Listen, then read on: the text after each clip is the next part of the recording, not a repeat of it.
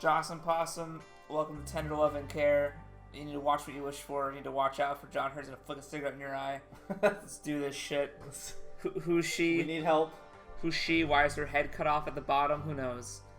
Alright, I'm beginning. Are you ready? What does the help one do? Oh, shit. Do you want to read? Not all of it, but oh shit. You're about to experience a fantasy quite unlike anything you've ever seen or felt before. A fantasy built from the very stuff of your own mind. Tender Loving Care is not just a finely crafted suspense story. It's an exploration into your innermost perceptions, opinions, and attitudes. The unfolding story is shaped and changed by your responses to it, so that no two people will experience it in exactly the same way. The variations in the way the story unfolds are seamless and transparent to the viewer. Excuse me. Featuring the acclaimed British actor and two-time Oscar nominee John Hurt from The Midnight Express, Elephant Man, Contact, V for Vendetta, as Dr. Light Turner. TLC You can get out of my house. is a feature-length film combined with computer game-like navigation and interactivity. The player is voyeur, detective, judge, and patient all in one. Between each variable scene, Dr. Turner enlists the viewer's help in assessing the behavior of each of the film's characters. Turner's beautiful, deluded patient, her dangerous husband, and the mysterious, seductive, psychiatric nurse enlisted to provide what may or may not be tender, loving care. The viewer's answers to Dr. Turner's questions shape the course of the action and the final outcome of the story. This is way better than Vlad the Impaler. Yes. The viewer, too, becomes one of Dr. Turner's patients, taking a series of thematic apperception tests. Tats. I want to get a tat. The result of which create a progressively accumulating personal psychological profile and a complete psychological analysis of me by the end of the movie. Created by the makers of The 11th Hour and The Seventh Guest, TLC is the first not to include a number in the title. It is an outrageously innovative, interactive experience created specifically for DVD and touch tablet platforms. I do want a tattoo though. Oh, okay. We're not. Yeah, no, we're not doing all that. No, That's pretty obvious. This is. Oh. Reality check. Whoa. Finding Find the tat. That's the Overton house. Okay. Ah, All right. bingo. Okay, guys. Okay, This is exciting. we're gonna begin. This is really exciting. Let the games No begin. one's here. That's fine. It's okay. I do want to get a tattoo though. I don't know if I've talked about it on the show, but I want to get like tattoos on the insides of my arms. It's like a list of everything I've ever created. So when I finish Probable Hall, it's gonna be the first one.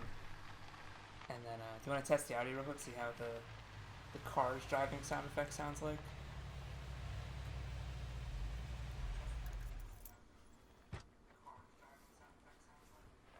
Alright. Oh, it's the man himself. The man, the myth, fucking the hero. legend. Huh. It's like, I noticed you were there. Like, that's what it is. He knows that the viewer's watching. Beautiful house, isn't it? Yes. Yeah. I love this part of the valley. But as the saying goes, looks can indeed be deceiving. Bingo. This place is for sale now. Nobody's buying. Not after what happened here. What Oh my happened here, God. John Hurt? It's troubling because no one really knows just what did happen. I should know. Oh, I'm Dr. Turner, by the way. I'm a psychiatrist. This is so I was good. close to all the players in this event. But it's as much a mystery to me as it is to anyone else. Right. We're gonna help you find out, John. John Turner. Perhaps you can help. Okay. A fresh eye and an uncluttered view. Right. And maybe together we can reassemble the happenings I thought shot on film. and get a better understanding of what took place. Okay. I'm with you. He's elevating this to art. Yeah. We can only hope.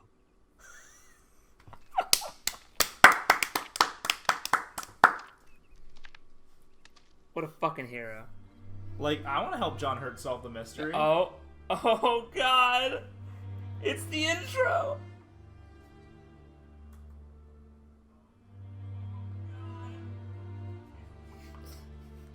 Oh, this. Oh my god! And so when did this come out? 98? 1998. God damn it. So this was after 7th Guest and 11th Hour's major success as games. Oh, the God Choir. This is, what is this, Death Note? Like actual Death Note, not like fake Note with Nat Wolf. See, it's got Turner in it, so this was clearly the inspiration to... Right, for Death Note, 2017? Yeah. Right. Hopefully better. Yeah. Well, it already is. That one scene with John Hurt was better than the entirety of that movie. I'd watch that scene over and over to the length of the 2017 Death Note movie. But this was spearheaded by because after the games, the company had two different directions where one person made this game and the other person made this MMORPG. Oh. And neither came out, I think. This didn't come out. No. Because What? he either he got fired or he left before the game came out. So I think it had like a small release, but it wasn't actually out until 2012 where it came out for iPhone. Holy shit. That's why I said for in the thing for iPhone whatever users.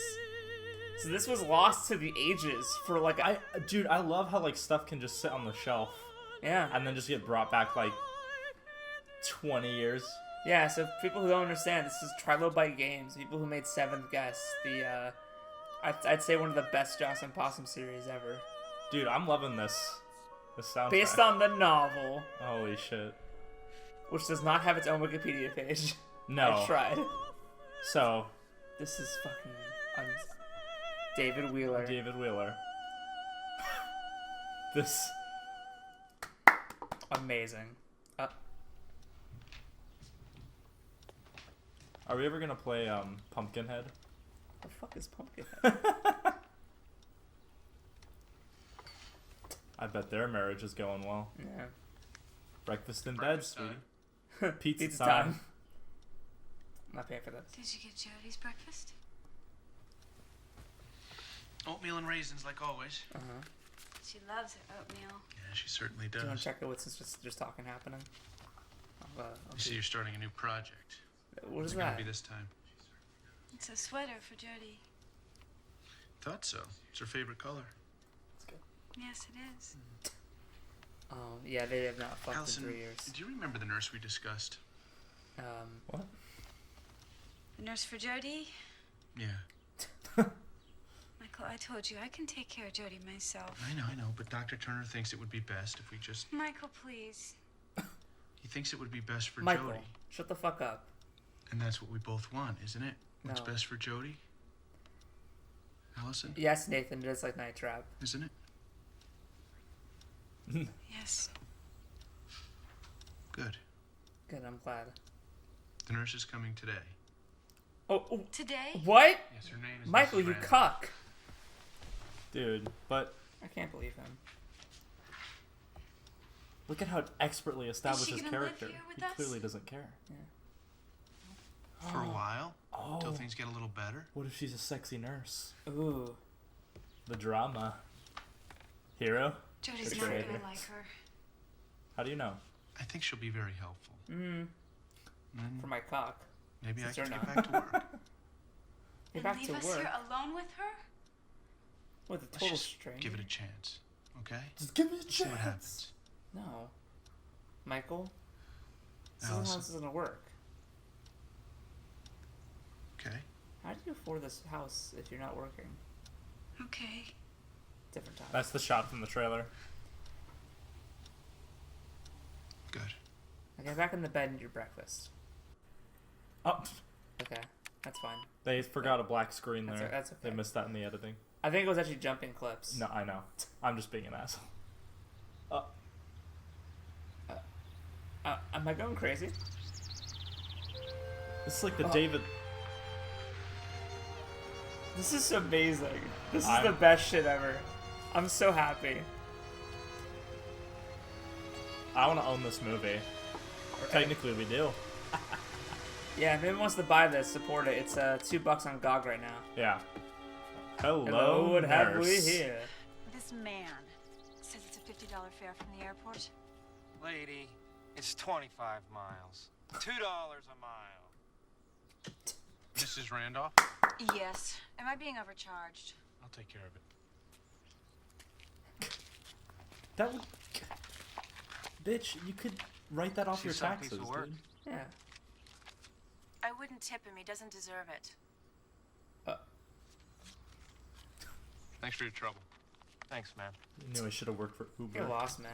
Get lost, man. Work for Uber. Yeah. 'Cause he Good does. luck. He quit the taxi service and Did now you works just for see Uber. that? Good luck, because he knows what's happening. Yeah. Miss Randolph, Michael hello, Overton. nurse.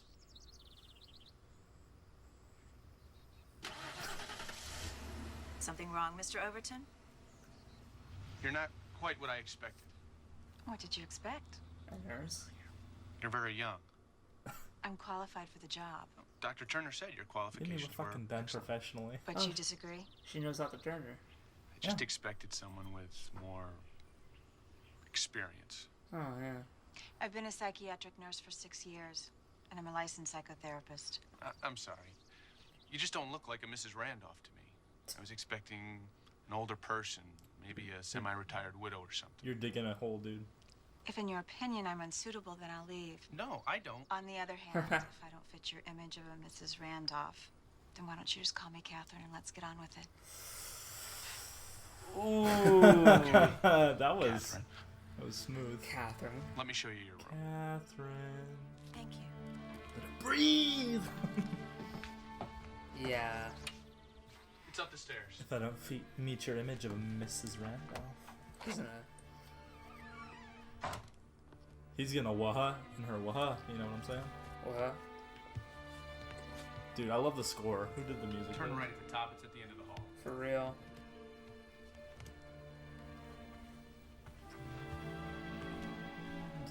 What a beautiful home.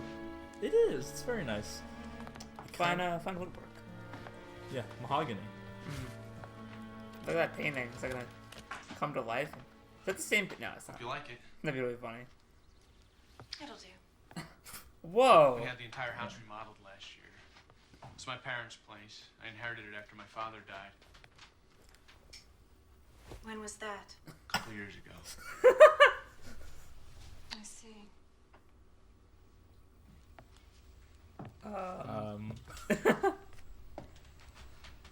I'm looking forward to meeting your wife, She thinks you're here to take care of our daughter. Jody. She thinks, Excuse me? Jody, as opposed to. know the situation? Of course. I'd like to change first. Boy, it's a lot of headroom.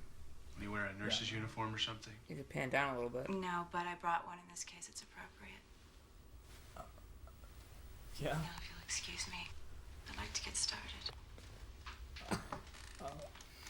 We'll be downstairs in the living room if you need us.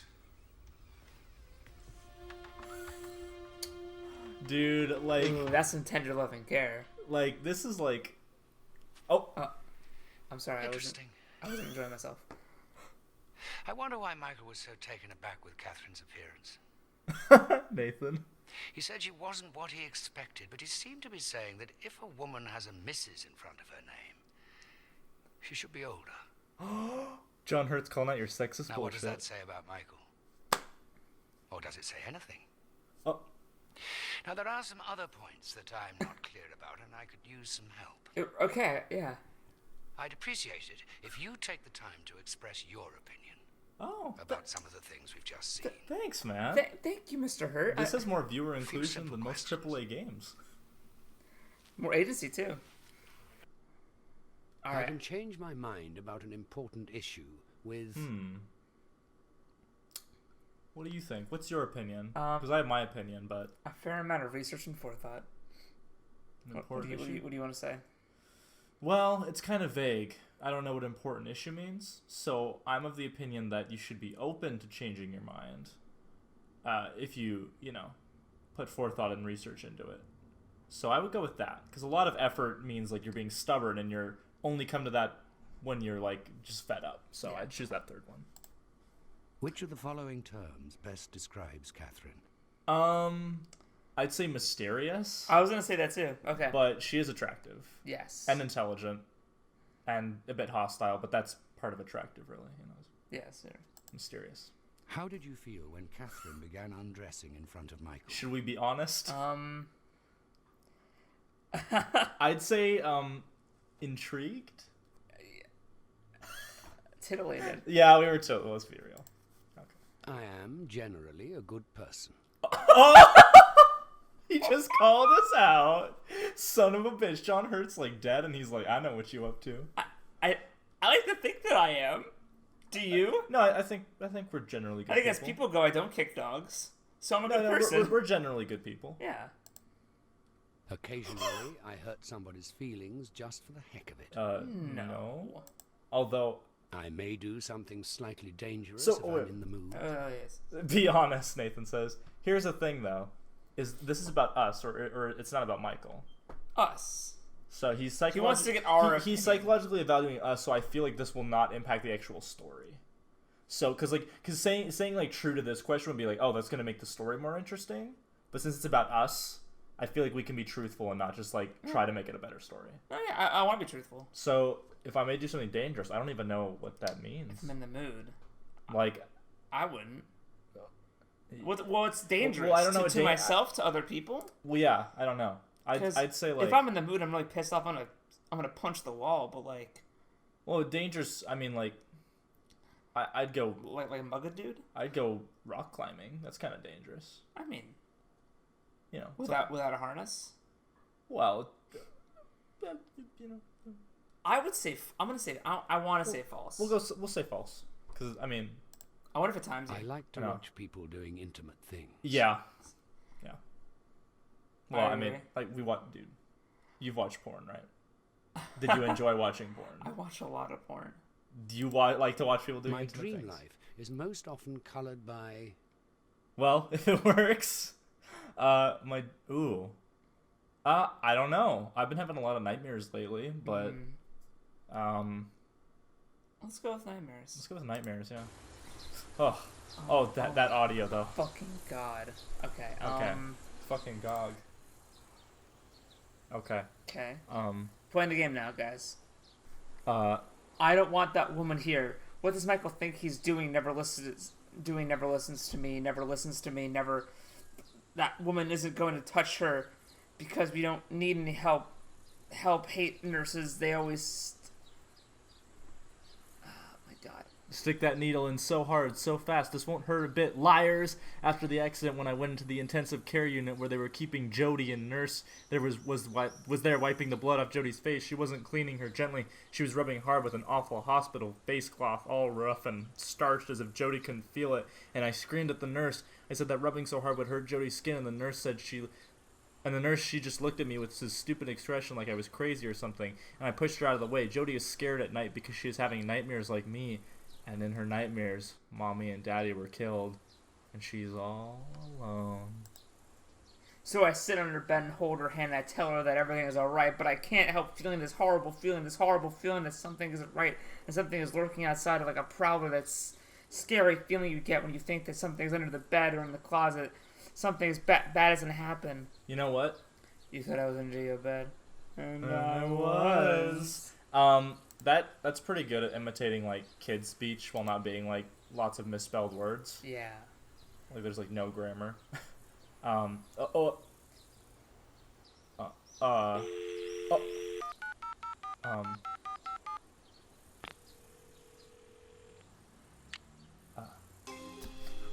Hi, I'm Randy Vixen. Welcome to 1-900 Hot Licks. Get ready for the call of your life. Kids, You have chosen leave. fantasy Might number wanna turn this 17. off. Naughty Nurse my Nellie. headphones. Hello there. I'm the night nurse. Okay. My name is Nurse Nellie I Naughty. loved you in Daredevil. You can just call me Nellie. When I'm not working at the hospital, I'm an erotic dancer. Okay. Oh, I have legs Lovely. like a Does that help Barbie you pay the doll, and rent? My hair is How do you have time for fiery that? red and curly. Oh. You're a nurse. I have And you're a sensuous night lips nurse. that long to be kissed. she said it And my real way full too. breasts are just aching to get out of this oh so tight uniform. Yeah. Do you like what You know, you it's- see? It's good to get home, and I when you get thought home, you would. could take off your bra Now, and release it's it. time for your sponge bath. What I don't do think you you're say? qualified to do That's that. good. Now I'm going to have to take off your gown. Don't. There we go. Oh, look at those shoulders. You want to work out. And, oh, that's some This isn't what it looks like, I swear. I'm so... I didn't call this number. Just lie there and relax. She called me. It's gonna make you listen to this whole thing. Oh, doesn't that sponge feel cool and clean where it touches your skin? Everything's my skin. I'm washing your chest. I'm and your stomach and... My, oh my! Did they just use a boing boing? Looks like I've got more and more to clean every minute. Does that feel good? Oh, yes. Yes, it feels so good. It feels I think they just called the sex line and recorded it. Oh, my. I'm gonna make more soap. There we go. Oh, it's so slippery and warm. You're going to be the cleanest patient in the entire wing. You're so hot. I think you've got a little fever. I can feel the heat coming right off your body. Oops, I dropped the sponge. I guess I'll just have to use my hand. You can pick it up, it's okay. Hold on while I put on a rubber glove. Oh, do you like that? Of course you I don't. do. Whoa. There you go. Almost done. Oh, yes. I think she's enjoying this more than we are. Yes. I know. Clean as a whistle. You're my most favorite patient. Deputy, right. I'll see you tomorrow night. Please don't. I'm gonna call the police if you do that. I mean, how much do I have to pay for that call? Get billed end of the month. Oh. Okay. It just stops. We're just. Okay. I like our commitment to that. We were like, we're gonna listen to this the whole Well, thing. dude, of course. Because it's like, what if it give us a hint? Yeah. Is that the flute painting from It? Jesus yeah. Christ. Welcome to Jawesome Possum. I swear to God, I'm not watching porn. Clean as a whistle. I tried. At first I thought she was gonna say like, Have you got the Dr. Betty show yet? She's smart, wise, witty, tough, and fun. Right. She may even be just a little bit psychic. She's a wife and a mother with a PhD degree in family matters and human relationship analysis. That's not a thing. Dr. Betty will challenge, Invitation. confront, delight, and even frighten you. She's the mother you always wanted, the sister you missed out on, and the wife you Listen, if you can't. ever watched our 7th guest playthrough, it's like that, To your problems, but tune into the Clean porn Easy streams are every for day at noon. patrons. Dr. Betty's the prescription Anyway. your regular doctor forgot to give you. So it's basically like an interactive movie, and we're in the interactive part right now. yes, this is like it's like this seductive thriller where John Hurt's like psychologically analyzing everything. Okay, if I go. So I'm in the hallway. No, I'm in the bedroom. So let's go to the bathroom. No, I don't want to go in there. She was just giving us a bath. No, we have to go in there. Oh my god. Do you think because we like watching intimate things, it played us a porn thing on the? I think so. I have to believe that it If did. you guys missed it, there was this whole like quiz asking us who we were as people, and we picked that we liked watching intimate things because we're being honest and porn's nice, but that was. What's in the? That was like partially parody, but What's in there? Oh man, I feel like we.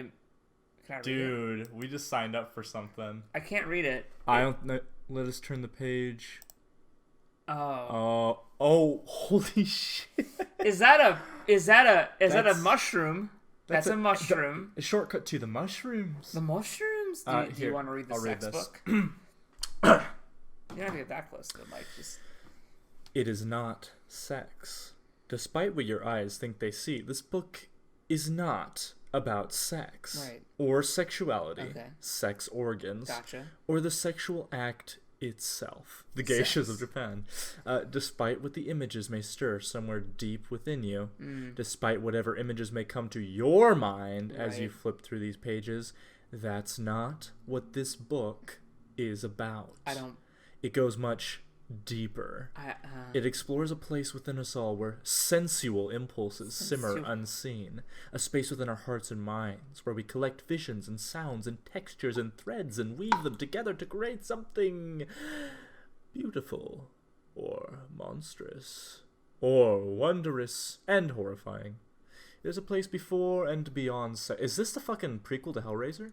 That we visit often, but seldom see. We have such sights to show you. It has been said that all art is erotic, that every sketch Every painting, every poem flows from these sensual impulses. Sensual. True art takes us to the private places within ourselves and stimulates us in ways we may not understand. It is as if we recognize a rhythm from our dreams. It's the Hellraiser porn parody. Yes, Nathan, you're right. As if we recognize a rhythm in our dreams or our nightmares. Caress Pinhead's pins one by one. I'd like to see that phone call. They just I'm so sorry. And choose to either close our eyes or stand unblinking in awe. Let us turn the page if you choose and listen carefully. This is an audio. Oh. I wanted more of the book.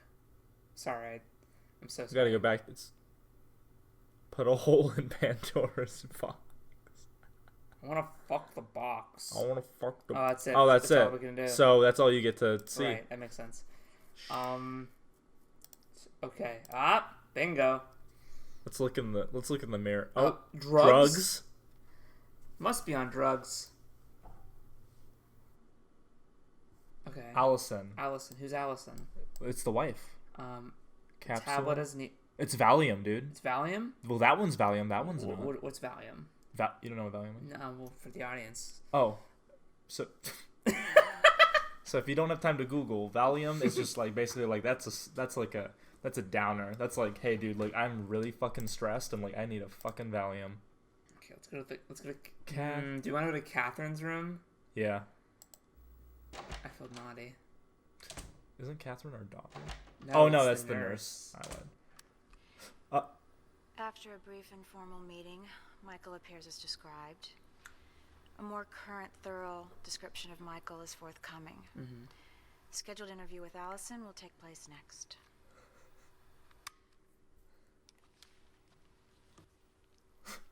Who are you? And what are you doing in my room? Oh, wait a minute, I see. You're the, viewer, right? I didn't realize you could just sneak up on me like that. Yeah. I'll have to be more careful. You will. Never know what I might be doing. Well, I have to meet my patient now. You're probably going to snoop around my room, aren't you? Guess there's nothing I can do about it. Oh well. You probably won't find anything too incriminating. I hope. I am in awe. I am erect. That was amazing. Like the self-awareness level. This game is really good. You're the viewer. I didn't realize you could sneak up on me like that. Let's check the. Which one first? There's two things. Laptop. Let's do the VHS then. Oh, that's the tape recorder. Yeah. Sorry. I do want to watch that VHS though. Okay. Mail. The Rouge River Valley is truly beautiful. I was enjoying the ride in from the airport, relaxing in the back of a yellow cab, looking out the forest-covered mountains surrounding the farmlands and orchards when this jerk of a cab driver started to come on to me. He waited until we were on an isolated country road out of nowhere. He said that I noticed I wasn't wearing a bra and was wondering if I had my panties on under that short little skirt. Charming. I ignored him and he got angry. Then he tried to overcharge me, which made me angry, and I arrived at Overton's, fuming. Michael Overton was stationed outside to greet me when the cab pulled into the drive. I was so angry with the driver that I could hardly see. As the cab pulled away, I calmed down. I was finally able to focus on Michael. He's not what I expected. Do you get it? That's what he said. I should have anticipated this. I knew that Allison was married, but I hadn't really considered that her husband might present a problem. From everything Turner's told me, Michael's been forced into the role of a caretaker for a woman who's become less of a wife than another child. But I was caught off guard. The way he looked at me, watching his eyes wander over my breasts and hips, filled me with an unexpected rush of excitement. Part of me wanted to encourage those eyes, but the better part had sense enough to shut the door. I have to watch myself. This case is too important, too rich an opportunity. To risk losing it over an attraction for my patient's husband. One of the benefits of becoming a therapist is not having to wear those damn uniforms anymore. But here I go, off to meet Allison in my Florence Nightingale disguise. You know what? I don't say this lightly. This is actually like, it's got some erotically charged stuff. Yeah, man. Like it's well done.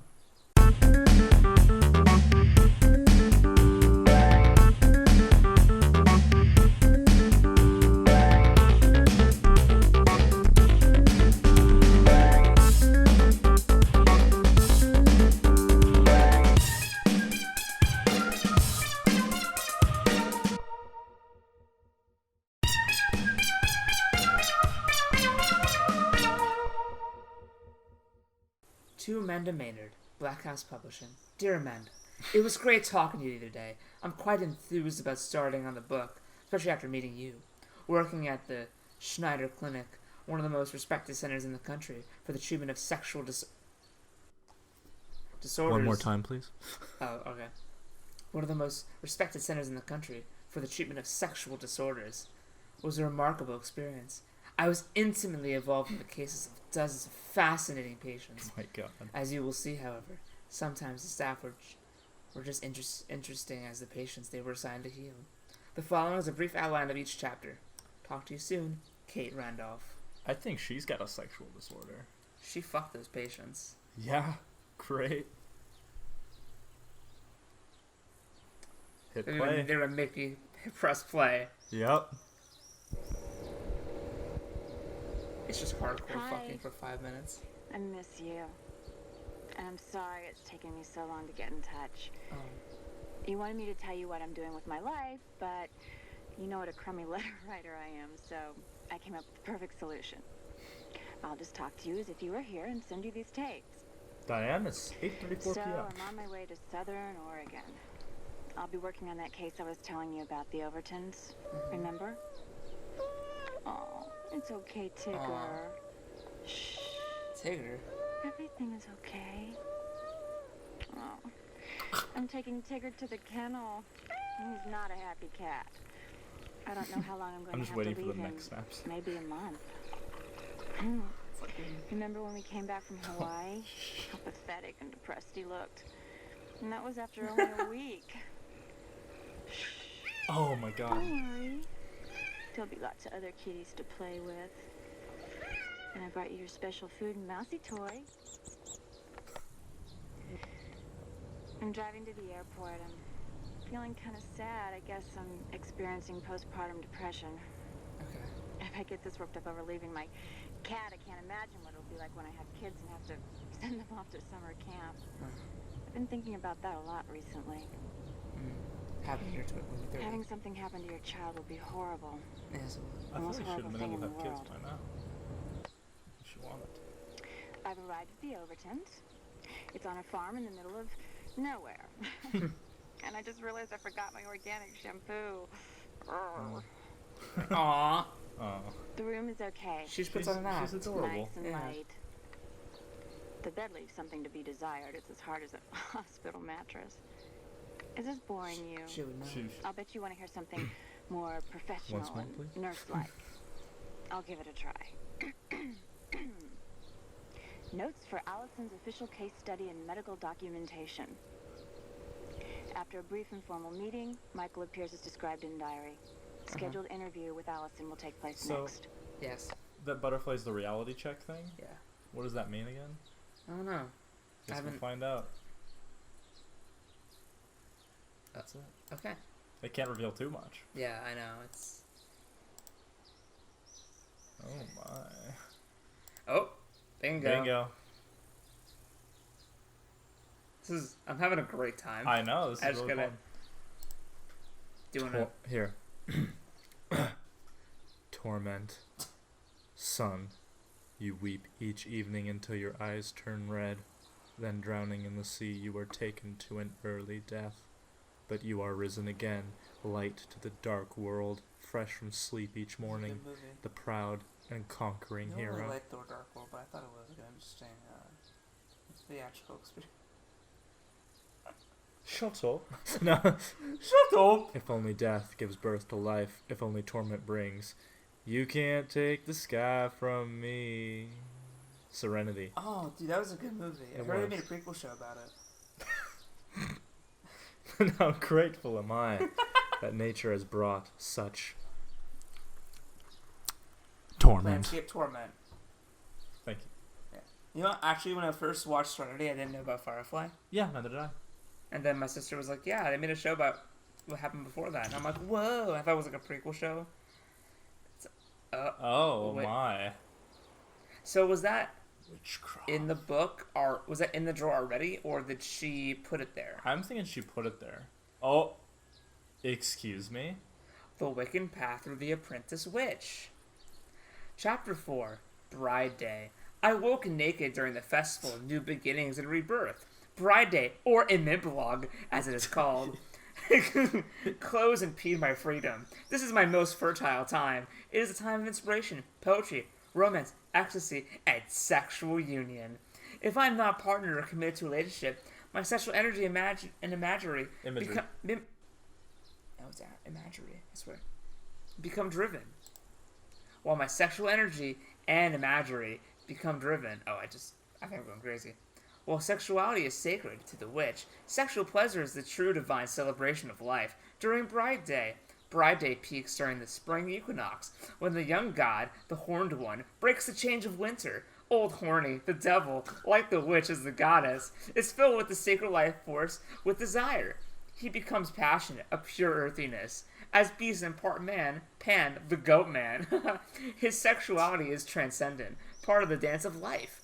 The witch, as goddess, and the horned god are together untamed, fierce, free. Nothing can stop them during an epilogue, when desire breaks free after being dormant through winter. Light your candles to cast spell of love, romance, and sexual desire in others. Don't forget to take your pills and drink your water. I love you. Yeah. I What a nice- read that like I read every single fucking Tumblr post. It is. It It's i- like, hey.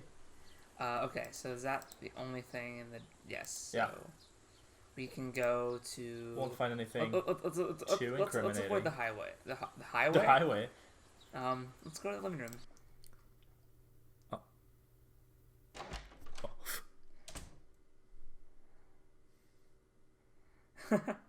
Blood And guts. Oh, I thought that was a person. half goat, half man. The goat man. The goat man. It's so quiet. It's really creepy. Oh my Okay, Jesus I'm sorry, Christ. I didn't mean to disturb you. Oh. There it is.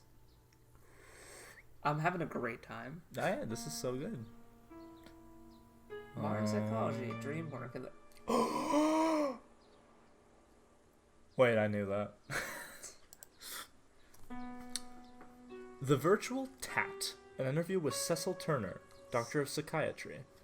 Cecil Turner is head of the Chrysalis Institute. Dude, Crystal's my favorite My Little Pony character. She had this cool two-parter, I think it was in season 3, where she invaded like the castle and fucking had zombies and shit. She could assassinate the princess. Sorry. John Hurt just asked, "Do you like ponies?" in the Rogue Valley Center of Southern Oregon, this interview was conducted in his office. Modern psychology. You've always been on the cutting edge of psychiatric treatment. I remember in the 60s you were one of the first medical doctors to seriously study Eastern mysticism and try to utilize meditation and holistic medicine in your therapy. Cecil Turner. Yes, as a child I was always fascinated by mysticism. In college I became an avid reader of Hermann Hesse. His books, especially Journey to the East, inspired me to go to India and study with a yoga teacher. I should be MP. Yeah, go ahead. Your peers must have thought you were a little crazy. Let's just say they made a lot of curry jokes. And now you're into the internet. Yes, I've always been interested in computers. Always knew they would have a huge impact on our world society. You've got a great webpage for your institute. It's a fantastic forum, the web. A great way to get to share one's ideas. Do you have online patients? Yes, most of the population of Tumblr, really. They're all very sick. They're all very sick people. Not yet. But now, there are these things called synthespians, synthetic actors. I wouldn't be surprised if someday there were synthetic psychiatrists. Pseudo-psychiatrists? Oh, I've known dozens of them already. So tell me about your new project that you're working on. The Virtual Tat? Yes. Well, the original TAT, or thematic apperception test, was invented in the mid-30s by Morgan and Murray. It was called a method for investigating fantasy. a method for eliciting story constructions from patients which are susceptible to interpretation by the psychiatrist. Whoa. Could I have the layman's version of that for our less informed readers? Why are you reading this bloody magazine, then? Listen, like, this isn't like Continue. doctor's offices and they're waiting for like 20 minutes. He has like patients dying of cancer. He's like, I have to give this interview. Terribly sorry. The patient is shown an image and asked to tell a story based on what he sees. How is it different from a Rorschach test or a Rorschach? Ever play Silent Hill Shy Memories? No. That's a good thing. It's a Oh, it's very different. With a Rorschach, the patient is asked to describe what they see. I see a rat. I see the devil. My mother. Etc. ad nauseum. But with a tat, they are asked to tell a tale. The tat is much richer, much deeper. The responses are more intricate. I remember a famous tat image. A child playing a violin. Yes, good example. A drawing of a little boy with a violin. A Rorschach response for this image would be the same for everyone. I see a little boy with a violin. That's it. There is nothing more. But the tat responses are extraordinarily different and compelling. For example, the boy is sad. He wishes he could play baseball with the other kids. The boy loves daydreaming about being a concert violinist, or even the boy hates his mother for making him play the violin. Very telling, that response. Why is storytelling so important? Well, we tell stories to ourselves every day. When we drift off into daydreams or fantasies, we are living out little plays in our minds, with ourselves as the protagonists or heroes. Simply put, the tat is a brilliant way of finding out what people are thinking on an unconscious level, how they view the world, how they see themselves in this world, and that is how we gain insight in treating the many ills that plague the human mind. So what is the virtual tat? The virtual tat, or VTAT, computers people love acronyms, is something that I am developing with a CD-ROM game company here in the Rogue Valley. You might have heard of them. They made The Seventh Guest. They're called Trilobite Games. Trilobite Games. It's a way people can experience a version of thematic... Oh, do you get it? He's literally talking about the game. This is amazing. Like, it's psychologically analyzing us, so... This is fucking amazing. Keep going. How does it work? The subject is shown a series of images or objects. An image might be a well-known painting, for instance. You're familiar with Edward Hopper's splendidly moody painting, Nighthawks? The 40s Diner at Night? Yes. It's a painting fraught with subtext. The empty street, the lone man sitting in the corner, the young woman in the bright red dress, the man next to her with a rakish fedora. We instantly ask ourselves, who are these people? What are they doing here? That's one of my favorite things to do when I'm in an art gallery. Make up stories about the people in the paintings. And usually when that happens, one is projecting one's own fantasy life onto those paintings. The VTAT is based on this principle. We have created a pool of questions, an archetypal catalogue, one might say, of responses people have to those images. So back to the painting Nighthawks. We ask the subject, why is this man eating alone? And then we give them a set of responses to choose from. Like what? The man works nights. He's a hard worker. What does that response say about the person who chose it? Lots of things. They chose a very normal sort of answer. They looked at this painting and saw the mundane. It could also mean they're obsessed with work. Yeah, you're right. You're not far off the mark. Obviously, work was the most prominent thought in their mind. Another one of their answers might be, the man sitting alone is out contemplating suicide. I guess you don't have to have a PhD in psychiatry to interpret what that one means. Well, that doesn't necessarily mean that the subject is suicidal. It may, however, point to a more morose personality. By itself, this response isn't very significant, but taken with all the other answers, it builds a fairly complete profile of the subject.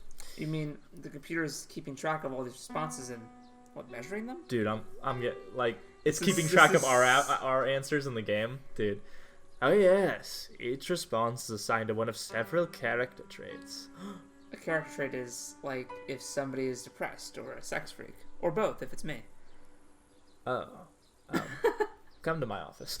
In the psychiatric I vernacular, think you should take this test. we would say somebody is disassociated, displaying hedonic tendencies. So if I chose a lot of responses which reflect the associated trait... Then the program, which we call vTurner, integrates that trait into the overall analysis of the subject.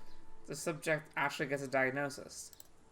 It's not exactly a diagnosis. What the VTAT will do is reveal a viewer a glimpse of their subconscious thought process. A comment might be, I detect that the patient is disconnected from any more normal day-to-day experiences, or I sense that the patient feels as if they are standing outside themselves looking in. Most people don't even realize when they're thinking in a dissociative manner, or passively, or aggressively, or even paranoid for that matter. Although the VTAT is no substitute for true psychiatric analysis, the tests and feedbacks are based on a solid psychological and scientific principles and should give the subject a more reasonably accurate profile of his or her personality. It sounds fascinating. It's also quite entertaining. Entertaining? Psychiatrists have made the study of the mind boring, but it doesn't have to be that way. How about a video game where you get to act out your most secret fantasies? We're working on it.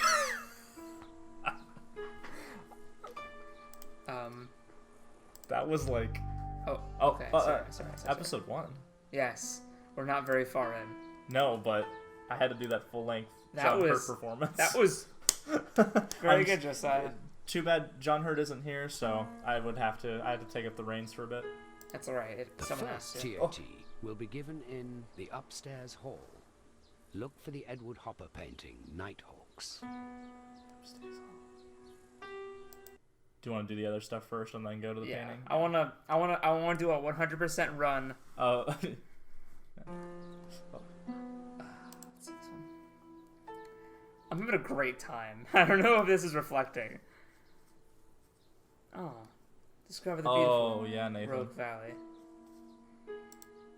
Oh, okay, so Myrtle Creek. There's Myrtle Creek in South Carolina where I used to live.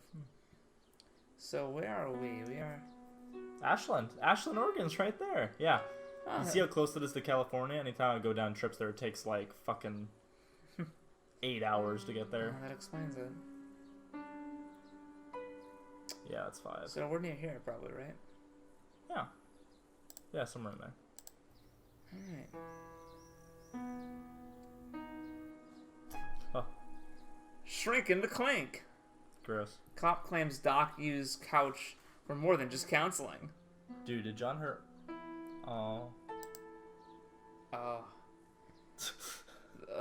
Okay. Yes. Give me a second to prepare for myself for this one.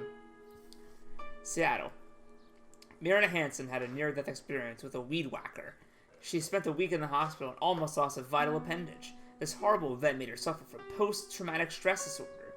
Myrna was having nightmares. She wouldn't leave the house. She was so depressed that she couldn't cook or clean or even do her makeup. Her world had become a living hell. My poor husband didn't know how to do with me, said Myrna, a former beauty pageant runner-up and mother of 2. He had almost given up hope. That's when a friend recommended Dr. Roland Luther, a specialist in PTSD. I'm not going to say the whole fucking thing every time. Myrna looked to Dr. Luther immediately. He had a way about him, said Myrna, like he had a special powers or something. We'd already gotten a couple of similar complaints, said Thompson, a burly man with elegant hands. What? We thought this was kind of odd, so we decided to set up a sting operation with an undercover policewoman. Deborah Zimmerman, an attractive young detective, was assigned to the job of shrink bait. She was wired with a microphone and sent to Dr. Luther. Oh, shit. Yeah, you just gotta read that.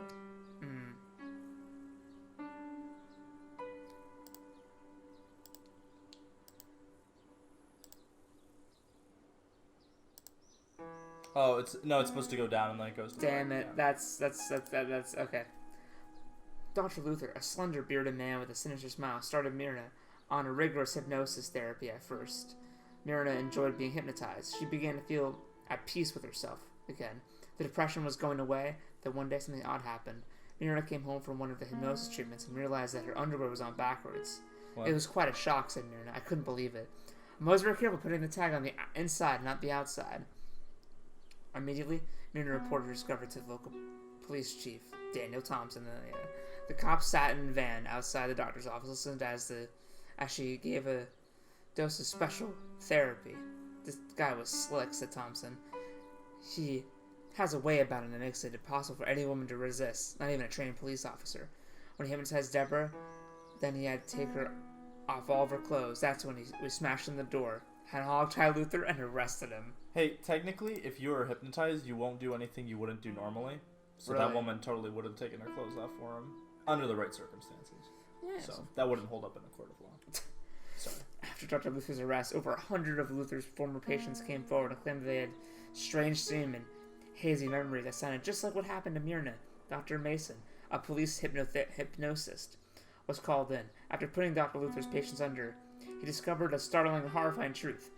Almost every one of Dr. Luther's female patients had been fondled, molested, coddled, or persuaded into actual intercourse. Jesus. Dr. Mason, a bespectacled Richard Dreyfuss lookalike, stated that Luther didn't discriminate between his patients. It didn't matter how old, how young, or, well, how homely his patients were.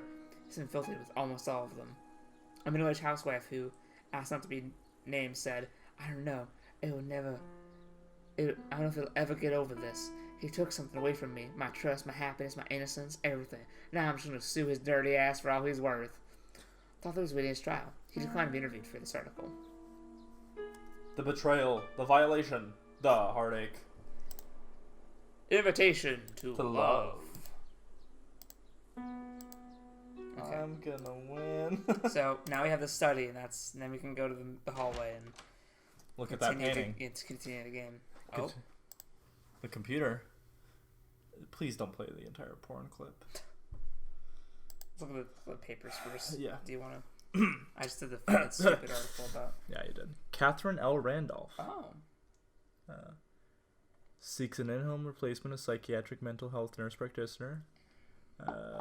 That's her resume. Yes, it's her resume. Psychopharmacology and mental health nursing certification, State of Oregon. Training at Oregon Psychiatric Professional Center, School of Nursing, 92. Licensed as an adult psychiatric outpatient rehabilitation specialist by the National Psychiatric Nursing Center, Washington, D.C., 1990. Master of Nursing, University of California, San Francisco. Bachelor of Science in 1988. Nursing, School of Nursing, University of Portland. So she went to California, D.C., then back to Oregon. Professional memberships and affiliation. American Psychiatric Nurse Association. Sigma Theta Tau Psi. Oh, I get it. Oregon Alliance for what Outpatients. Is this? Yeah. Pavel Hall? Everyone. Yeah. I check myself to sleep sometimes. Oh, that's a lot of words. Treatment Center for Sex Therapy. Providing assessment and treatment for patients with a variety of sexual problems, including lack of desire, lack of orgasm, erection problems, premature ejaculation, painful intercourse. Conducted group therapy with adult women survivors of sexual abuse.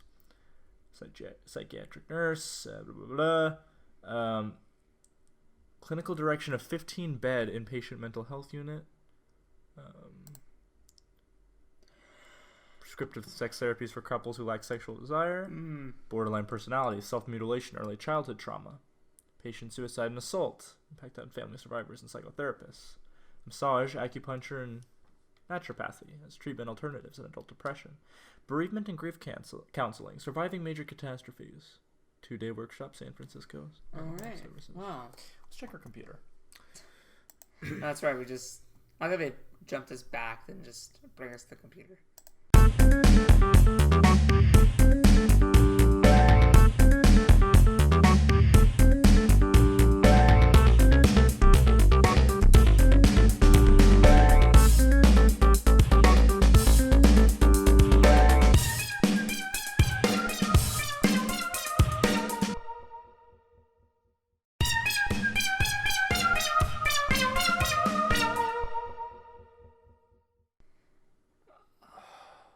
I read Randolph's diary. Could you be what's his name again? I forgot his name.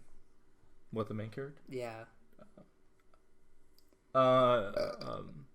It's the night before Mrs. Randolph is to arrive. This evening at dusk, the tree stood so still. To the right, across the field, I saw the dark mountains against the purple night sky. Purple. I heard a crow in the woods. Ash crow.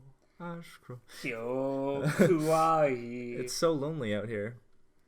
We haven't made love since the accident. We used to have such great sex life. We were totally in tune with each other's needs and desires, gentle and living with each other. Now, Allison is untouchable, like a dream.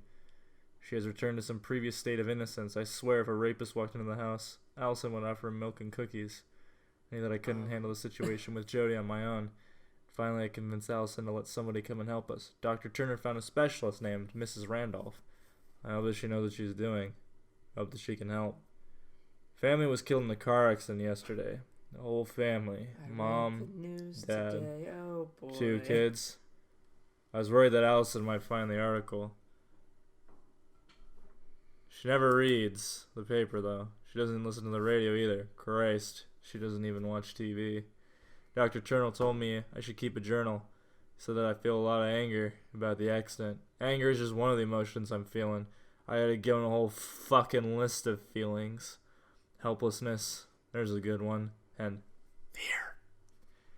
I don't know. Maybe he's right. There are things that have happened to me that I've wanted to tell someone about. Things that I've kept secret for too long. Things I've never even told Allison. I close those memories off, shut the door on them, but I can still hear them. It's like I'm living in an apartment with thin walls and my memories are noisy neighbors who won't shut up. Forget about one of the most important feelings I have. It's constant, like a toothache. The word deserves a whole line to itself. Pretentious prick.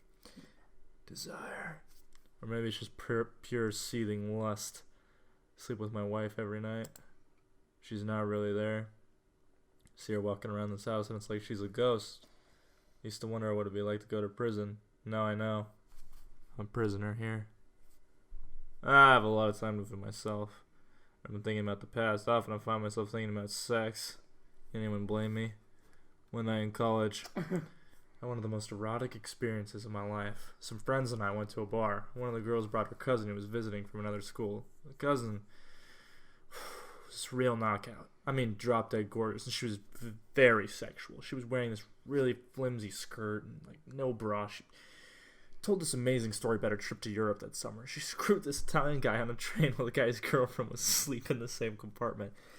She said it was the most passionate, erotic adventure she'd ever had. Well, after a while, you know, we're all pretty drunk. A lot more people showed up at our table, so the cousin playfully sat on my lap to make room for everyone. She was sitting there. She started grinding her ass onto my lap. It was so subtle. Nobody could tell she was doing it. It was driving me crazy. Then she looked over her shoulder and gave me this incredibly lusty look. Like, slowly, she hiked her skirt up in the back. I realized that she wasn't wearing any underwear. I couldn't fucking believe it. She's down my zipper. She slipped it in. All of a sudden, I was fucking this girl in front of everybody. Nobody had any idea what we were doing. The sex was unbelievable. It felt so dangerous and thrilling. We barely said 2 sentences to each other that whole night, and afterwards, I never saw her again. So we can pause the stream for a few minutes. We're gonna go to our separate rooms and think about this haunting tale that we are enduring, and then come back more relieved and refreshed than when we left. Alright, let's continue. Oh my god. Yeah, dude. That was amazing. Dude, whoever wrote this probably writes, like, Erotica. fucking erotic novels. Oh, Is this another computer? I don't know, I thought it was different. Nope. What? Just different. Oh, yeah, it was just the same. Yeah, sorry. Why can't I click it from over here? Whatever. Alright, guys.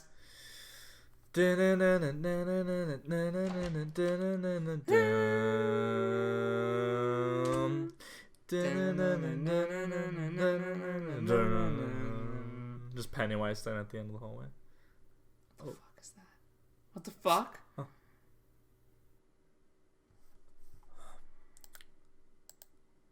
Nope. Oh. When you've concluded this test, you will return to the story. Do you wish to proceed? Yes. Oh, I actually clicked Y on my keyboard. I know. You fool. The mood of this painting is... You know... desolate. It's interesting, because I feel nostalgic when I look at it. Hmm. Like, to me, I like it, because it's like... everything's, like, quiet, and, like, the hustle and bustle's gone. It's just, like, a couple there, and they're, I could see nostalgic. They're talking to the bartender, and he's, like, you know, he's a nice guy. He, like, sees him in there all the time. Well, no, he sees this guy over on the left all the time. And then, like, they all kind of get into a conversation, and when they leave, like, the couple never sees that guy again, but, you know, that night sticks with them. Oh gosh, she never saw the Italian guy again. Is this man married?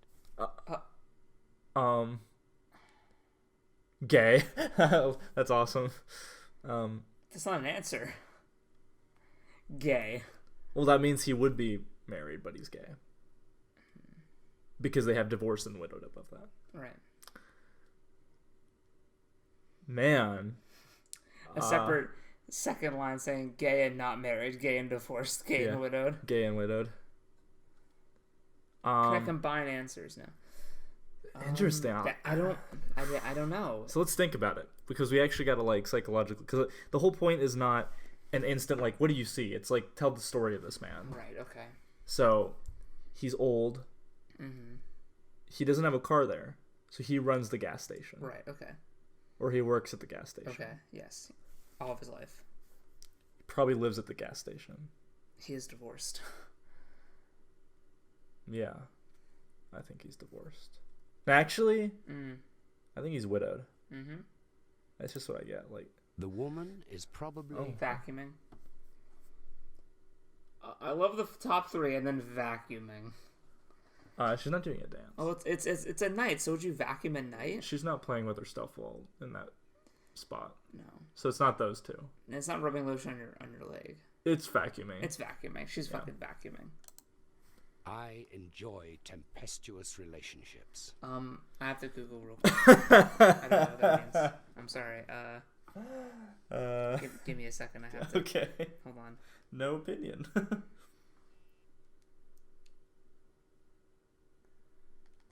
Define tempestuous. We're doing this on the air. Goddamn.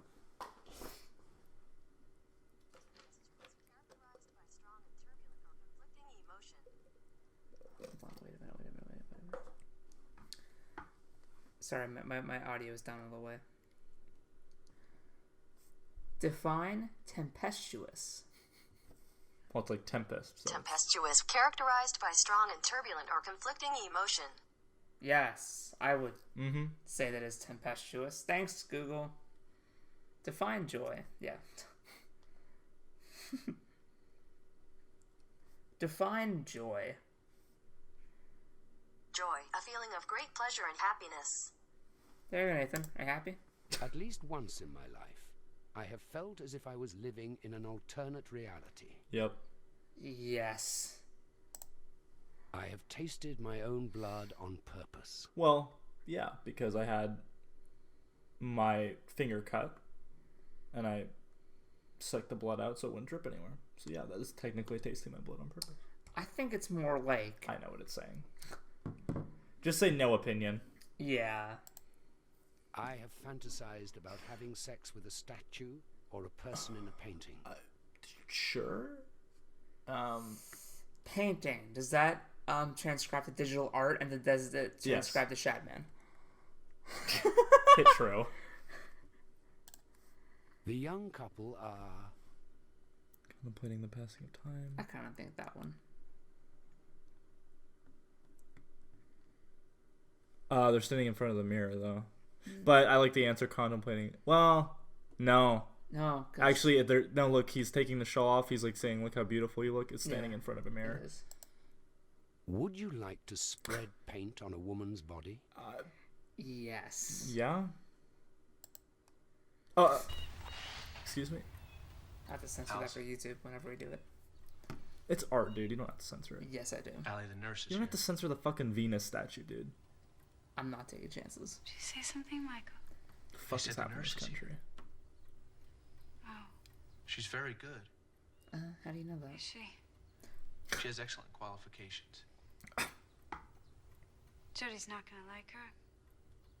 No. She's gonna be afraid of her, and she's not gonna like her. How do you know?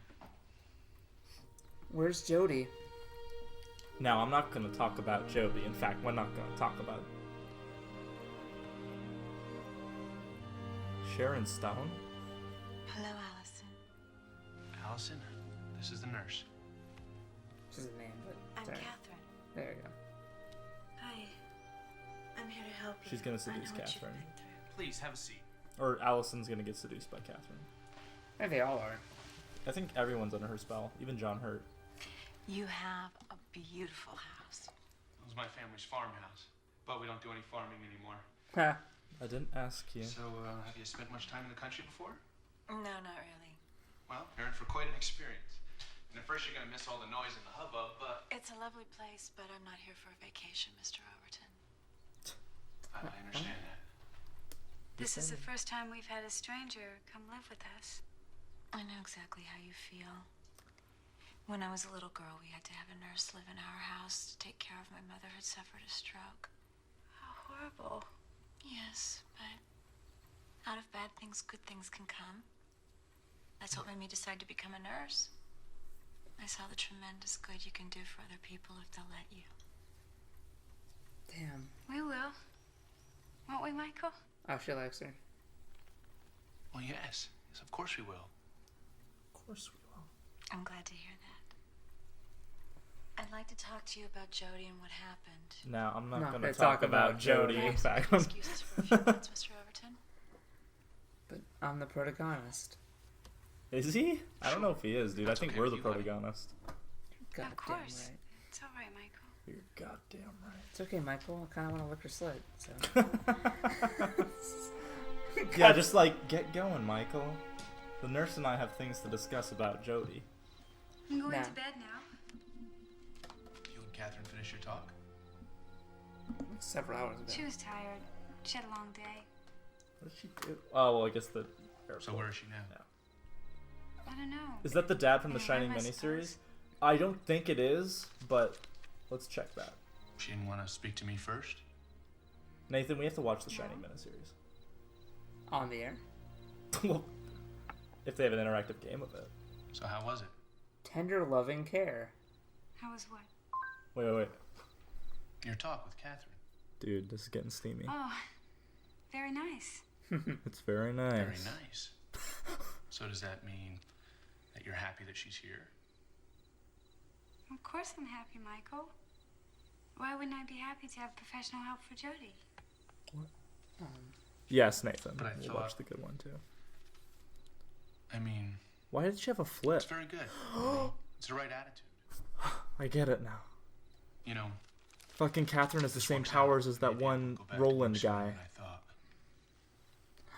That'd be fun. Yeah. Cute. Because she just instantly switched. You had a problem with me leaving you. I think it would be good for you to go back to work. It's not Nathan, but Don't forget to say goodnight to Jody. Now, I'm not going to say goodnight No. to Joe. I'm going to stop doing that joke. It was good the first 3 times. Sod gasp. okay. So, Catherine has seduced her.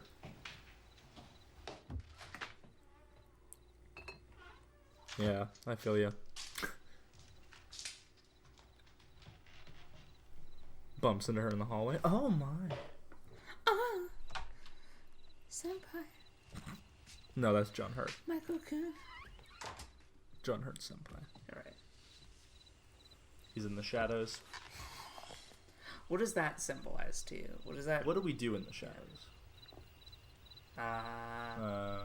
What does that symbolize? I feel like the answers we've been giving and some of the he's stuff. in this, yeah. He has a dark side. Mm. It's Dark Michael, like Dark Scoots Vader. over a little bit. Yeah, right.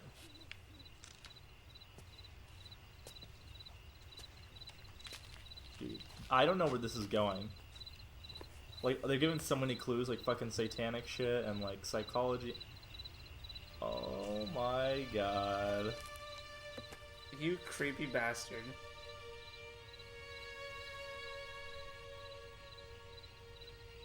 Dude, it's just an accident. Oh! Dude. Cut. I didn't mean for that to happen, Mom. No, dude. Like they're going for it. Like I remember, I forgot to make the joke. Are we gonna see tits? But is this gonna be Antichrist, where you just see like full-on penile? No. Infiltration This is too into classy. into vagina. This is too classy. Right. It's erotic. Hi, yo. Hi, yo. I think he wants to have sex with his wife now. Just starts beating off. Over I didn't his wife. hear you say goodnight to Jody. I think she's asleep. I didn't want to disturb her. She's awake. I heard her right before you came in. Maybe she Okay, I'll woke be up. right back. No. Oh, he's shirtless now? Yeah, dude. See, now we're seeing his tits. Now we're seeing his tits. Fair opportunity. Too. Equal, Good night, Jody. equal quality. Good dreams. Why do we never see Jody? We also don't hear Jody. Now. Because she is Jody. Yeah. Who's also a child? Yeah. Yeah, you're right. Dude, fuck yeah for calling that. That's why she. That's why the nurse sat down with her for so long, because that's her treatment. Because I had a feeling, but like, that was the clincher right there. That's also why she does. That was impressive. The way Catherine immediately seemed to penetrate Allison's shell and make contact. Penetrate? I have to admit that she gained more of Allison's confidence in a few minutes than I did in 6 months. Quid pro quo. What I was doing wrong. Oh. Maybe it's because she's a woman, though I prefer not to think in those terms. Fucking love John. She did look like an angel of mercy when she appeared in that white uniform, didn't she? But what about that performance at the window? It almost seemed as if she knew that Michael was out there. What do you think? I just love John Hurt, just like... Is Catherine trustworthy? In what way? Trustworthy to do what? Like morally? Because morally it's clear, like... I'm gonna say no. I'm gonna say no, because it's this kind of a story. Because, like, she's a good person, but, like... Channel banned. Yeah, right. Yeah, no, I would... That was scary. I was like, please don't do this. God has an influence on my life. No. I'm gonna say no. Well, you're playing the game. Yeah, I am. I'm sorry.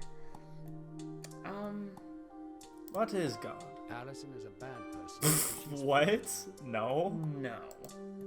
Which of the following terms best describes the way Catherine angelic, appeared in powerful. I'd say like definitely got some power. I was gonna say powerful too. I'd say powerful. Had Michael fantasized about Catherine before Yes. she was Yes. undressed? Yes. Before he was even done talking. Following order. Strongest first. Sex before self-preservation. We're not Neanderthals. That would be self-preserve. Wait a minute. I'm probably the third one. Feeding, sleeping, self-preservation. I don't even... Self-preservation is like, I'm gonna die if I don't do this, so I have to do the one that... I have to select the one that has that first, even if sleep... Like, sleeping and feeding... If that... Okay, so the reason... Sleeping and feeding can be put off if I want to have sex. But since sleeping and feeding is not categorized under self-preservation, it's like... Hey... So too? Yeah, well, because I would say, like, self-preservation is like if I'm gonna die. Yeah. Whereas, like, sleeping and feeding afterwards is like, yeah, I could put off having a few hours or not eating a meal or two. For, like, one of those two things. Yeah. Yeah. I would trust the mental health of myself or a loved one to a psychiatrist. I mean, psychiatry is proven to be really beneficial, so I'd yeah, say... so I'd say, yeah. I mean, I want a therapist, honestly. Well, yeah, dude. I just don't have the money for it. Yeah. Okay. We're, snap back to reality. Whoop, there goes reality. Oh, there goes reality. Oh, there goes reality. In our house. Oh. Yeah, dude, she's totally Jody. Now, when I... Okay. Remind me never again to jump to conclusions about a person, because from the first instance I met Mrs. Randolph, Catherine, I mean, I liked her because she has very nice, kind eyes, nice hands, and she's dedicated to her job, which I know that she wants Jody to get better, not because Jody is her patient, but because Catherine cares about life, because she is a true caregiver, but kind of get the feeling that Michael grates on Catherine's nerves, and he's avoiding Jody, and he's avoiding her, and it hurts her, and it's hurting her feelings, so I have to tell him to say goodnight to her. Well, maybe he's afraid, like me, that something bad is going to happen, and maybe he feels so guilty about the accident that he's ashamed when he sees her. I can't stand to have anyone touch me except Jody, of course, not since the accident, so someone touching me, trying to console me, to hold me, it makes me sick and tense like nails on a chalkboard. But poor Michael wants to touch me, but I can't let him. I can't stand to feel his hands on my body. I can't stand it when he kisses me. Jody's body is so light She's so light that it almost feels as if she will float away. We all float down here. And sometimes she stares into space with this vacant expression on her face, as if she were seeing right through me, as if I wasn't really there. Well, today, as I was sitting on her bed, I began to weep. I was shaking and crying. I couldn't stop. "Are you sad?" asked Jody, and I told her that I was crying because I was so happy that she was all right, and she's never gone anywhere without a seatbelt again. She'll never be hurt again. I'm actually looking forward to tomorrow. I'm glad that Catherine's here. Jody is dead. And... Yeah. Okay, so. Ooh. Oh. Bingo. Sal, we got a good stream going here. We do. Are everyone having fun? Hi, I'm Dr. Betty Sharpstone. If you can't quite get your act together, if your issue is poor self-image and depression combined with a mix of self-pity, you need to read my new book, I Can't Stand Myself, 10 Ways Women Can Get a Life. I was a single mother. I worked my way through college. I even managed to get a black belt in Taekwondo. Wow. So Very don't impressive. try to tell me that you can't do it. Quit whining and get on track. A trip to your bookstore and a mere $24.95 could change your life. If I could personally come to your house to kick your butt, I would. But I can't. So I wrote a butt kicker of a book. Buy it today and listen to my daily radio show on KPRB. Now go out and get a life. I've never been so pleased with being insulted. Now go out and get a life. Why are you playing this game? That's it. That's it. Because, Oh, the bath is now next. we have to. Oh, we gotta have do Catherine's room. We have to explore. $24.99 highway robbery. It's probably honest. It's probably a hardcover. It's probably a hardcover. It's probably like a 400-page book. Yeah. It's probably like limited edition. Is Catherine gonna interrogate me? Oh. I loved it when Catherine interrogated That me. was the best thing. I was like, oh my god. Catherine's journal, October 12th, 1985. I just met with Allison. It was very disconcerting. She reminds me so much of Colette. The way Colette was when I first met her. Cosette. Damaged goods, the diamond covered with mud, all that. When I sat down next to Allison and took her hand in mine, I felt my neck and chest become flushed. It's not just her appearance that's similar to Colette's. It's that look in her eyes. It's hard to describe it. At first they seem dull and lifeless, like the eyes of a corpse, but then just for an instant you see a glimmer of life. You see her former personality. It's just the way she was before the accident. It's just fighting to get out. I can see that Allison's true self is warm and vibrant and sensual. And I'm gonna help her get it back. Oh, I know. You're muttering, here we go again with the Mother Teresa complex. Well, sometimes I wonder if I did become a nurse simply because I'm drawn to wounded people. But I know that I am good at what I do. No, not good. I'm excellent. Yeah. And I really believe that we're here on this earth for a reason. My purpose in life is to help people get well. Michael and I had an immediate connection, the wrong kind of connection. I'll just have to be careful with him. And myself, too. Oh my god. Yeah, dude. So is Colette the daughter who died, or is she a patient of hers, like a former patient? I think Colette's a patient. Okay. That's my guess. Alright. Started there. I'm shaking. Allison looks shockingly like Colette. I even thought for an instant she was Colette. That old dizzying burn. It's been ages since it last weakened my knees. Now it radiates out from the center of my body. Hold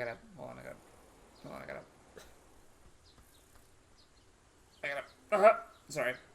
I held Allison's hands as I sat beside her on the sofa, wanting and not wanting her to be Colette. I don't think they noticed how distracted I was. Allison. My heart goes out to her and Michael. I couldn't see him, but I know he was out there, alone in the dark, watching. Alone in the dark. Bingo.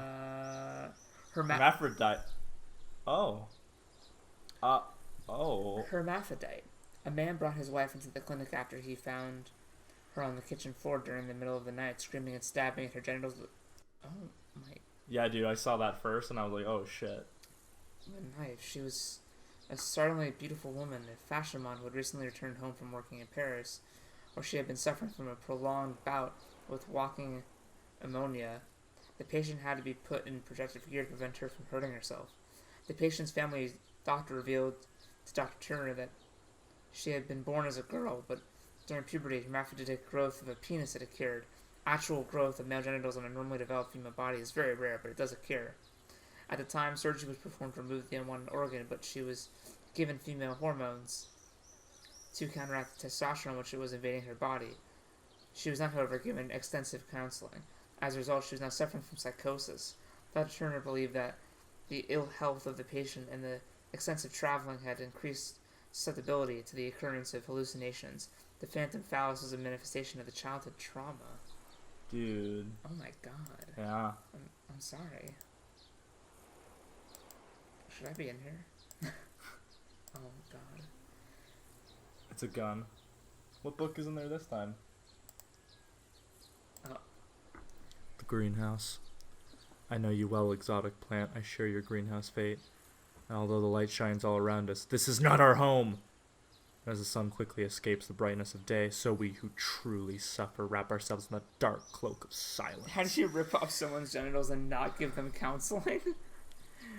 Good question. Nathan, it's a fucked up world, man.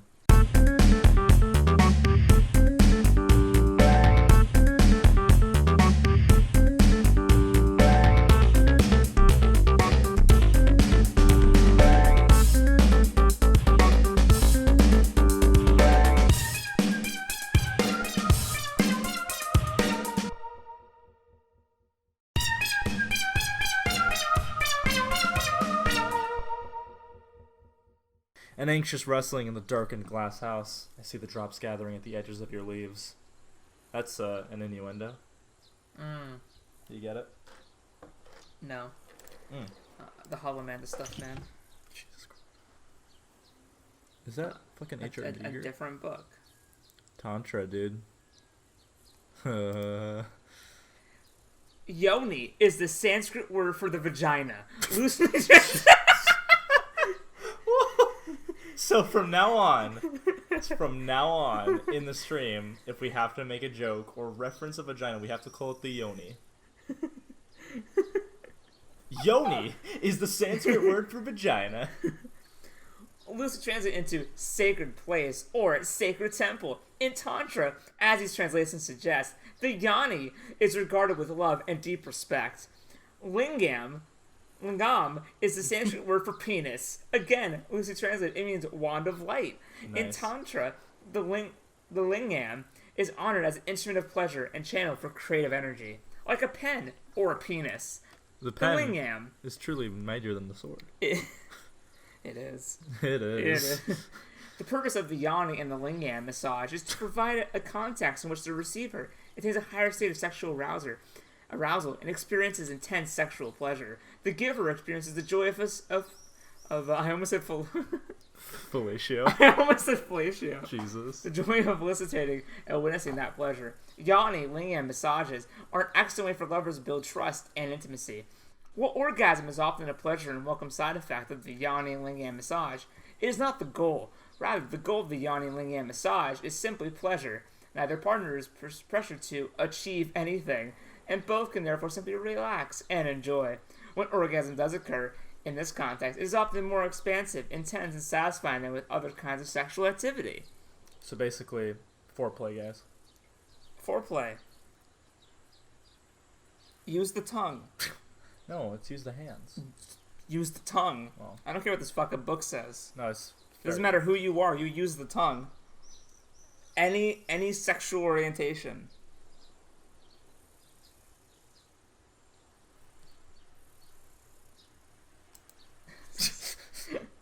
was just staring at Josiah. It was a joke that went The for next us. TAT will be given in the bathroom.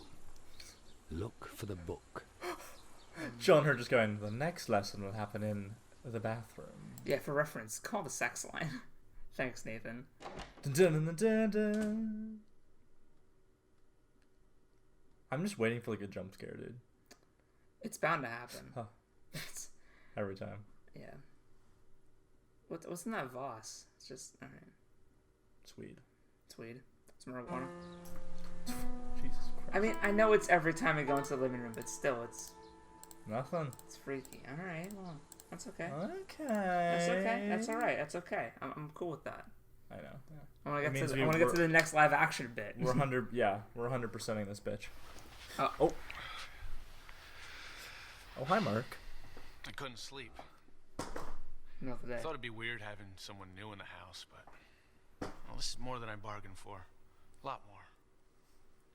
I'm thinking about replacing her, but no, Allison shocked me with her response to Catherine. I mean, she was totally against the idea, and now she's acting like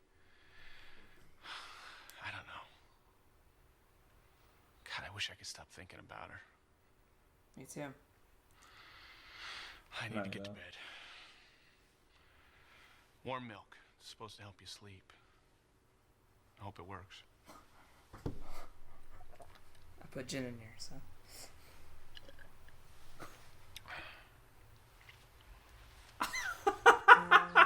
I like how that was literally like, drink the whole cup of milk and then walk off camera. Yeah. This is gonna change it all.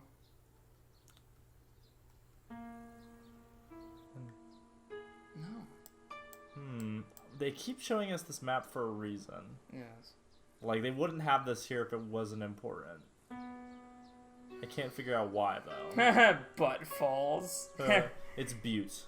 Yeah, Butt Falls, the fucking Club Mer, right? Up top. No. Thanks, man. Whatever makes you feel better. Jesus. I wish I could stop thinking about Catherine. I mean, did you see that scene by the window, man? It's more erotic than... Some hot tits. It's a lot. I like how we kick the door down every time. It's like pushing.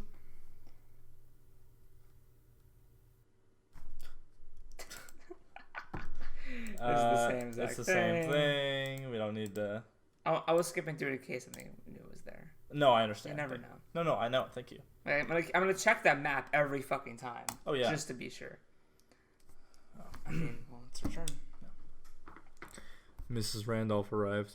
I have to admit that she's nothing like I expected. First of all, she's very attractive and young. Why does this remind me of House of Leaves? She did something really strange. She began unbuttoning the sheer blouse she was wearing. I have to admit, I was turned on. She gave me this sexy look. I couldn't help but glancing at her breasts. I'm gonna get more soda, so you just... Can you get me some? Yeah. So you just read this. I had a sudden impulse to touch them. It made me feel manipulated, though. Like she was toying with me. Maybe she doesn't think about stuff like that. She's a nurse, but it seemed so inappropriate. For a second, I had the notion of firing her on the spot. I don't know. Was she flirting with me? Teasing me? It's so hard to tell. Women, right? Right. They got tits. What's up with that? What? I don't know if I like her. Every time I tried to start a conversation with her, she blew me off.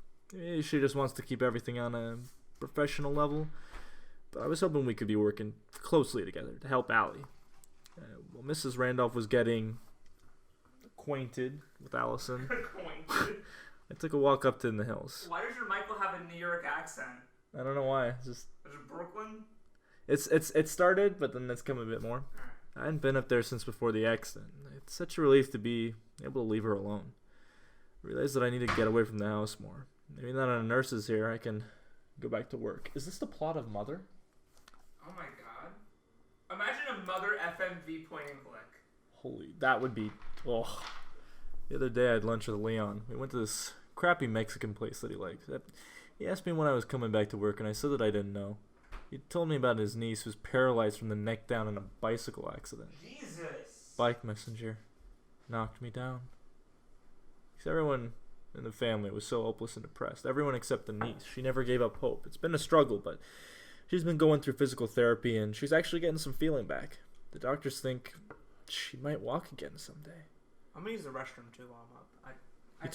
I stood up and he told me kind of settled. He told me that I should be inspired by her story.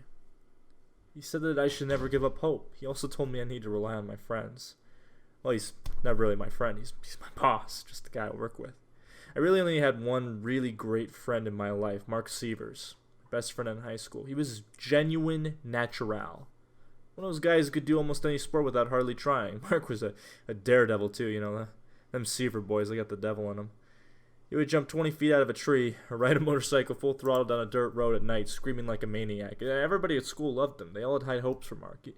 He was sure to get an athletic scholarship to a good college. Mark and his family moved into the house across the woods the summer before my freshman year. I was sitting in my tree fort one day when Mark climbed up through the hole in the floor. He had some dirty magazines and a joint. I'd never seen any one of those illicit things before. Mark got away with everything. People instantly liked and trusted him. All the girls were in love with him. He was incredibly lucky. He always won games or bets. He never lost a fight. Once, he actually evaded the police on his motorcycle when they tried to give him a ticket. He took off cross-country and they never caught him. This exploit became one of the high school legends. I can admit now that I was jealous of him. He exuded confidence. He never seemed to struggle at anything. He always got what he wanted, but he was a great friend. Kind of guy who would never let you down. Okay. He's a good guy. During our junior year, Mark's family had this German exchange student come. Oh, more sex? What's happened so far? Come and live with it. Yup. Called it. What's happened so far? Can you fill me in real quick for the viewers at home and for me? So, he had this friend, Mark Sievers, and he was like Jimmy Dix. Like, he was the best at everything. And he was jealous of him. As we all should be. Yeah. And now there's a German exchange student, yes. Student, yes. She was beautiful, really tall and athletic. Ingrid. Pretty face, blonde hair, sly, sexy smile. Both instantly fell in love with her. Her name was Susanna, and she exuded this powerful, sexual aura. The girls at school seemed like little kids compared to her. I was so jealous. Developed. I know. Very well formed. I was so jealous that Mark had this amazing creature staying in his house. He told me that he could smell her when she walked by her room at night. She didn't wear any perfume. It was just the scent of her. Oh my God. You getting a bit? Ooh. You getting a bit excited? Yeah. A little chunky. A little bloated. I need a beer. Yeah. I have to mention this. I was on the side porch just now in the dark when Mrs. Randolph came to her window and stood there. I could have gone inside, but I was curious. She knew I was watching her. She knew I was out there. So she put on this show for me, some sort of a display. What is she trying to prove? I can't stop thinking about her amazing body. Just knowing she's in the next room is going to make it difficult for me to sleep tonight. So that's why I have a warm cup of milk. Walks off camera. I can't deny that I'm. Did you say it? Yeah, I have a warm cup of milk? No. Oh, damn it. Can't deny I'm attracted to her. I mean, I'm not dead. It's very sexy and alluring. I want to know more about her. I hope that Allison never stumbles across this. Bitch, you know she gonna. What else is this guy directed? Oh. So this guy directed 11th Hour, Tender Loving Care, Time Shift, The Bourne Conspiracy Game. What? Ghostbusters 2009, the that kind of cool game. And then his latest directing thing, 50 Cent, Blood on the Sand. Beautiful. The man who made this made 50 Cent, Blood on the Sand. Josiah. I think we're just going to the back. Yeah, we did everything else. Wait, did we just look around the study? Yeah. Nah. 50 Cent, Blood on the Sand. Yeah. I want to buy a new mouse. Like an actual mouse, not like this $10 piece of shit. You paid $10 for that? Yeah. Yeah. It feels like, doesn't it? No, I haven't played like StarCraft with it, so I wouldn't know. Is that your benchmark test? Kind of. Who wants us to play StarCraft on Jawesome Possum? Yeah. Okay. What's in here? Look for the book, he said. Look for the book. John Hurt's gonna fucking call us out. He's gonna come out of the toilet. That we all float down here. We all float down here. We'll float down. I'm gonna press the titty. When you've concluded this test, You'll return to the story. Do you wish to Do you wish to proceed? Sometimes I like to touch myself. Duh. Sometimes I dream. Yep. These women are standing in... It looks like... Well, here's the thing. Okay, so now we have a bit of a... Because the first two were easy. That was Yeah, it's like a... no contest. So, it could be a brothel. Yes. It's not a private bath. But I don't... Why would she be, like, sleeping? It's not a shop window. It's not the window of a castle. But it wouldn't be a theater balcony. It's probably a brothel. I don't... Why is she sleeping? It looks like she's sleeping. She's checking her watch, dude. She's not. Her wristwatch, her Apple Watch. I think it's a private bath. Yeah? Yeah. Where's the bath, though? Aren't they in but it? look at this. Look at this, these like curtains. That could be a theater balcony. But then why is the theater balcony connected directly to, like, a room right there? Like, that's not... there should be a stairway. I think the real question is, why is she pinching her titty? Because she's gay, dude. Duh. But that's not how you seduce someone. Do you just, like, go up to... No, pinch the titty? she doesn't need to seduce her because this is an ongoing relationship, clearly. They're being like, look at their faces. That's not them like, oh, this is the first time we've interacted this way. This is them going, dude, we do this every Friday night. Edith just will not stop pinching my titty. Yeah. So what is this? This is I don't fucking know. I mean, I want to say... But it's not a brothel. It's not a shop. I think it's a private bath. Yeah? I think it's a private bath. Okay, I'm gonna go with that. I think the curtains... Who is this couple? Oh, actually, I know this. Yeah, what is it? Catherine and Michael. I think that's Delilah and Samson. Okay. Sex is for procreation. She is going to kill herself because... So let's see. I don't think it's the plague. I don't think she's lonely. I think it's one of the first two. It's either her husband died in battle or her lover cheated on her. I think her lover cheated on her. Because she's stabbing the heart. Yeah. What does nest of spicery mean to you? A yoni. Spice rack. A yoni. Nest of spicery. That's like... To me, it means power. What? Divine power. Harnessing the universe. A vagina? The spice must flow into a nest.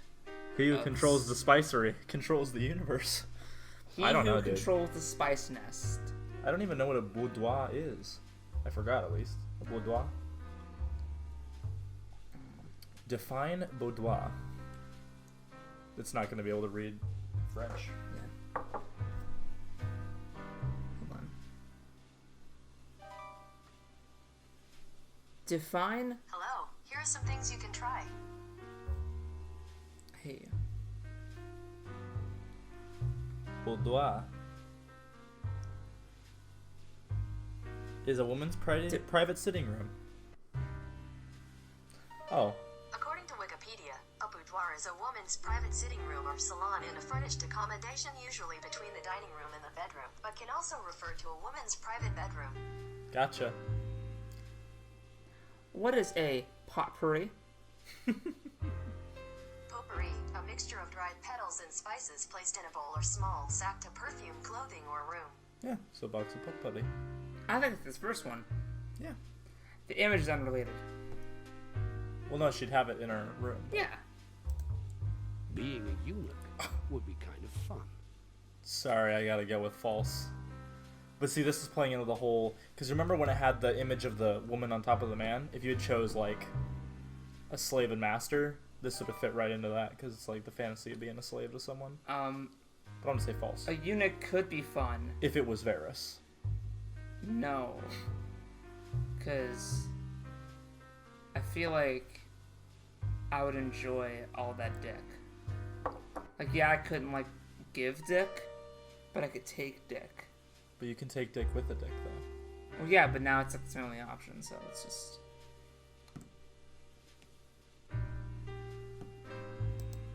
Which surface of the stone would you most like to touch?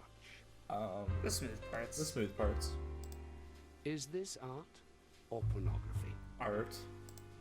Most people equate sex with death. No, they don't. Not most people. I have dabbled in homoerotic relationships. Yes. Yeah. Very much yes. Currently doing so. Jesus fucking Christ, it's Jason Bourne. Is he holding his yoni? I thought you were still Sorry. sleeping. Long.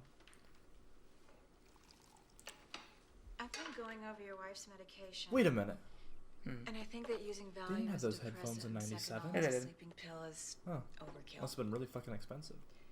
Ideally, we should wean her off of all medication. This headphone's been around for a long time. It's more like a doctor's decision, don't you think? I will consult with Dr. Turner on this, of course. Please. Is she awake? No. She sleeps late most Jason mornings. Bourne, it's Jesus By the time I Christ. bring her breakfast up, she's usually awake. That's a mistake. What is? You're keeping her too comfortable and secure in her condition. We need to bring her out to a more active and self-rewarding existence.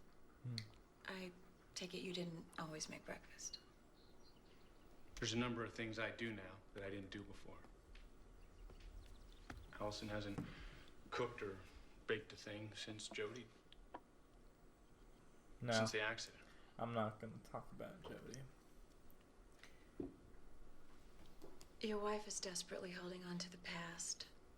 But by you doing things that you never did before, you're helping her to create an unreal world. A world of illusion. With Unreal Engine. Where she doesn't do the things she did before and is actually losing her grip on the past. Right. Makes sense. Wonder why Dr. Turner never put it that way. Just trust me, please. I have a lot of experience with people in her state of mind. We need to change things. Starting now. Right. You're not intending to do anything shocking, are you? No. And the honey's Just go all upstairs mine. and tell her it's time to have breakfast. You know, for an FMV game, the acting is actually really good. She'll understand that you have a stranger Like, in the house. I wouldn't mind and watching make a this as good just a impression. movie. Yeah, for The real. mornings are always the worst. The depression, it's overbearing. Oh, that's nice. Do you want me to do it? No. I'll do it. Good. Tell her that I'd like to discuss Jody's breakfast. My God. Good. She fucked out. Did you see that? She dropped the headphone, was like, oh, whoops. Good. So I can't tell if she wants to wake. Oh, I looked away. that was some Basic Instinct shit. She did the Sharon Stone. Oh, Hey, I missed it again. Oh well. Say la vie.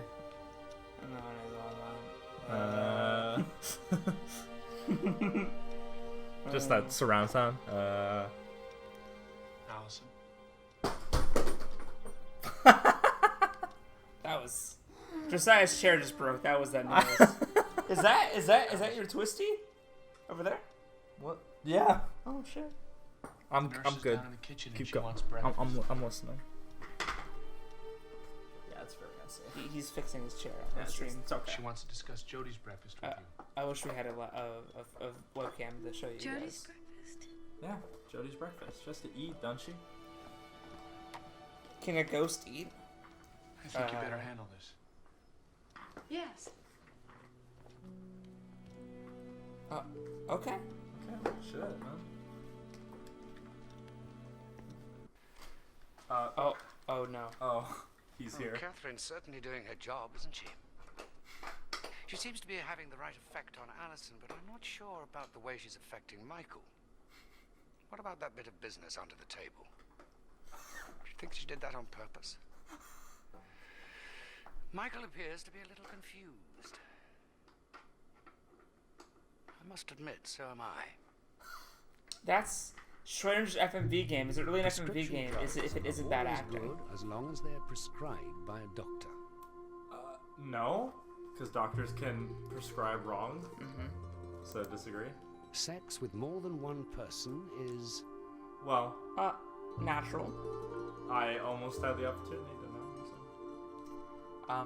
So. It's not my thing, but Let's say pleasant. Pleasant. Michael has inappropriate feelings for Catherine. I mean, he's married, so yes. Yes. Which of the following terms best describes Allison? Vulnerable. I thought the same exact thing. Sometimes I wish I could control another person with the power of my mind. Okay, like... Yeah. Yeah, but I know that's not a good thought. Okay, good thought, does it? No. No, honey, I have bowel problems. Not usually. No. Well... Yeah, but... I'm gonna say no. Yeah, I'm gonna say... Okay. I feel like someone's gonna get stabbed in the stomach. What's this button do? Oh, okay. Episode 3. The Rise of Catherine. Kyo Kuai. I fixed my chair, everyone. Hey! It's a really bad chair, though. Happy birthday. Happy birthday. Oh, it's so much tighter. Watch Allison knit. She sits so still like a statue, but her hands are moving incredibly fast. It's like she's in a trance, like she's possessed by the ghost of the State Fair knitting champion. I'm walking out in the garden and the wisteria's blooming and the air smells of honey. The taste of honey. Whoa! Hello? Did I break this thing? Honey's all mine. A big fat bumblebee just flew into my head and I dropped the recorder. Well, I'm okay now. You know, bees are programmed to recognize royalty. The recorder appears to be working. I'm standing by an old barn watching some little birds build a nest. They're so busy. Like Can you hear them bees. chirping? I love bees. One of them has some golden stuff in his beak that he's weaving into the nest. It looks like hair. Now he's flying up to the house. He's going to the window of my bedroom. Oh my gosh! He's taking the hair out of my brush that I left on the windowsill. Oh, how neat. They're using my hair to help build their home. Okay. Yeah, that's the thing though. It's an FMV game, and like we bought it because it was like by people did Seventh Guest, which was dog shit. Yeah. But like I saw John Hurt, so I'm like I have to buy this game. John Hurt was like the hope. But it's not just him that's good. Everybody's good. Yeah, like nobody's bad. There's not been like a single bit of acting that I was like, oh, that's so bad. It's like good. I wish Pavel Hall was acting as good. Well, yeah. Or shot as good. Well, they don't have John Hurt. Dude, if I could have had John Hurt and Pavel Hall. Oh, Pavel, what do you? I do think I did. I hardly know who you are. Do you think that if I'd asked you to step down from being the blind man so John Hurt could play him, you would do it? Dude, I'd do it in a second. I'd be like, hell yeah, dude. I slept better than I expected and woke feeling my calmer, more poised self. What a day yesterday was. The chemistry with Michael and Allison looking so much like Colette. I'm still not over it, but now I'm more intrigued than shocked. Colette just never understood. For me to be intimate with someone didn't mean I had to be monogamous. Oh, it's because of our response. Oh, dear, we are in trouble. And sleeping with her didn't mean that I had to give them. I had to give up men. Her leaving hurt me though. I enjoyed her as much as anyone. I never wanted to lose her. I always wanted to be friends.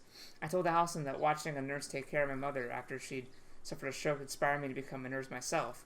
Of course, the story isn't true, but as in the past, it helped establish a bond. The truth is that I became a nurse for no particular reason at all that I could think of, and I got into psychiatry simply because there was a job opening. But that's when it all changed. I turned out to be good at it. Very good. And now that I'm a licensed therapist, the doors are really beginning to open. God, I was sick of following orders from those idiot doctors. The only difference between them and me was that they could afford to go to med school, or they had some sweet, dedicated, naive woman just like me who put them through like I did for my ex. And every one of them felt threatened because I was smarter than they were. Except Turner. Kyo Kuai. This is amazing. This is the best thing ever. I'm so happy we're playing this, guys. Oh. I love the system I have where it's like her room and then Yeah. the paradox. Love with excessive heat, more young than old. Death kills with too much cold. We die but once, and who lived last did die, but who spoke it, who told it, did lie. Such life is like the light which shines, yet when the light of life has set, I cannot say I've loved, for who can say that he or she was killed yesterday? Shit, dude. Hi, yo. Hi, yo. Oh. Out back to the tantra. Nice. Back to the yoni. Yoni. The Lungam. vagina. Lungam. Preparing for the yoni or lingam massage. Take a long, relaxing bath. You and your partner can do this together or separately. Scent the water with a pleasing essential oil. Unhurriedly, create a quiet, intimate space. Light the space dimly with candles. Burn the incense. Play soft music. Spread pillows about. Undress at a leisurely pace. Begin the process of bonding with your partner. Gently caress one another's skin. Kiss. Hug. Gaze into each other's eyes. Continue this until both of you and your partner feel emotionally and spiritually connected. Okay? The next TAT will be given in the master bedroom. Look for the American primitive painting. Kyo kuai.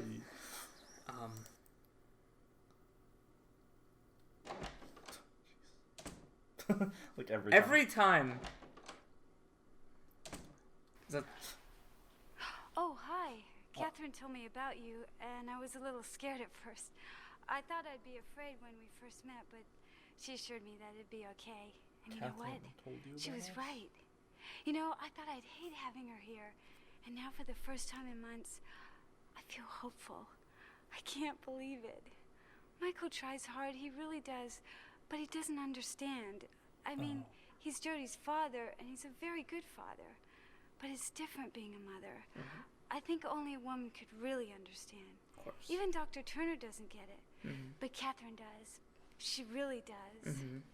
Maybe it's because she's a mother, too. Cute. Maybe you're right.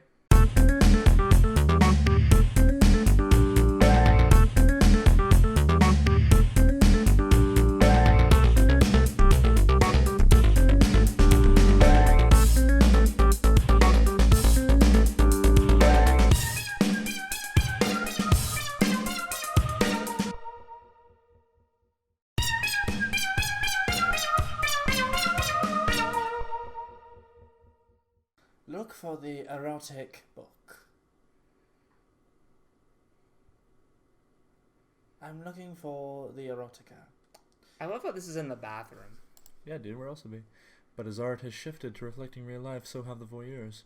Gone are the cherubs and gods, and in their place are voyeurs who look more like ourselves. In Tintoretto's Toilet of Bathsheba, for example, two men, seemingly old and wise, peek around a garden wall at a young woman as she sits naked before her bathing mirror. Her beauty is classic, and then she would be a simple study of the human form. With two men watching, she becomes erotica. Her pose becomes suggestive, perhaps even inviting. Oh. We wonder what the two men can see and put ourselves in their places. We wonder if she knows we are there, watching.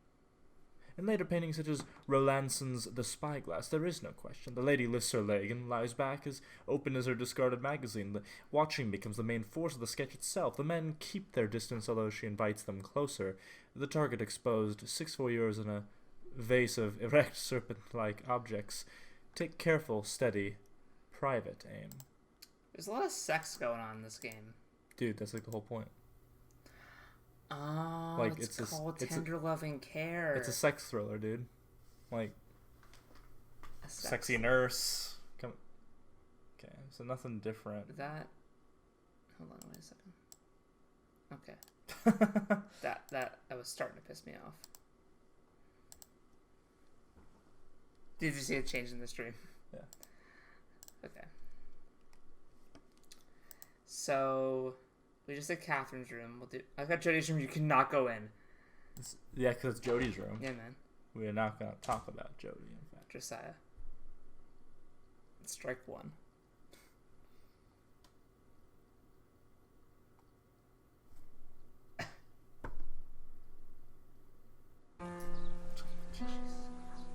can't leave the house either. Yeah, no. No, you can't.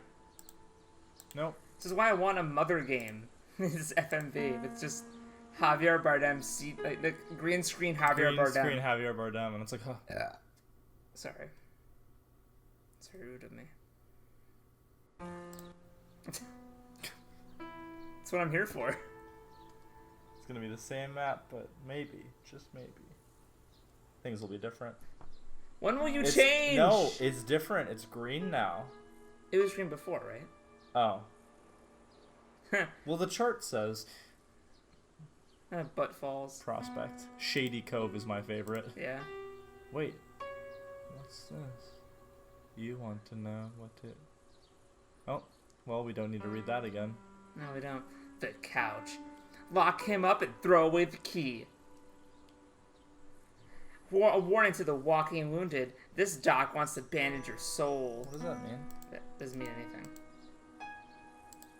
Why was there teeth in there? Hold on.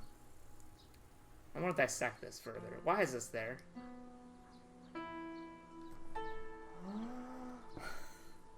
Okay, anyway. Alright. It's getting less and less, like... There's less and less stuff to explore and more and more... Well, that's because they don't expect you to 100% it. Like, every time it is available. But I'm better than that. I'm gonna go through her resume every single time. Are you kicking the table? No, I just fell. Oh! Alright. Time to shine, bucko. Alright. I like how I read the therapist. Yeah. Here, I gotta reblog. I forgot to reblog this to mine. Okay.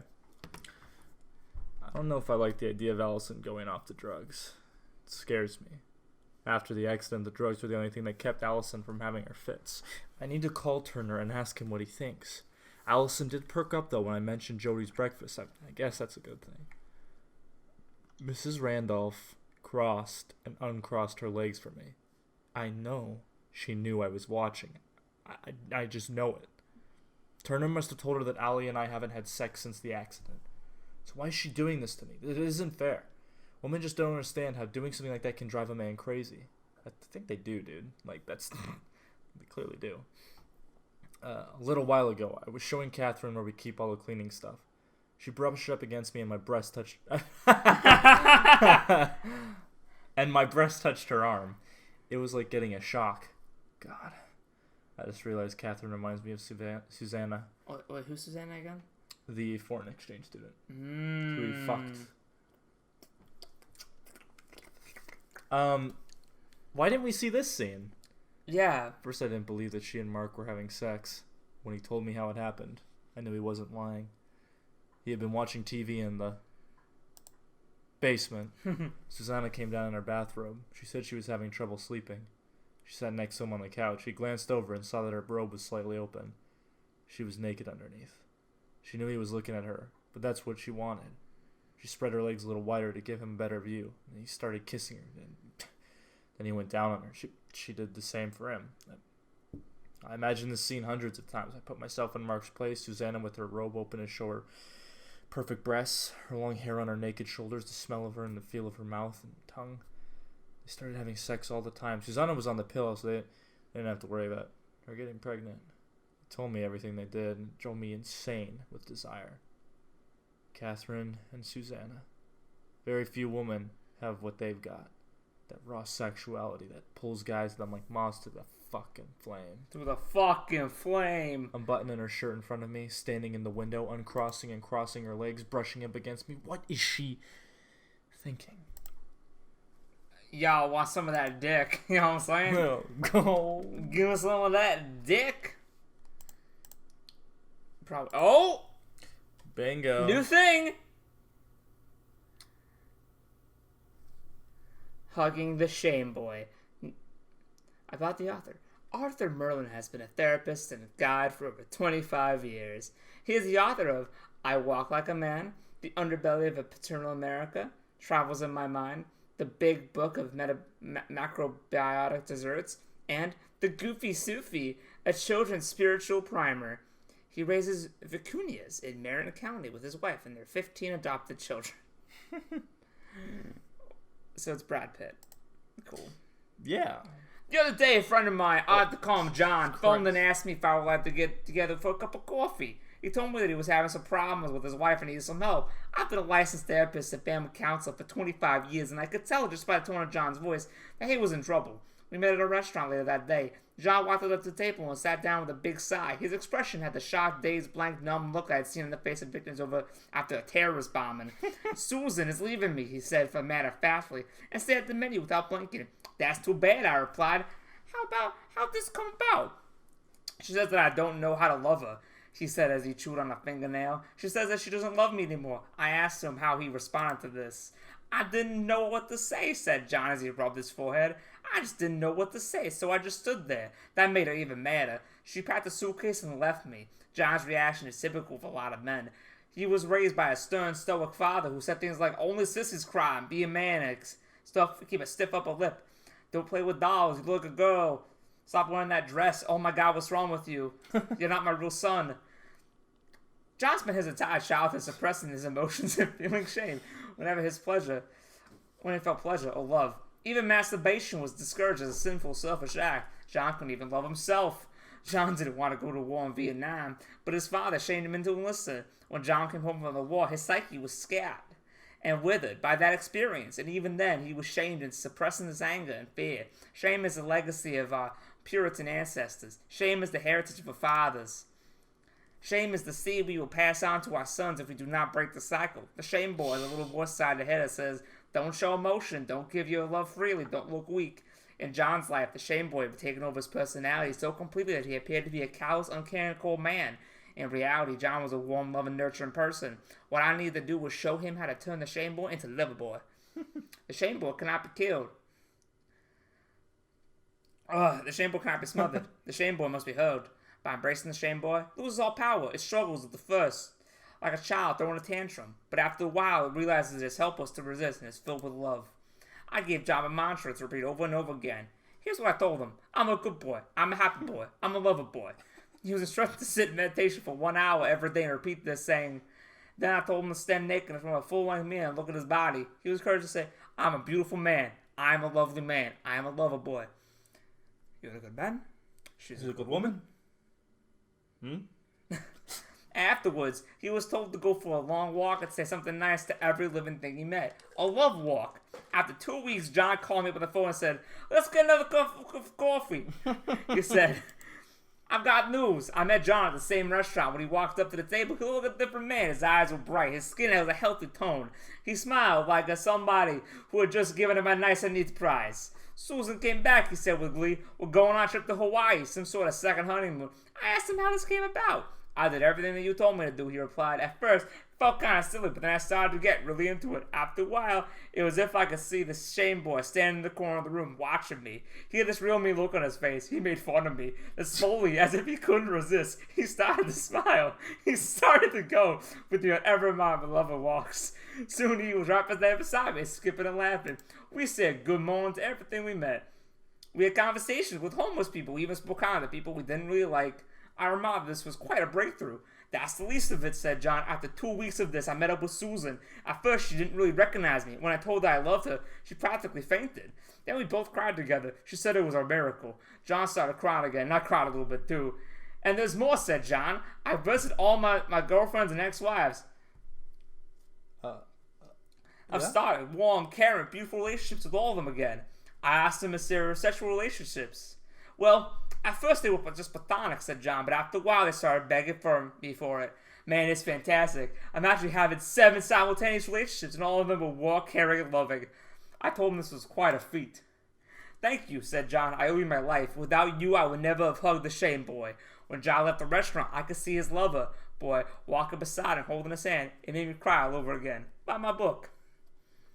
I can't believe I did not, mess up most of that. See, the funny thing was, you were, usually, at first I was like, man, usually we're given a performance. But that was a performance, because, the whole time I was, just on the edge of crying. I was like, I said that's quite a feat. Alright, let's see. If there was ever a Twitch highlight for this stream, that'd be one of those. I would do the bit where she's in the window, but I feel like it'd be flagged. Nah, dude, you just gotta... The next TAT will be given in the master bedroom. the master bedroom. The master bedroom. Thank you, John Hurt. Everybody having a good time? 2 people, never mind. No, 1 person. Oh. Because we're one of them. That's right. So, most people were not here for my performance. That feels good. Hey, you know. Why do I try? Dude, everybody's asleep, dude. No one's asleep. It's 10 p.m. Yeah. No one's asleep. What if they gotta wake up? Jesus fucking Christ.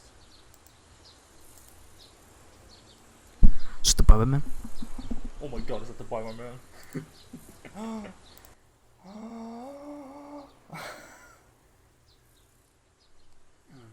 Your turn. I'm gonna take a nap.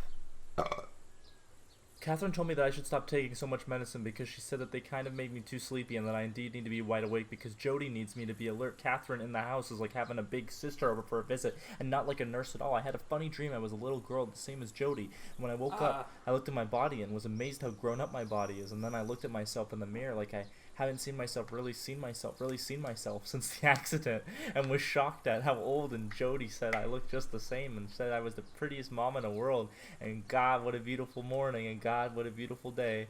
And I'm glad that Michael finally listened and got a professional like Catherine to come because he thought that we could take care of Jody all on our own, and he's just like a man to not ask for somebody to help because like when we had a flat tire on the country road and he refused to walk across the field to that farmhouse to use their phones, so we had a big fight and Jody and I had to sit in the car and wait for an hour.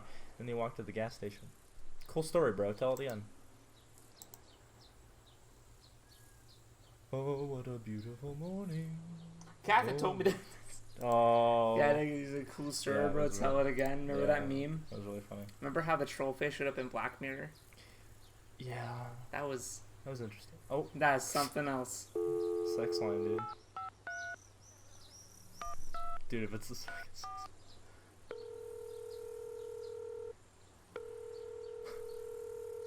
Hello, this is Dr. Turner. You have reached the Chrysalis Institute. If you would like to make an appointment, please call back during business hours, Monday through Thursday, 10 a.m. to 5 p.m. Thank you for your call, and remember, to become a butterfly, one must first be nurtured in a protective cocoon. Goodbye. What the fuck is happening?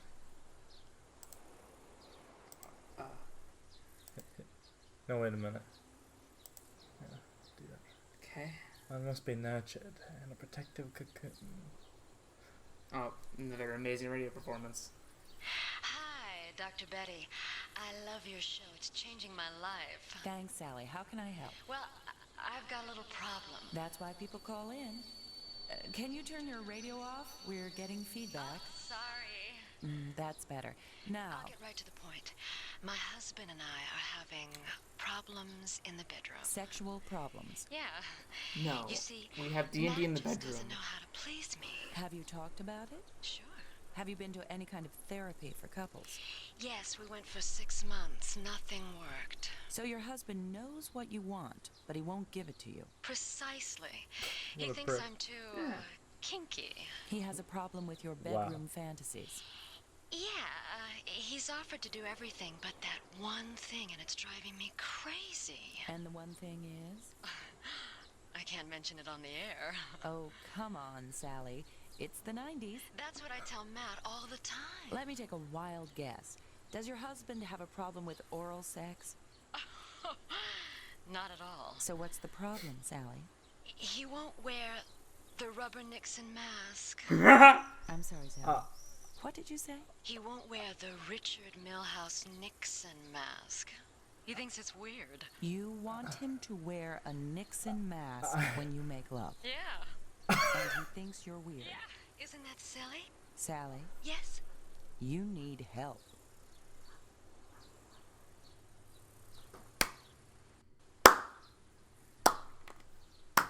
That setup and joke was fucking amazing. That shook me to my core 'Cause as a person. Because I was gonna make a joke and then like the actual joke happened and I was like,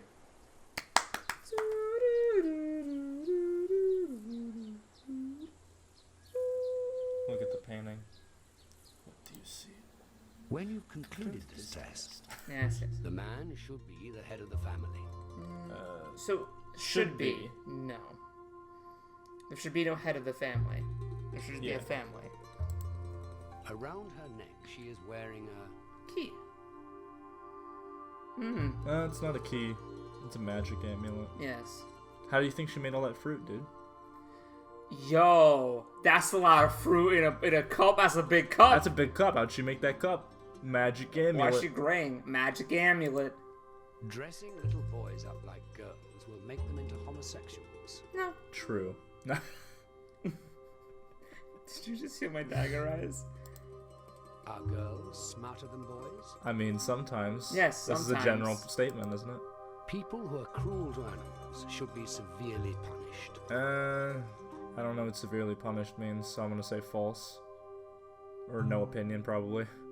I want to say true because I feel like this game is gonna fuck me if I say no. Just say no opinion, then. I kind of do. Yeah, I hate people who say, like, they like dogs more than people, because it's like... Will the dead rise from the ground on Judgment Day? Yes. Maybe. Maybe. It is. Men who wear robes are... Fashionable. Jedis. Fashionable. Jedis. These people are... Quaint. My idea of heaven is... Augusta National Golf Course. A harem. I'd say a beautiful place. Oh, sorry. Good morning. It is. Sorry I slept so late. Yes, well, we have to get on a schedule, so it's best we start right away. Okay. You can go upstairs and get dressed, Mr. Overton. We'll call you when we're ready. Goodbye. Goodbye now. Goodbye. Well, go on, Michael. Dude. Michael. This guy's being cucked so hard. Alright. Okay. Dude. Like, cereal. When's John Hurt gonna come up and say, your wife's not interested in you because she's interested in Catherine, you devil? When's John Hurt gonna show up in the story? He won't. Outside of, like... Because he just heard about it. Look at him all sweaty. Got some uniform, babe? Look at that. Very move. nice. He works out. He lifts. What's up? Allison wants you to do that later. Why? I'm almost finished and it's supposed to rain. It would be really helpful to me if you could do it later.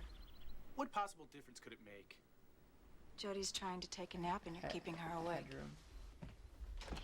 My one complaint is like... Why is it always with Catherine, though? Like, I feel like the shots with everyone else, the headroom's fine. Yeah, I don't know but why. Catherine's Is she just short and they can't lower the camera down? That's exactly what happened. Because if you look in the other shots, like, she's shorter than him.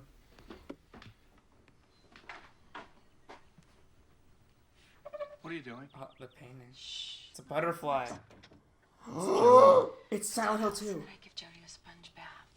In the beginning, it's going to be very important for me and for you to follow through and do the things we say we're going to do. Sponge bath? I have to win her complete confidence. You understand that? Oh my No, god. of course. After you shower and change, I have a list of groceries I want you to get. We don't need anything. I went shopping yesterday. No conversation. Fuck. Dude, she's trying to make him go crazy. But hey, sponge bath. Oh, 2? Okay. Okay. I'll get comfortable. Me driving in LA Noir. What's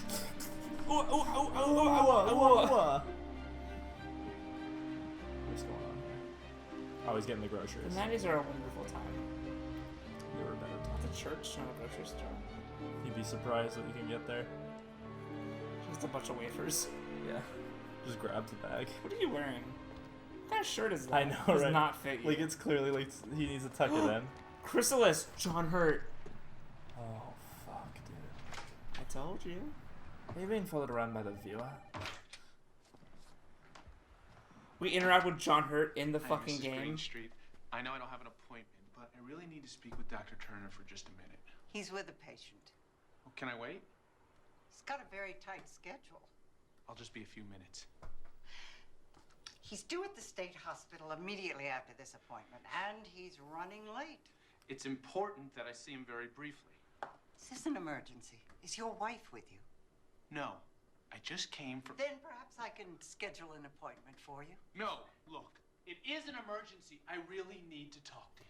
Just the nurse from fucking Jacob's Ladder. Please have a seat. Yeah. And when he's we don't through have with you in the our session, records. I'll ask when he can see you. If it is not... No, it's Attack of the Clones. Thank If you. it is not in our records, it does not exist. What's that painting? Do we get to explore the hospital? Dude, that'd be so hype. You like break into his office. See, people just read articles. Yeah. Please tell me it cuts to the article. Hello. Oh, what have we here? Oh, the 90s. Oh my god.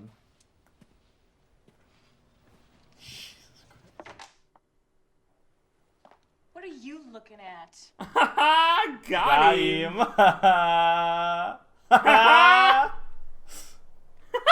He's like, yeah, I deserve that.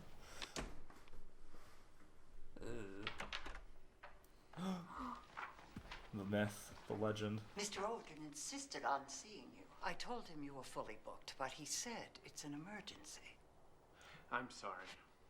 It's okay, Michael. Come on in. I think for a friend. Yeah, then photo of colleague. My old friend. Sit down. What's wrong, Michael? He controls every scene. It's really not an emergency. Just Even though he's shorter, he's like... Green Street to agree to let me stay. Look at him. She tries to keep me on schedule. So, what's up? Well, the therapist has arrived. I know. She called me. She did. She never told me. She was critical of Allison's medication. We did discuss it. But now that she's there, then I think we stand a good chance of getting Allison off some of the drugs. Then you agree with her? Must be on drugs. You don't? I didn't think she was qualified to make those decisions. But I didn't want to appear critical of her either. Alright.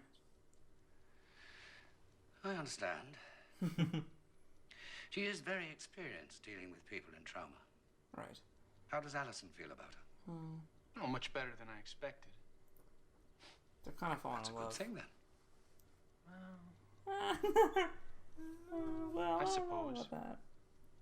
I don't think women should talk to each other. It's dangerous. Form ideas. You don't like her, is that it? Dressing little boys up as girls No, makes it's it more not that I sexual. don't like her. Has there been some kind of problem? Her methods seem unorthodox. Alright. How so? As in having, She has too much She's headroom. very as in having her authoritarian, tits for one hanging. thing. That's what She's she's saying. virtually bossing me around in my own house. Yeah, that's wonderful, isn't it? Catherine is used to a lot of responsibility. She was a head nurse at a very young age. She is extremely intelligent, you know. Yes. Although her name is Mrs. Randolph, I get the feeling she no longer has a husband. Divorced quite recently. Guess she's better at solving other people's problems than her own. Ooh. The failure of a partnership should not be a condemnation of the people involved, Michael. Yeah. Ooh. Got him. Sometimes things are just not meant to be. Oh. Of course. Thanks, I don't know why I John. said that. Is there anything else? Is there Yes. anything else? I'm a The vet. most important point, actually. Ah. She seems to be humoring Allison too much. Humoring her? Yeah.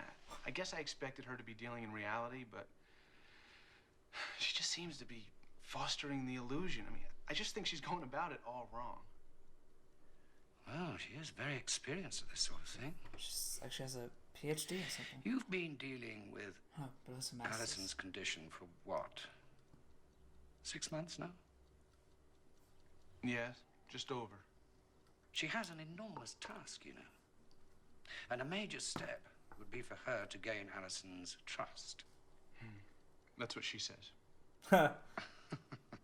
I've heard that She's shit not before, lying. Michael. No, I'm sure she isn't. I guess you think it's dumb for me to be so worried. Oh, of course not. But you must try not to feel so anxious. This is all John We're Hurt's like watching the first take. situation very closely. Yeah, it's like a 7. Right. This guy. Well, Seven, thanks for your yes. time. Cool. Oh. Strange seeing yourself like that. I thought I handled it rather well, though, don't you? I mean, I'm not going to contradict if I you. knew then what I know now, I might have altered my approach somewhat, but given the circumstances, I think my responses to Michael's concerns were, well, appropriate. Yes, of course. To say the least. I love Wouldn't you agree? I'm not going to contradict you, John Hurt. Catherine's methods definitely seem unorthodox. I have no opinion. I don't know the details. Yeah. It keeps cutting. Yeah. How do you feel in the company of highly intelligent people? Stimulated. Yeah, I was going to say the same thing. What emotion does Allison feel most strongly toward Michael? Right now? Indifference? Yeah. Yeah. Yeah. When it comes to abortion, I'm pro-choice. I'm pro-choice if they understand that it's a big fucking deal. Yeah. Michael is the kind of person who has a short fuse. Well... I think kind of. It's hard to say, like... He gets very defensive very fast. He gets very defensive. Short fuse I usually equate to, like, someone getting angry. He doesn't really get angry. He kind of gets, like, pissy. But, I'd agree. I'll say I agree. Michael was looking with a lustful eye at the young woman in It's hard to say. Yes. It's hard to say. It was hard. I'd say. Yeah, I'd say. Are we in the... Yo, kawaii! Here. I was hoping, dude. Oh, what's on the telly? You're gonna show me something, Michael. As his training progresses, the young psychiatrist learns the various techniques which will be at his disposal and how to use them. Among these are such physical methods as electric shock. Electric shock is used most frequently to relieve depression. No. Another form of physical treatment is the administration of insulin. Patients so sick they cannot even talk are frequently able to cooperate with the doctor after insulin injections. Properly used, such treatment has helped extreme cases of anxiety. Has it? Oh yes, In quite certain frequently. chronic illnesses, brain surgery may be indicated. You know the architect's room. Yeah, right.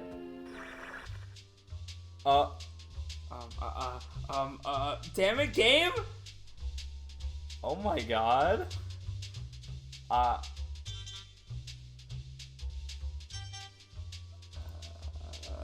Wow, very nice.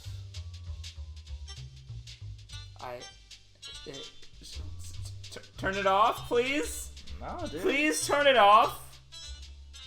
I have to edit this, man. Yeah. You just kept this part out. There's tits on Twitch. Yeah, dude, like, it's fine. It's fine. Plenty of people have streamed this game. Have they? Are we supposed to interpret that? The fuck? The fuck just happened? Is that John Hurt's video? Yeah, is that John Hurt's He's secret like, oh, I'd love to have some brain surgery and then see some bush, you know? See some bush. That's lovely.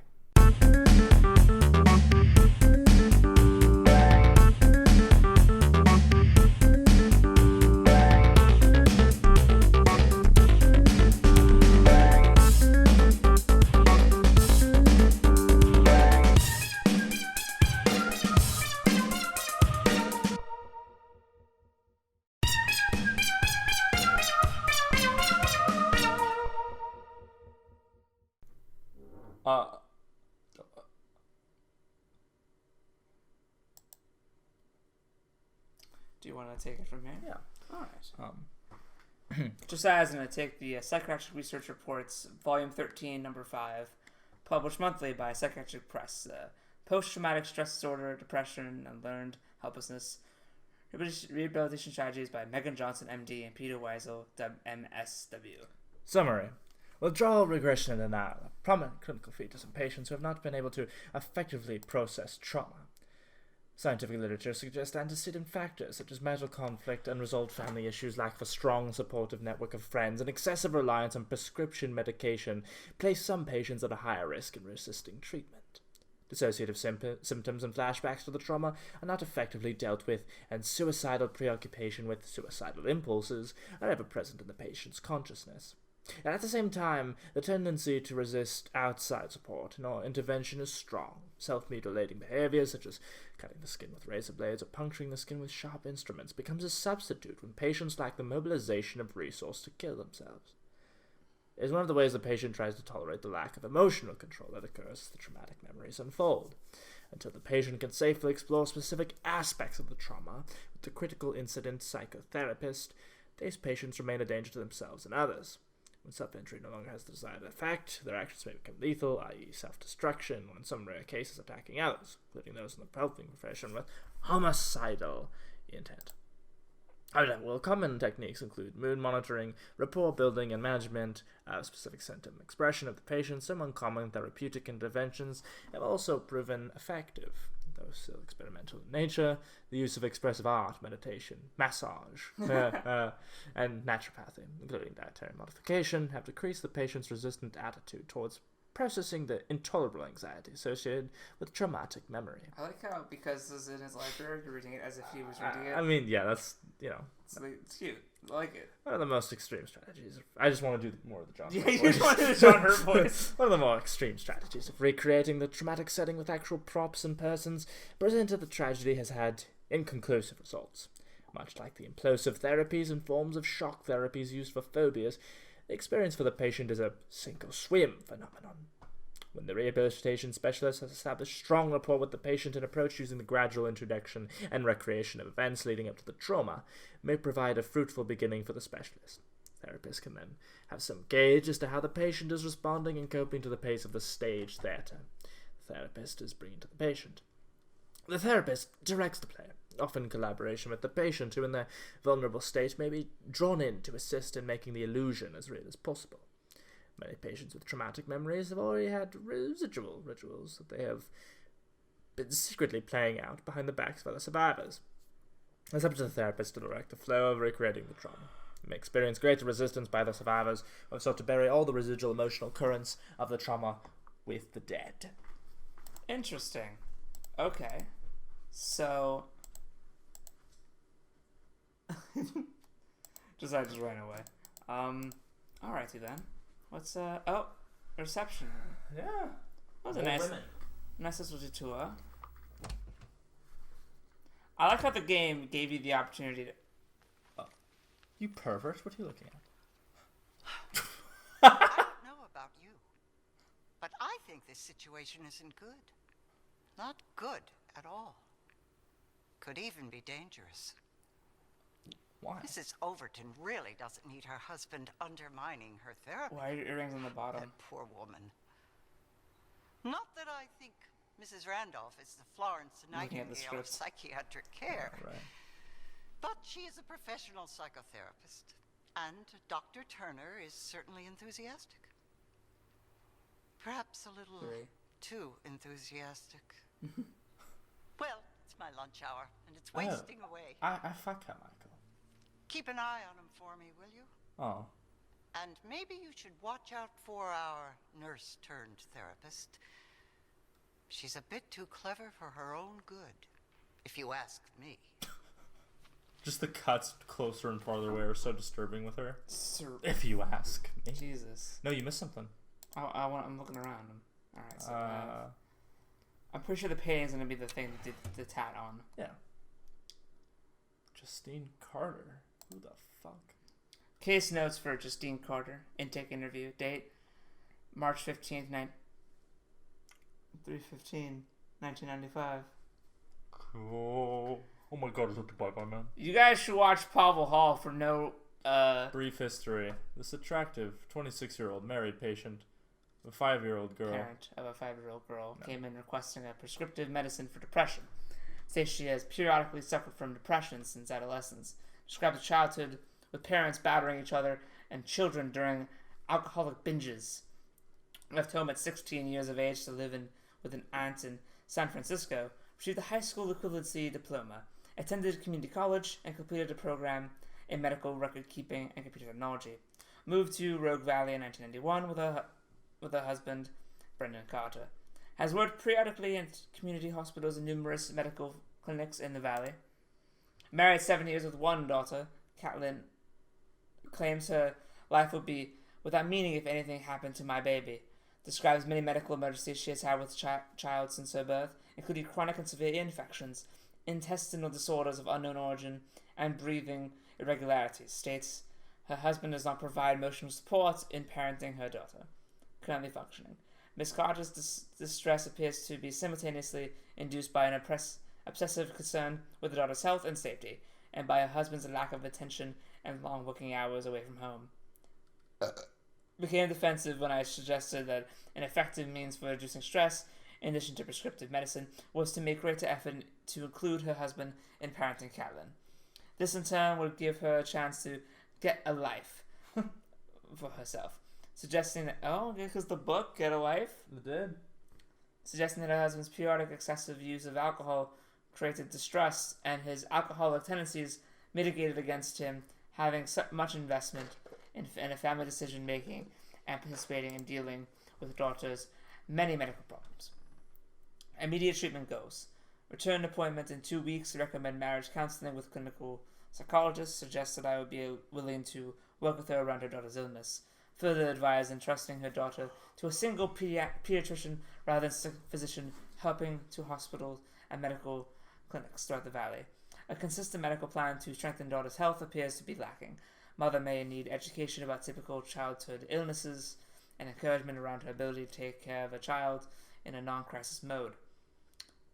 Symptomatic patterns and diagnostic justification. Those are a lot of words. Pattern of daily or almost daily depression for over 2 years. Poor appetite, fatigue, periods of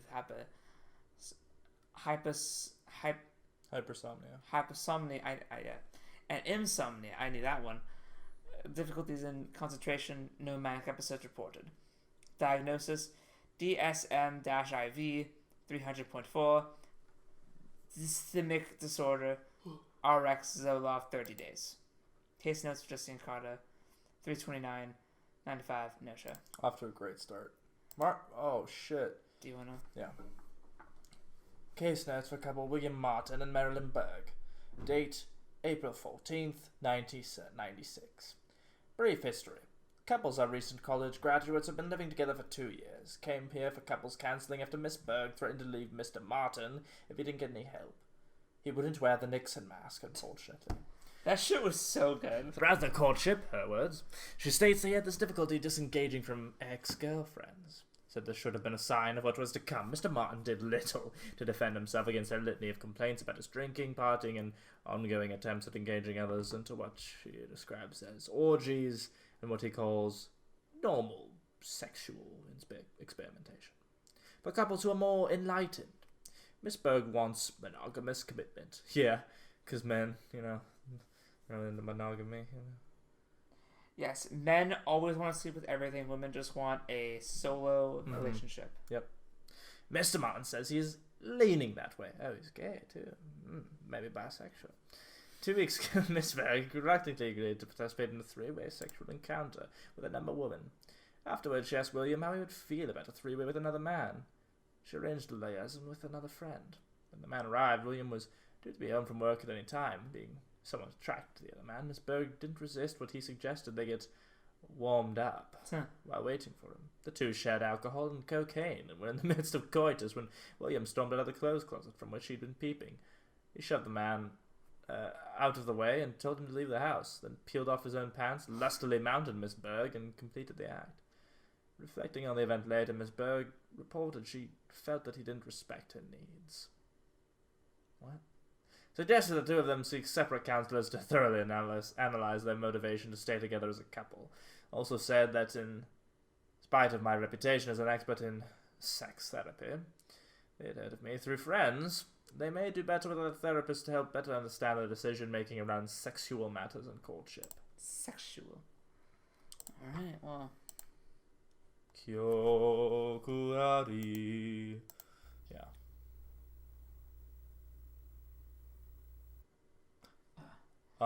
Psychiatric quarterly. Munchausen. By proxy. The essence of Jawesome by proxy includes I the love that, deliberate like, production okay. of trauma and illness, both physical and psychological, in another human being. Welcome to Reading Possums. The perpetrator then takes on the dramatic role of rescuer or savior by compelling the victim to vomit, performing CPR, or rushing the victim to the hospital emergency room where she criticizes the medical personnel as uncaring and incompetent. Clearly mistaken. The most frequent relationship pattern, 95%, involves a mother as the perpetrator and a child as the victim. Psychiatric and psychological dynamics require the mother's needs to emotionally identify with the child as if to assume the sick role by proxy. Often these mothers have ambivalent feelings toward the child, who is often an infant, toddler, or preschooler. Overinvestment and overprotection of the child, low self-confidence, a drive for attention, resentment, and often severe psychopathology underlie the perpetrators unconscious, sometimes conscious, manipulations of the child's physical health and developing psyche. The style, simulations, and severity of the perpetrator's web of deception with the child and medical personnel is limited only by her medical and creative sophistication. Invasive tactics, just smothering the child to mimic sleep apnea, compelling the child to ingest poisons and ingesting... Oh. Say it. Ingesting feces and alcohol into the child's veins may occur along with less invasive tactics. Along with the sick child, the thick, fabricated medical history of other illnesses and injuries may be given to the medical staff at the hospital. Fathers are frequently absent and unaware of the mother's actions or have been forced to give in to the mother's symbiotic relationship with the child and her demand to handle all healthcare decisions. On occasion, the mother may draw the unknowing father into collaborating to create serious physical injuries to the child where he is deemed responsible.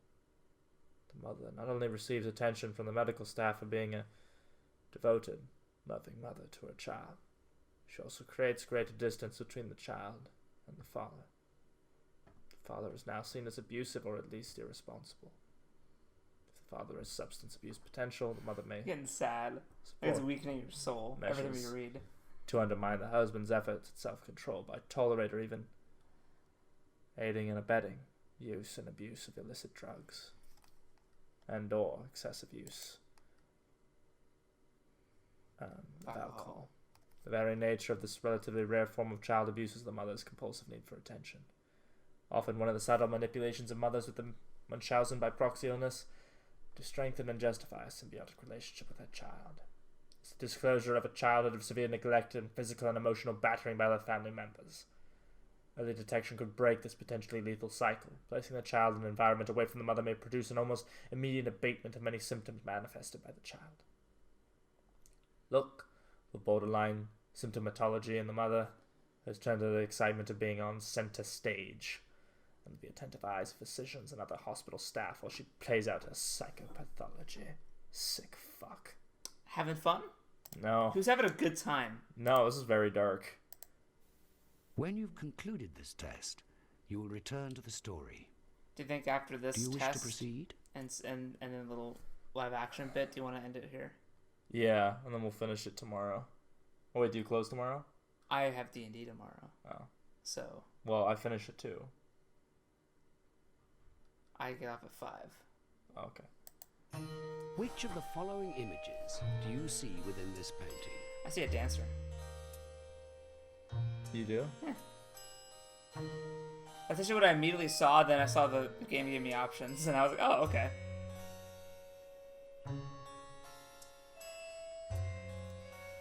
That's not what I see, but the option for what I see isn't on there. So it goes my option? Yeah. Often, I laugh out loud for no good reason, and then feel like a fool. Half of that... I don't feel like a fool. Yeah, it's a false.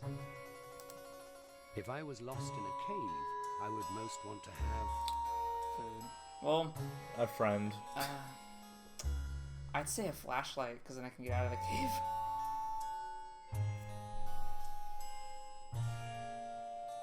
A friend would be nice, but then we'd be still in the fucking dark. Rope would be nice, still be in the fucking dark. Well, I'm consigned to the fact that I'm lost in the cave, so I figure friend can cut me loose, you know what I mean?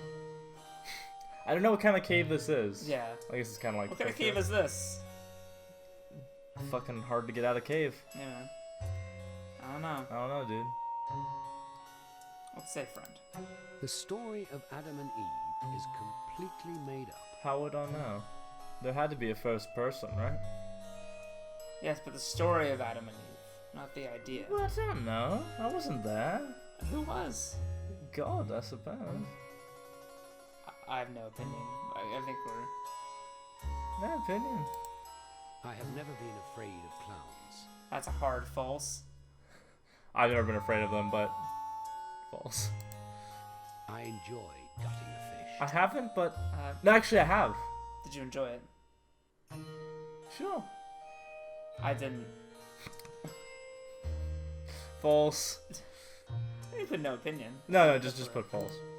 This image makes me think of... I honestly think, like, death. Because look at this fucking thing. Yeah, I think death. He's looking right at The you. artist who painted this... Has unique There's vision. unique vision. Van Gogh painted such startling works because he was insane. No. You just had imagination. Jesus, fuck. Every time it's like... Oh, Michael. What? You look so excited. What's going on? It's Jody. What about Jody? She's sitting up. She's sitting up in bed. Really? Yes. Catherine got her to do it. We were just talking about how she needed to try harder, and Catherine said she should be sitting up in bed. And she went right upstairs and got her to do it. Just like that. Isn't that wonderful? Isn't that wonderful? It's wonderful. And that's not all. You gotta do it. You just gotta do it. Do what? Do what? She wants her own television for her room. She wants her own television. Catherine wants her own television set. Yes. No, Jody wants her own television. She's sitting up now, and she wants her own television set. Oh. Well, Michael. Oh. I would think that you'd be more excited and happy about this. I am. It's such a surprise. Isn't it, though? It's because of Catherine. That woman can work miracles. This fucking bitch. Your hair looks great. What'd you do to it? Well, Catherine did it. You will do it, won't you, Michael? You will get her own television set? That's Yeah. what she wants. I'm just gonna go to She Best Buy and does. sign up for the Best Buy. First, I credit gotta get the groceries in the house. Let me help. No, that's okay. I got it. I'm not helpless, you know. I know. card. At least she's listening different to him now. Yeah. Oh, this is... Close the door, you fucking dick. He's gonna come right, but there's nobody around. For miles. Yeah. And no one can hear you scream.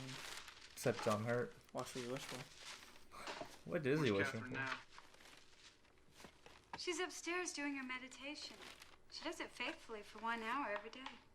David Lynch? While she's doing it, she can't be disturbed. No, you are beautiful. Was that right? Michael, whatever she's doing, it takes a great deal of concentration. She's going to teach me how to do it. Oh, won't that be swell? Michael, what's wrong with you? Look at this stuff.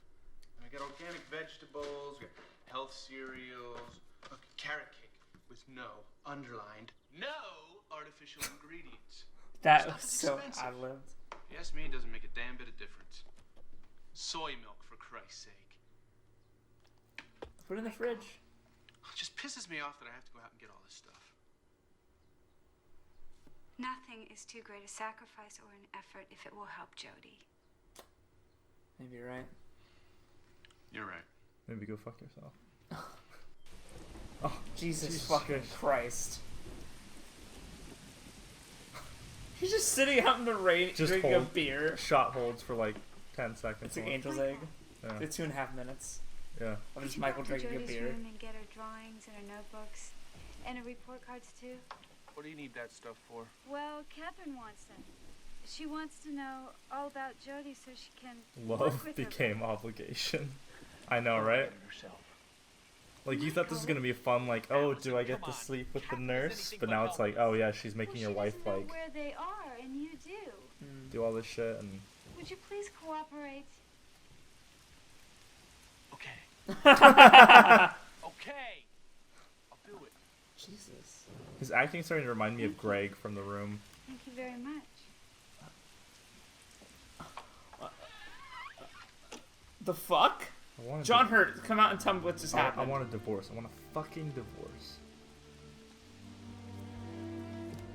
Walk by the window again. No, he walks by the window, she's just staring.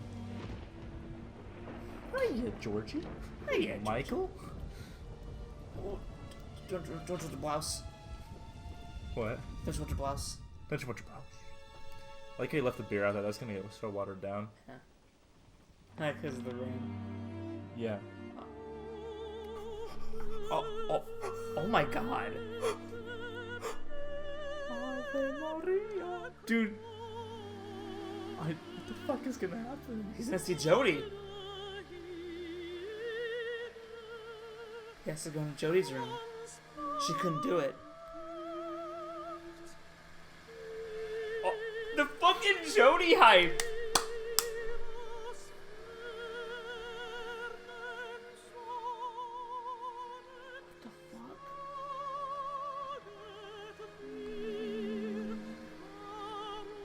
Yeah, I sympathize with him too. He's a broken man. Yeah. Doesn't deserve this. The fucking car crash sounds!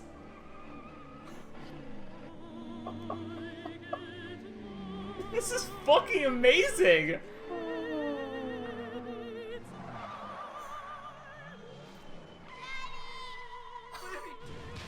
Never too young than a Vietnam flashback. Oh my god! She's fucking dead!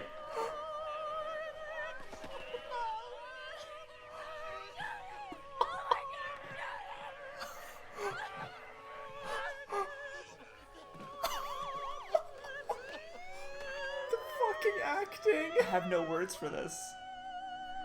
Oh my god.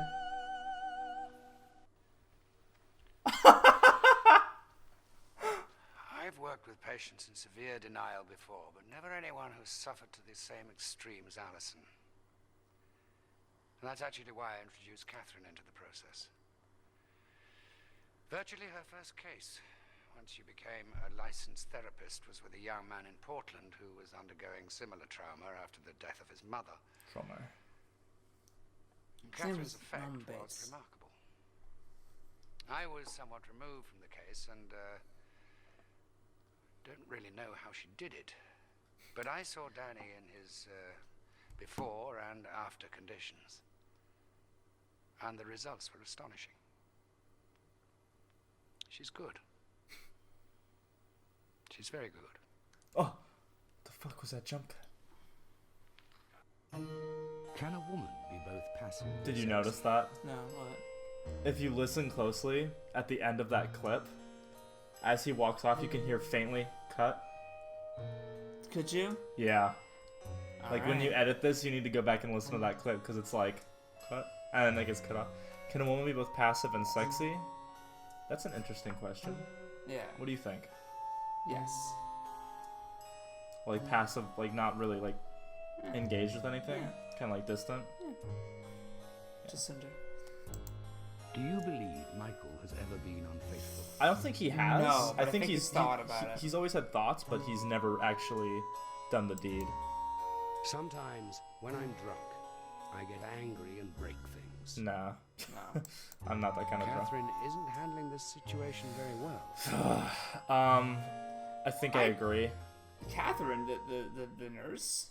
Yeah. I think she's handling it pretty well. She's being a bit like forward and like forcing like Michael to buy her shit. Well, that's not what I'm talking about. I mean like but the actual fantasies of Jody. I don't know. That's Allison. Catherine's the nurse. No, Allison's I know. The wife. I'm saying, is it good that she's engaging with the fantasies?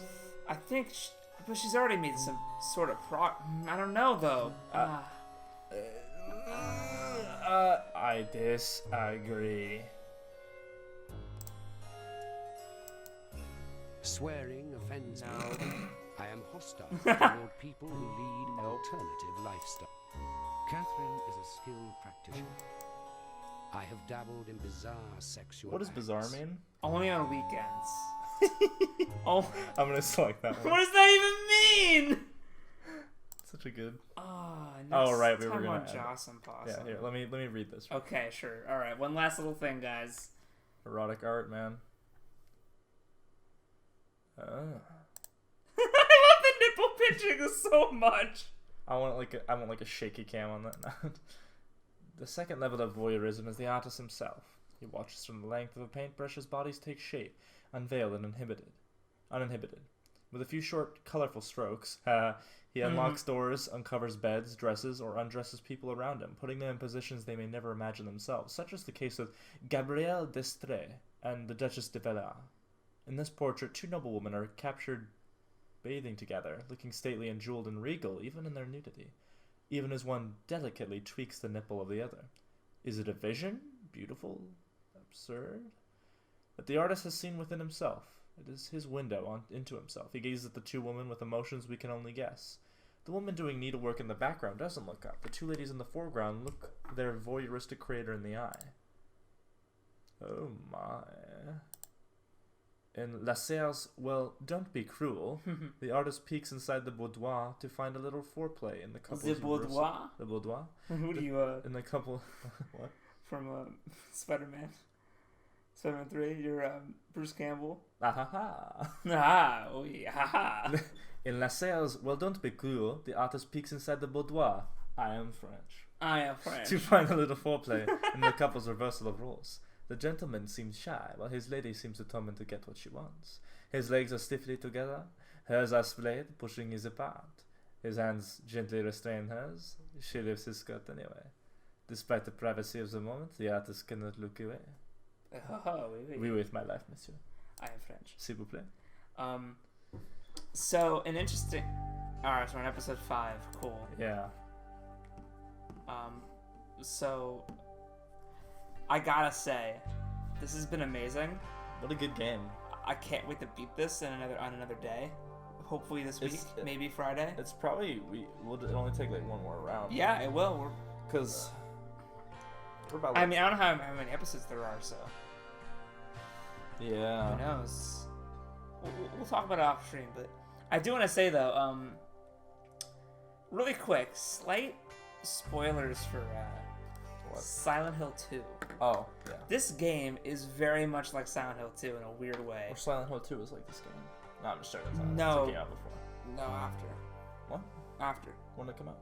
2001 or something. I thought it was before. Okay. Yeah, because Silent Hill 1 was 99, right?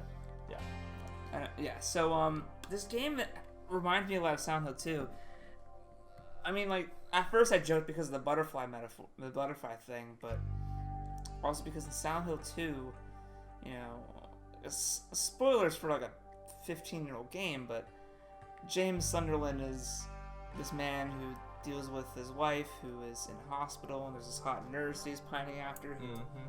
And it's a bit similar where, like, basically James, while he still loves his wife, is kind of like lusting for this nurse because he, you know, while he still loves his wife, he kind of misses the sexual aspect, and he just wants something to love and that kind of thing. And this is sort of like that. I feel like, if anything, if they didn't watch this and get inspired, it's definitely the same stream of consciousness. Yeah, no, it's the same idea. It's the repressed kind of desire that's being fucked with. It's really good. It's interesting.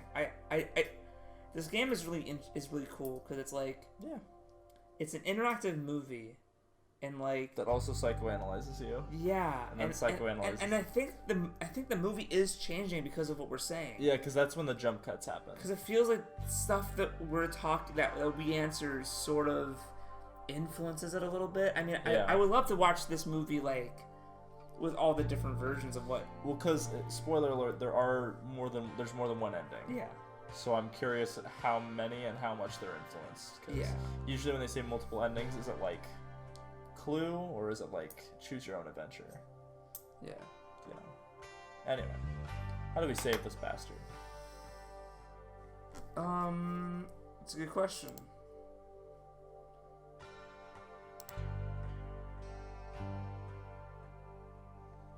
I would just... Oh, wait. May I see this? Yeah. Let's see. Oh. I saw that from earlier. Thanks, guys, for joining Jawesome Possum. It's been real fun. It's been a treat. I'll see you guys on the next episode of Jawesome Possum. Thanks for watching.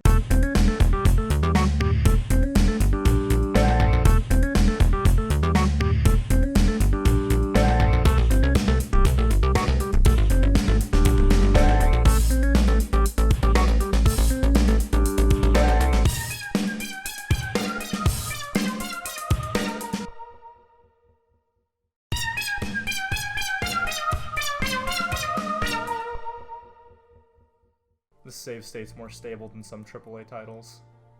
Like, look how fast that loaded.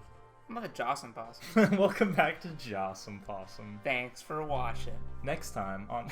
Oh, God. No, yeah, so we're on episode 5. Jody's room. Let's start. Wait, didn't we do Jody's room? So last time we ended... On the twist. On the twist. So I guess the next thing is in her room, but we're going to start in the master bed. Of course. And we're going to adventure around. We're probably in Jody's room right now, but... I feel that. Okay. We gotta explore. Okay. Oh god. Ready for another journal reading? I know, right? Hype. Oh, wait, did we already read this one?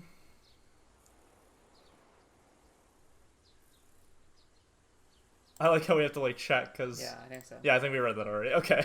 No offense to the journals, but it takes a lot of energy to read those. It does. Because I have to like when there's no grammar, I have to read it as if it's like constant stream of thought. Yeah. Which is how like kids write sometimes. Or children. I was gonna say a man child, but it was a woman, so I don't think you could say woman. That's not really a thing, is it? Well, isn't it interesting how there's man child but not? Well, I guess if woman. I'm waiting for one of those to become available to grab because like. I was waiting for one of the fucking pictures to move. Oh, right. Dude. Or like via skew. Do I have to fucking censor another titty? Well, it depends if we've read this before. Yeah, we read this. Yeah. Okay. Alright, so most of this is territory we've explored. Which is cool, because it means that, since I know how many chapters there are, it means we're a lot farther than maybe assumed. Yeah, because I think we're just doing all the side stuff really early because we're completists. Yeah. Because we don't like to miss anything. Because I'm one of the people who, like, I'll try to figure out what way the game wants me to go and not go that way. Yeah, exactly. So I can explore like if it says you can't go back after this point, I'm like, well, gotta do everything then. Yeah. Which is really difficult, especially when you're playing certain games that. This is new. That's new. Bingo. Certain games it's an open world area, but they don't want you to quite. It's just the shit that she wants us to get. They won't quite let you go actually everywhere, or you can go everywhere, but you can't. You shouldn't actually explore it all. 7-grain bread, herbal essence, caffeine, tofu. Yeah, carrot cake. Gross. I mean, it's good if you make it good, but it's not like angel food cake. It's very hard to fuck up angel food. Dude, angel food cake. I think there's some like ice cream in the middle. Yeah. And whipped cream and some. Ooh, I'm so hungry now. Little strawberries and chocolate chips to put on there. Yeah. Next time on Josh's and Sleeve, maybe some games will like have an open world, and you can go everywhere, but like. The game doesn't want you to go there yet, and I'm like, well, then why the fuck would you let me, you dick? In Dark Souls 3, the final DLC, there was actually this bit where I walked past a character who had a whole plot line that was like one of the final plot. will be given in Jody's room. Yes, thank you, John. And I was like, I walked right by him. How did I miss that shit? Yeah. And then I had to go back and redo it, and that's cool, but like, I don't know if we've read this. No, we haven't read this. Okay, Let's see if I can catch the voice again. Allison and I met in our college our senior year. We were instantly attracted to each other, and sex was fantastic. After a month, we knew we were in love. She was so much fun back then, so full of life. She loved going on road trips, especially to the ocean. We never talked about marriage. We were always saying stuff like, when we have kids, or when we have a house. And one night, after having incredible sex, Allison started crying. She told me that she was worried that all I wanted her for was sex. I told her that was stupid. So she said that she didn't want to sleep with me for a while. And at first, I was okay with the whole thing. But after a month, I wondered what in the hell was going on. I was incredibly frustrated. We started arguing a lot. And then all of a sudden, we were on the verge of splitting up. And Allison had this roommate named Tracy, a friend of hers from high school. She was a hippie chick with the tattoos and a pierced belly button. She was very pretty, and she had an amazing body. And she was always flirting with me. One night, Tracy and I got really drunk and ended up in bed. Sex was great, and I wanted to do it again, but Tracy felt guilty, though.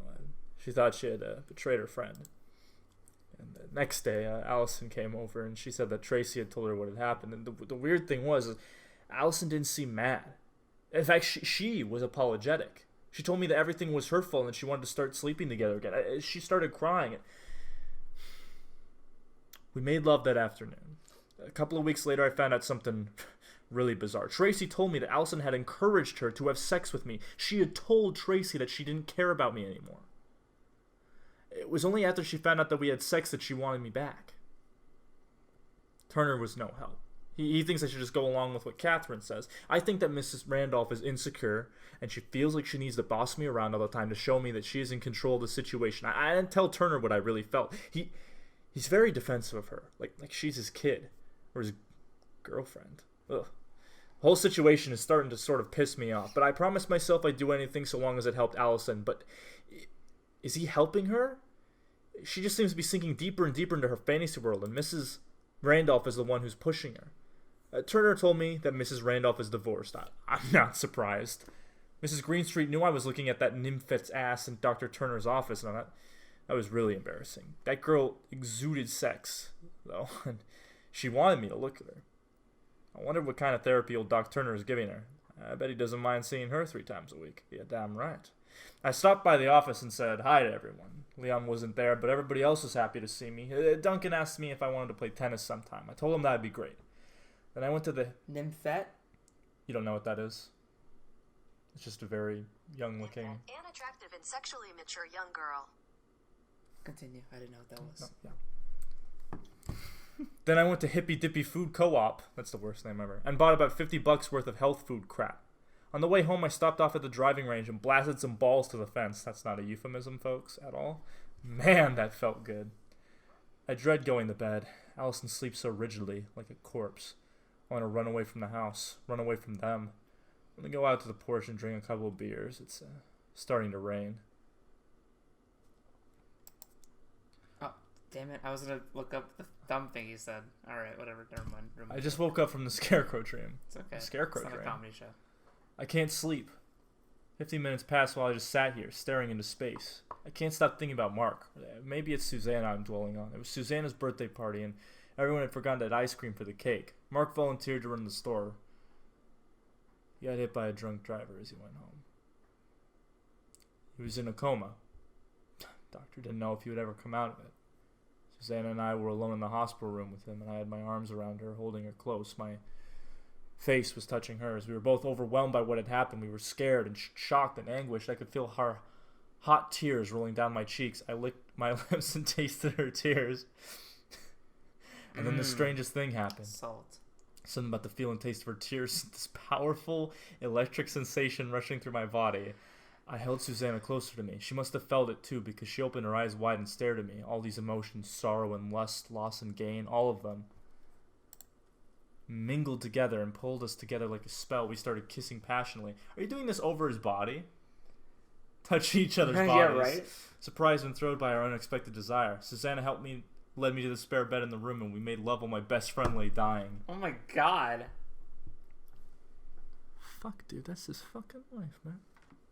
Later that night, I had the Scarecrow dream for the first time. Imagine if he heard, just in bed, can't move. Like when he's in a coma and he can hear. And he just hears the... And you're like... And he's like... Yeah, I know that moan. And he just wants to, like... He can't move. And he hears Michael's just... Oh, baby! And he knows. And he knows that, like, the ultimate betrayal was done when he couldn't have done anything about it. When he was at his most vulnerable. You know, for kids! Just goes to show you, people were fucking savages. You know, it'd be better if we were all reduced back to a fucking Stone Age, honestly. If we want to act like animals, then we should be treated like animals. God, I missed this screaming. Same dream I had tonight. So the Scarecrow dream, does it involve Cillian Murphy? In the dream, I'm walking through the house in the daytime. Nobody is home. 21-year-old Cillian Murphy just shows up. Yeah, dude. It's fucking hot. Nobody is home. Everything is so quiet and still. I look outside towards the pasture. I see the Scarecrow hanging limp on its wooden cross. I walk outside, across the field. The closer I get to the Scarecrow, the more scared I get. The Scarecrow looks like a person, a man.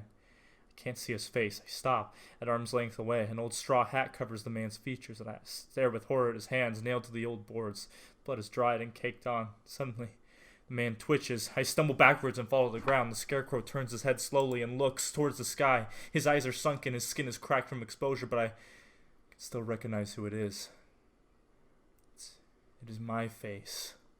It is me. It's like a Silent Hill 2 when James sees the guy watching TV who's dead, and it's the James model. It's just Silent Hill 2. Yeah. Alright. A lot just happened. Yeah, That was a lot. that's a lot to take in. Did you look in the file? Isn't it always just her resume? Yeah, but you know it's going to be like one time where it's different.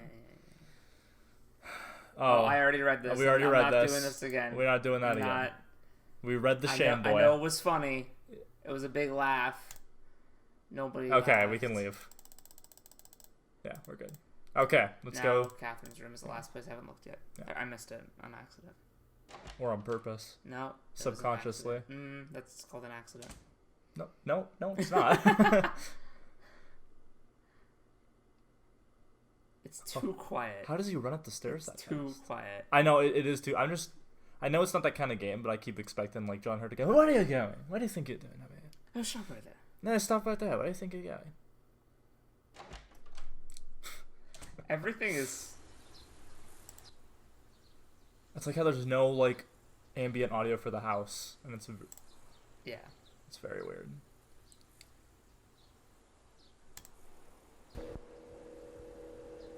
Something very interesting happened today. We were making dinner and Allison cut her finger while chopping vegetables. It was a bad cut, but she just quietly stared with fascination at the blood dripping out of the wound. I overcame my urge to bind the finger because I knew something important was happening. I figured she was having a flashback to the accident. Ah. I wonder what somebody would have said if they had just seen me watching her bleed like that, but I couldn't interrupt it though. I had to see where it would lead. After about a minute, it seemed a lot longer, she started to tremble uncontrollably. And that's when I stepped in and washed and bound the wound. Allison didn't say a word for a couple of hours. She sat at the kitchen table, staring into space. It reminded me of when we went bike riding that one time and you flew over the handlebars and landed on your palms in the gravel, and you just sat there, plucking the stones from your bloody hands with the serene, rapt expression on your face. You told me that you loved things like that because they made you feel so alive. I wonder if Allison was thinking about life or death. Is she talking about Colette? I don't know what the fuck's happening. I think she's talking about Colette, but terrible sadness permeates this house. It would be easy living here to get sucked into it. I frequently need to visualize myself showering away the sadness and watching it swirl away down the drain. What Michael and Allison have, each in their own way, struggled to cope with what had happened to Jody. A distance has ripped open between them. Allison harbors a great deal of hostility towards Michael. It's so all-encompassing, so overwhelming that she doesn't even recognize it, let alone understand it. Her affection for me may just be a byproduct of her anger within him. I see it in her eyes. I hear it in her voice when she speaks to him. She told me that she and Michael have been having sex. I was surprised that she revealed so much so soon. It's a sign that she trusts me. Michael's lack of sex might explain something about the attraction between us. When he came in from mowing the lawn, I could feel the heat pouring off his naked chest. He smelled so good. Like grass and dirt. Strawberries. That taste. Little grass. Little grass. He tries to deny Allison's anger, but it's clear that he feels it on some level. Can't help but feel it. He's in a lot of pain. He suffers almost as much as Allison does, maybe more. Michael wants his wife back. All of her. I know exactly how he feels. My principal responsibility here is Allison. I'm going to do what I can to help them both, return them to each other as a whole, healthy human beings. They both need me as much as I need this case. The advantage of this live-in therapy arrangement is that it allows me to use whatever tools of healing I choose, rather than just ones prescribed by those narrow-minded drug pushers that call themselves pharmacists. Sorry, that was some... that was like a Freudian slip right there. I'm so sorry. A psychiatrist. Sorry. They just got off the phone with Turner. Apparently Michael's complained about me. It sounds as if Turner handled it well. Still, though, I'm going to have to find more effective means of dealing with Michael. I do want to help him, if he'll let me. But if he won't, I simply can't allow him to interfere with my work with Allison. I really enjoyed working with Allison today. We spent a long time talking about Jody and attending to some of the basics Allison's been neglecting since the accident. I helped her groom herself and brushed and fixed her hair for her. I couldn't help but think of Colette as I did that. About the time we bathed together, wash and comb each other's hair. About how afterwards Colette had laid me down my bare back to the hardwood floor and taken away the towel. She asked me to stretch my arms straight up and bring it to my hands together so fingertips pressed against each other. Between each pair of fingertips, she inserted a marble. My task, she said, was to not allow the marbles to drop, no matter where or how she touched me. If one marble dropped, she'd stop. I think I'll meditate. I use the relaxation. I have to get Allison doing it. Damn, dude. Oh, I got a little... Yeah, you got a little bloated, chunky. A little chunky. That was good. Ooh. Promiscuous girl. A teenage girl was brought to the clinic by her parents for promiscuity. She was 14 and had already experienced, by her own account, 800 sexual partners. What? That's not possible. Okay, so that's not physically possible. Does that mean intercourse? Do you know how many people if you're 14, 800, you'd have to be doing... Okay, so there's 365 days in a year. She's 14, which means let's say let's just be generous and say that 12. And let's just for the sake of argument say that let's say since not it's a stereotype, but you become promiscuous from a young age. If you start getting sexually touched by older people at the age of 12, right after your period. Let's give her 12 to 14. That's 2 years. Mm-hmm. So 365 times 2. So she'd have to be fucking on an average of 1.3 people per day. That is, I don't care what reality you live in. That is impossible. There's no way there's that many people willing to fuck a 13-year-old girl. In that consistent. Oh, okay. Because it doesn't say 800 sexual encounters. It says partners, which means that can't be repeated people. That has to be individual people. Even if you're a prostitute, you don't get that much work. That is physically impossible. I don't care who you are. The patient kept track of these encounters in a notebook. That's how the parents found out what was going on. She met the men at bars or public restrooms. In the notebook, she recorded meticulous details of the sexual acts. For example, the size and shape of the man's penis, the time it took him to ejaculate, etc.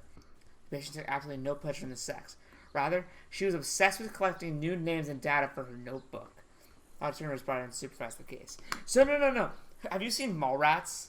Yes. It's the fucking chick from Mallrats. Okay. Maybe she's if she's that. And this ends with Ben Affleck getting fucking arrested. Yeah. Spoiler alert for Mallrats. Yeah, spoiler alert. But okay, let's imagine this girl. Let's picture her being Damien from The Omen. She has no human empathy or compassion. She just enjoys the act of collecting this data. Mm-hmm. Let's say she started when she was 9 years old. Jesus. And so she's one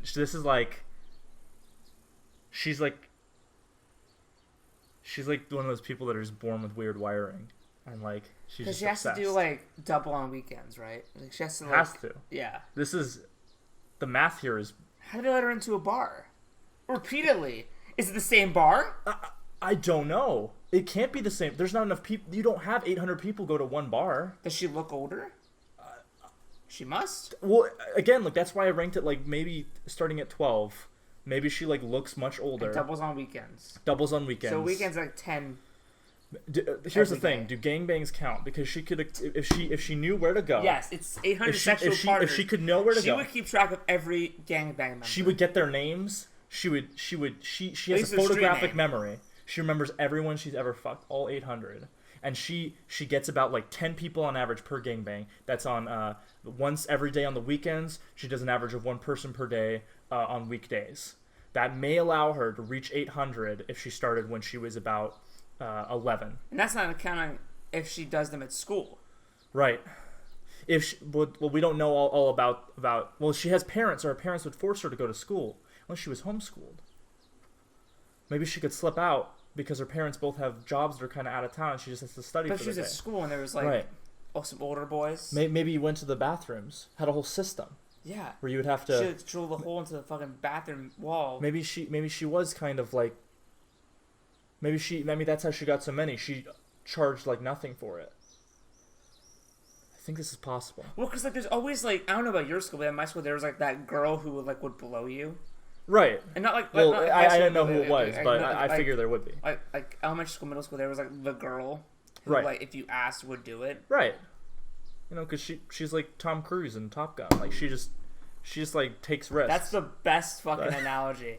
It's like Tom Cruise in Top Gun. Like, you know, it's like she's going after that MIG. You know what I'm saying? The MIG is the anonymous boy's penis, right. And she's gonna get her man. Anyway, now that we've just analyzed that, okay. That was amazing. That's it? No, wait, you didn't... I don't think... No, there was no side. There was no... Wait, no, nothing! Oh, yeah, you're right. Promiscuous girl. Wait, what if that girl is Catherine? No. Why? Because this is her notes. Yeah, but we've already had someone who thought that she was a child. What if Catherine's like... She's just talking about it, and she no dates... This is very good about dates. Consider it. What if it was Jody? What? Maybe it was. Okay. All right, that was... All right. That was important. I needed to, like, analyze that moment because I think it was very important. Oh, shit.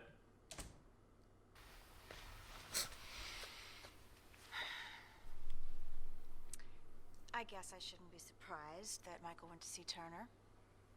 I half expected it. Turner wants me to keep Michael more always informed, her headroom.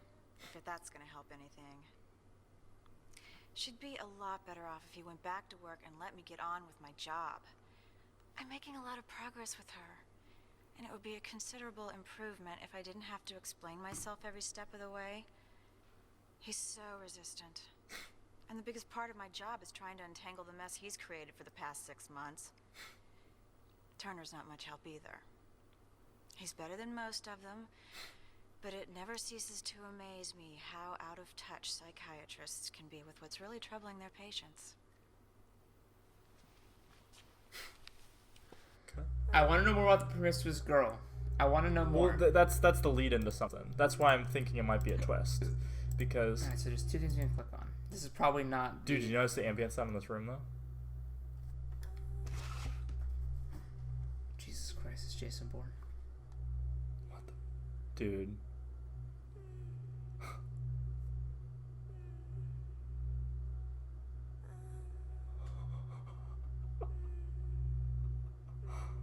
Y'all hear that?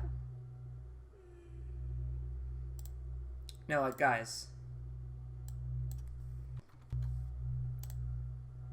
Do you hear that? Can I get that in ear rape? That's what I just did. Yeah.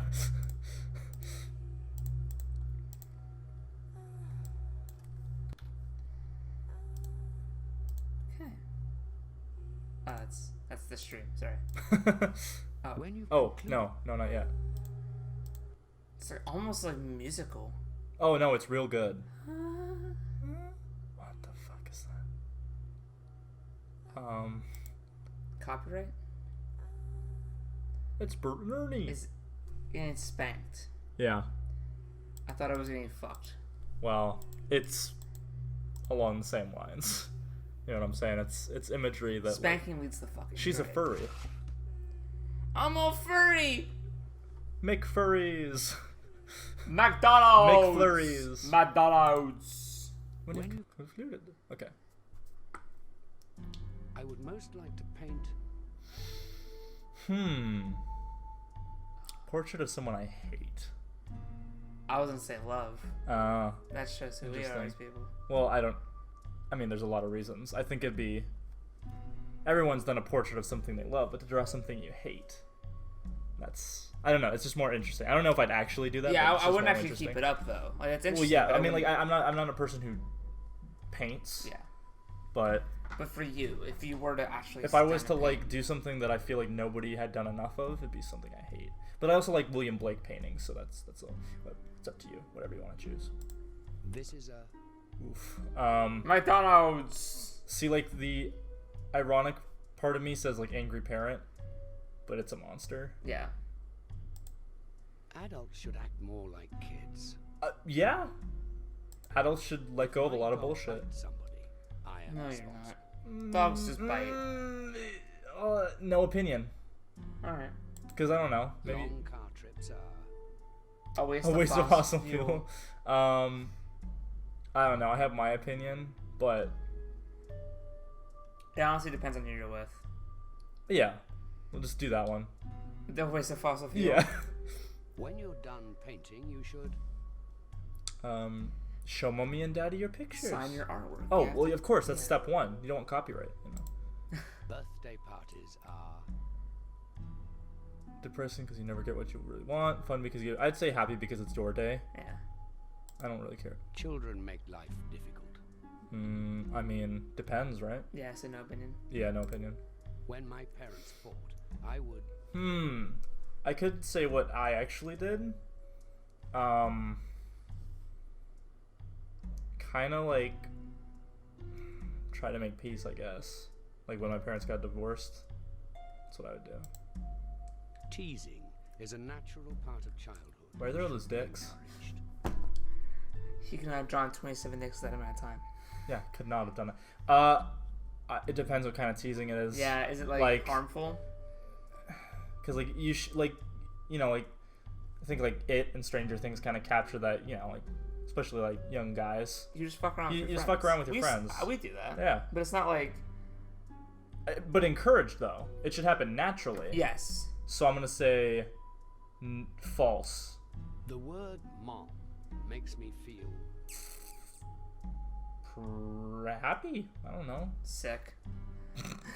So, are we? Since you're playing, just choose which one you Yeah, like me. Not sick. That's a fucking joke. Yeah. Just being an asshole. Let's do protected. Because naturally, like, right. There's always an instinct where it's like, Mom, please stop this. Stop the world from being the world. Yeah. Go to someone to feel grounded again. Yeah. Yo, what's up? We've been playing for half a fucking hour. What's up? How you doing? We did there's some stuff that happened. Yeah. You don't really know about it. It was... Well, you can go back later. It was great. It was wonderful. We spent like...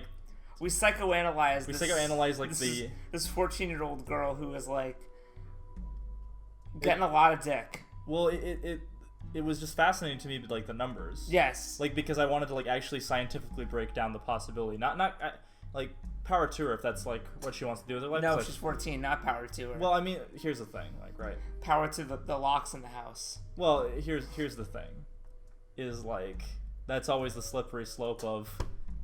Do you encourage people to do what they want to do with their lives, or do you? Yes, when they're 18, they can make a choice. Well, I mean, like, yes, that's the answer. That's what I would side with, but it's like the larger existential one.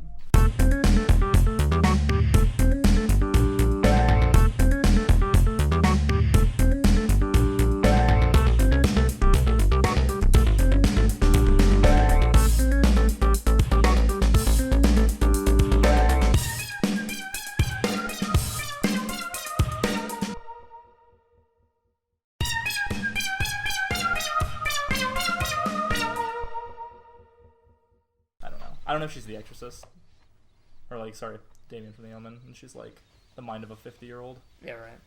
Excuse me. Yes? This thing with the television. What thing? Bringing a set in and actually hooking it up. Right. What about it? Well, it's ridiculous. Oh? Why? There's children running around the hallways of our apartment.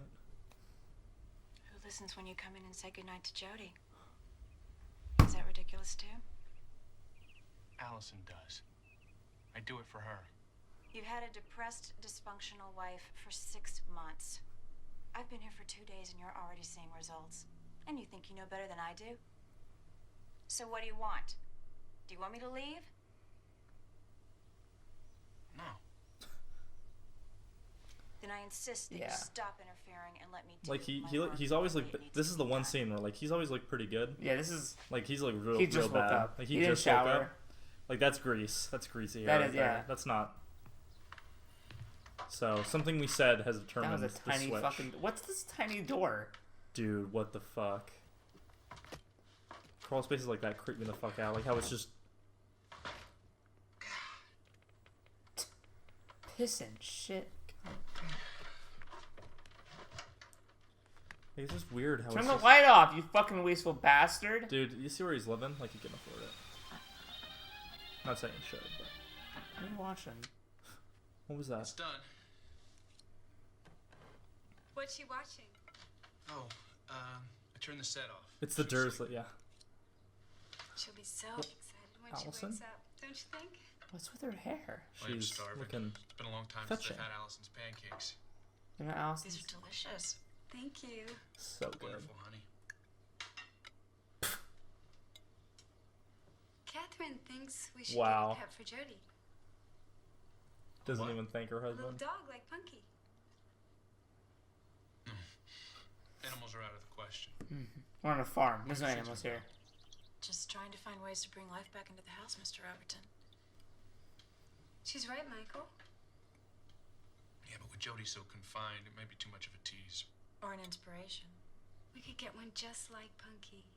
Punky? What kind of fucking name is that? That's like a pet name you have for your Go to like, the animal shelter. I'll see if they have one boyfriend or like girlfriend. Punky. Yeah. If they don't, I'll just ask them to let us know the minute one comes in. Well, why not get a different kind? Allison, from what you told me about her dog's death and how painful it was, we shouldn't remind her of it. Yeah, you're right. She does have a point, don't you think so, Michael? Honestly, I think the worst actress is Allison. so. But Just because she's so like vapid and like not even here. well, yeah, no, it's effective. Like that's how you channel like a not very good actress to like work. Because she kind of talks everything like this. It has the same She's inflection. just like. But that's kind of the character. See with the patient. No. We're back. No, you can't go in there. Look, Mrs. Greenstreet, I just need 5 minutes of his time. It's important. No, stop. Oh. What is it, Michael? Thank you. But Catherine, I mean, Mrs. What Randolph is it, was Michael? really going too far. Just no. His line. He stops, poses. The television in Jody's room, and now she's making me go to the animal shelter to get a dog. A dog? Yes, for Jody. Can you believe it? Michael, Mrs. Randolph, Catherine does know what she's doing. I don't think so. I don't think so. Really? Come on in. It's like when you get called into the teachers. Hello, Michael.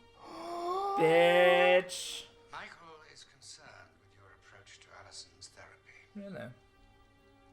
Yes, I Gathered. heard.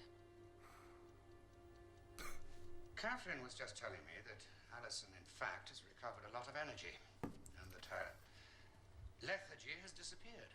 Would you agree? Yes. I guess so. Please, sit down.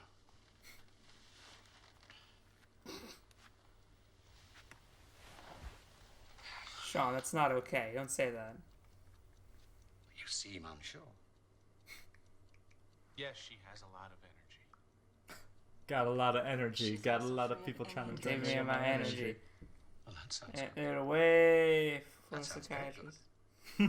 Is this true, Michael? Michael's got a lot of enemies. But Allison still believes that our daughter's alive, and Catherine's making it worse.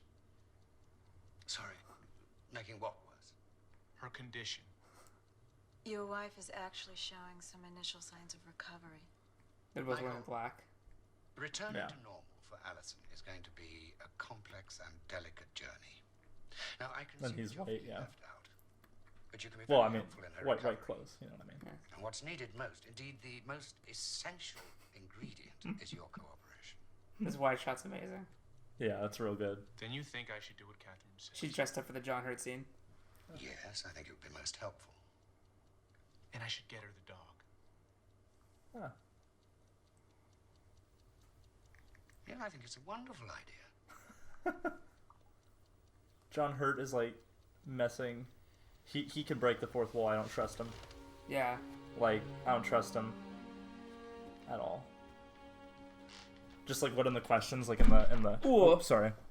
One of the questions in the psychological evaluation is, do you think I'm trustworthy? I can see now that Michael was more upset than I'd realized. I thought at the time that he was just confused by the process and that simply focusing on the results might put him at ease, but now it seems that what's troubling him most is the dynamic between Michael and Catherine. And this isn't good. At least in my humble opinion. Can everyone hear everything okay, What do you by the way? Just want to make sure. Allison is making real progress. Yeah. Yes. She's making progress. She's a lot more chipper. And she's still Like, kind of like vacant, but I agree. yeah. Michael is probably paranoid. I disagree. He's just like he doesn't understand the process of like they're not explaining it to him, and he's like the husband of like the person there. So I think he's like he definitely is probably gonna join the Church of Scientology because this is whack. What the fuck, dude? Game audio is a little low. Thank you. I will up that right now. Like I think that he's gonna become a Scientologist and say like, man, like psychiatrists are fucked up, man. Scientologist. Yeah, dude.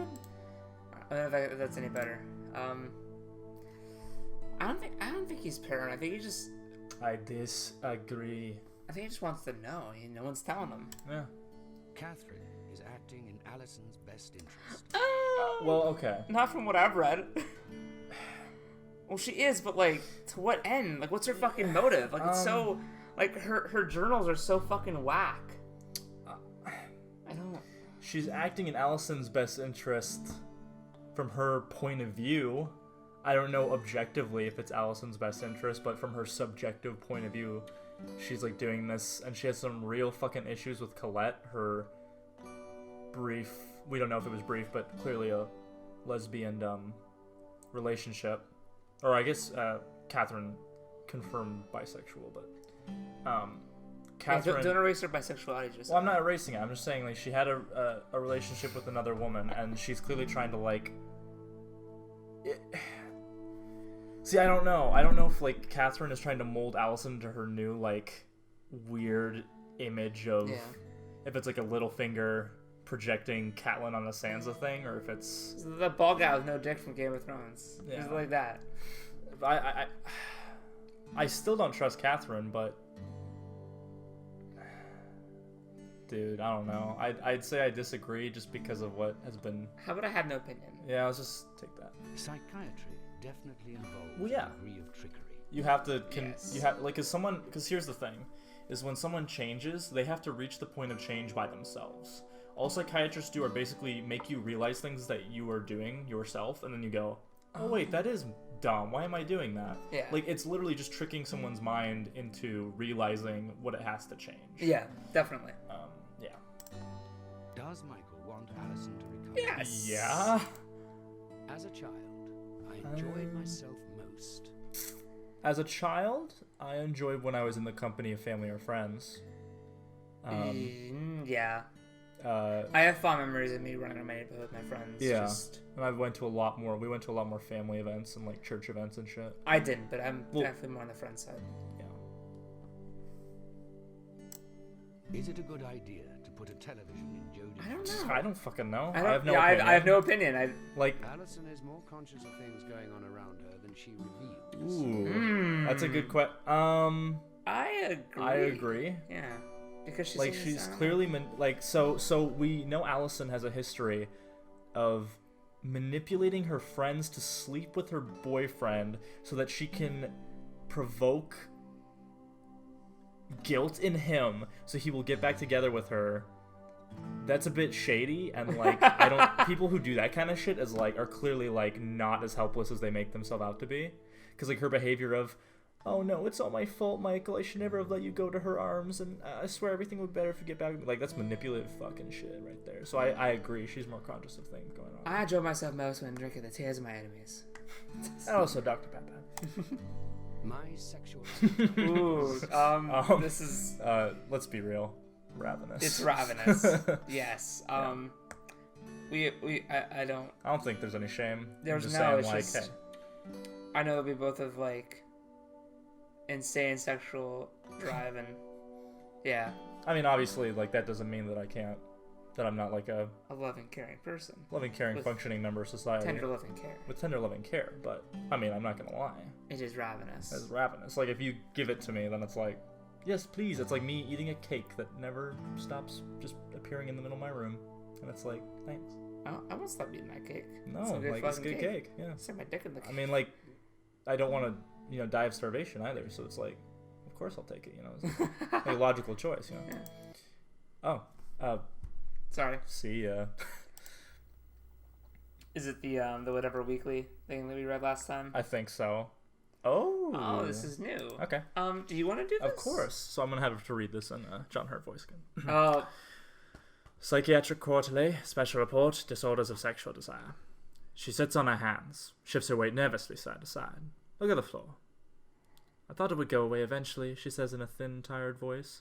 That it was just a phase, but eventually never came. Didn't go away. Her husband, sitting stiffly on the opposite end of the couch, doesn't look at her. He looks out the window. I tried to, start a little foreplay, but she just pushed me away. Seems like I repulsed her. It's been almost a year now. Hey, what's the guy got to do? What the guy got to do? You get his dick sucked, yeah? You know what I'm saying? She takes a breath, starts again, haltingly. Well, you gonna suck it? There's just one thing I want to know, she says. Have you talked to many people like us? I mean, is this a common situation? Common. Try epidemic. The topic under discussion is sexual desire, an instinct that ought to flow as freely as the urge for a fine meal or the inclination to sleep. But for an estimated 1 in 5 Americans, some 38 million adults, it doesn't flow at all. And for 9 million more, it flows completely out of control. Sexual desire disorders now constitute the leading problem in clients seeking sex therapy. While anorgasmia in women and premature ejaculation in men once dominated the practice, now as a result of the pioneering research of Dr. William Masters and Virginia Johnson in the 1960s, people suffering from such conditions can readily find self-help solutions. I read that as Vagina Johnson, and I was very, I was hoping you'd read it as such as well. Today, says Dr. Deborah Manning, director of the Human Sexuality Program at Wheeler College in Pittsburgh, sex therapists are seeing the more elusive problems.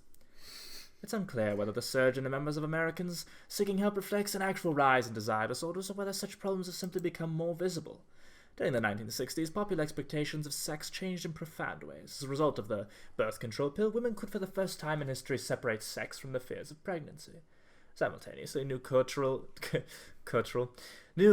messages glorified casual sex. Now, from seductive clothing ads to the estimated 176 monthly sex scenes aired on primetime television, free sex has emerged as the principal symbol of good life. Sexual health has become a right to which most Americans feel entitled.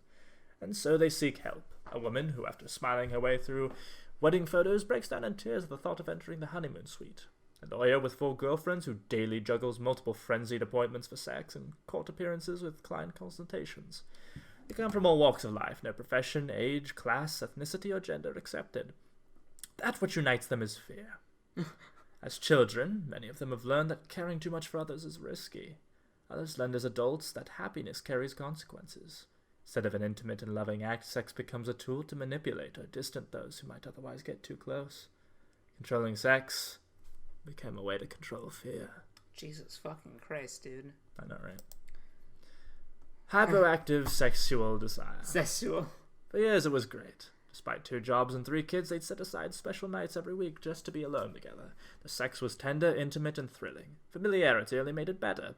But that was before the accident, before their 2-year-old son nearly drowned on the backyard swimming pool. Antichrist. The baby had survived, but he'd suffered extensive, irreparable brain damage. Since then, her husband's hand felt like tentacles against her flesh. Well, for the right person, that could be pretty really good. I didn't know what to do, said Kevin. Finally, we got a number from our family practitioner. It was 3 more months before we actually made the call. Most experts squirm at the idea of a norm with respect to sexual appetite. And hypoactive or inhibited sexual desire is therefore defined in only the loosest of terms. Clinically, it means experiencing sexual urges, fantasies, and or activity less than twice a month.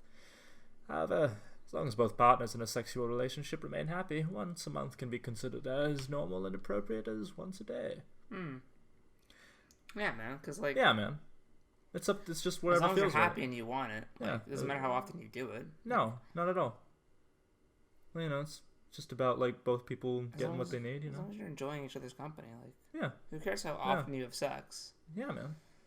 Unless you want it that often. Well, then obviously that person's either going to be right or not right for you, depending on if they want to or if they're just not into that. Yeah. I assign an HSD diagnosis only if there's been a change in desire, says sexologist Manning, and if it's causing the patient distress. Causes. Oh, sorry. Often it's actually the victim's partner who experiences distress, explains Jason, 35, a graphic artist whose wife has HSD. I would try to ignore it as long as I could, force myself not to think about sex, he says. Then she'd give in, I guess, out of guilt. She'd lie there, limp, just waiting for me to get it over with. She might as well have been on Mars. Is there life on Mars? Oh. Well, I went in. I felt terrible afterward. Guilty. What are you doing? I said, has anyone seen Total Recall? Oh! His eyes popping. I felt terrible afterwards, guilty and dirty. I wanted her to get help. Oh, so it's about her. No, I'm just joking. Burdened by their partners, victims of desire disorders often show up for therapy, complaining of impotence or anorgasmia. Beginning in the mid-1970s... I don't know why the phrase anorgasmia is really anorgasmia. Therapists anorgasmia. began to notice that the real problem was often that victims didn't actually want sex to begin with. Because, they're asexual, maybe. Like, there's a possibility, right? That you could be asexual? In a groundbreaking... Well, I mean, given that this was, 1998? It wasn't a thing. Well, it was a thing, but they didn't have it classified at all. It was they just basically classified it like this, where it was... Oh, they just have a low sex... Hypersexual, non-hypersexual. Yeah. They're hypersexual, they're, low, yeah. Disorders of sexual desire. Dr. Helen Singer Kaplan explained that unlike sexual arousal, desire exists primarily up here. It's up here. It's all up here in the mind. As a result, Kaplan found HSD stems not only not from a lack of ability to perform, but from a lack of motivation. Causes. The memories began just after her father's funeral. Suddenly she'd see herself as 8 years old, lying in bed at her home in Arizona. Hearing footsteps on the stairs, she'd freeze, close her eyes, pretend to sleep. The door would creak open, and she'd feel the light on her face. Next, he'd be on top of her, sweating, his alcohol breath coming hard and hot against her cheek. She never told anyone. Her mother warned her that little girls who touched themselves or allowed others to touch them going to hell. Years later, after marrying, Justine never experienced an orgasm with her husband, and when the memories came, she shut down altogether. The roots of desire disorders are often acquired during childhood. Many sufferers report having endured sexual, physical, and/or emotional abuse. According to Dr. Jeffrey Gill, who has conducted extensive research on deviant sexuality, children raised in a home where sex is viewed as evil or sinful, and where harmless activities such as playing doctor are viciously punished, are likely to grow up with warped, or at the very least, fragile sexual identities. In girls, he says, instinctive lust is often damaged beyond repair, if not extinguished completely. In boys, sex gets abnormally rechanneled. In other cases, the core problem lies less in historical than in present. Personal experience, a family tragedy, for example, or a marriage from which love has long since departed. Marital difficulties, explained Manning, underlie as many as half of desire disorder cases.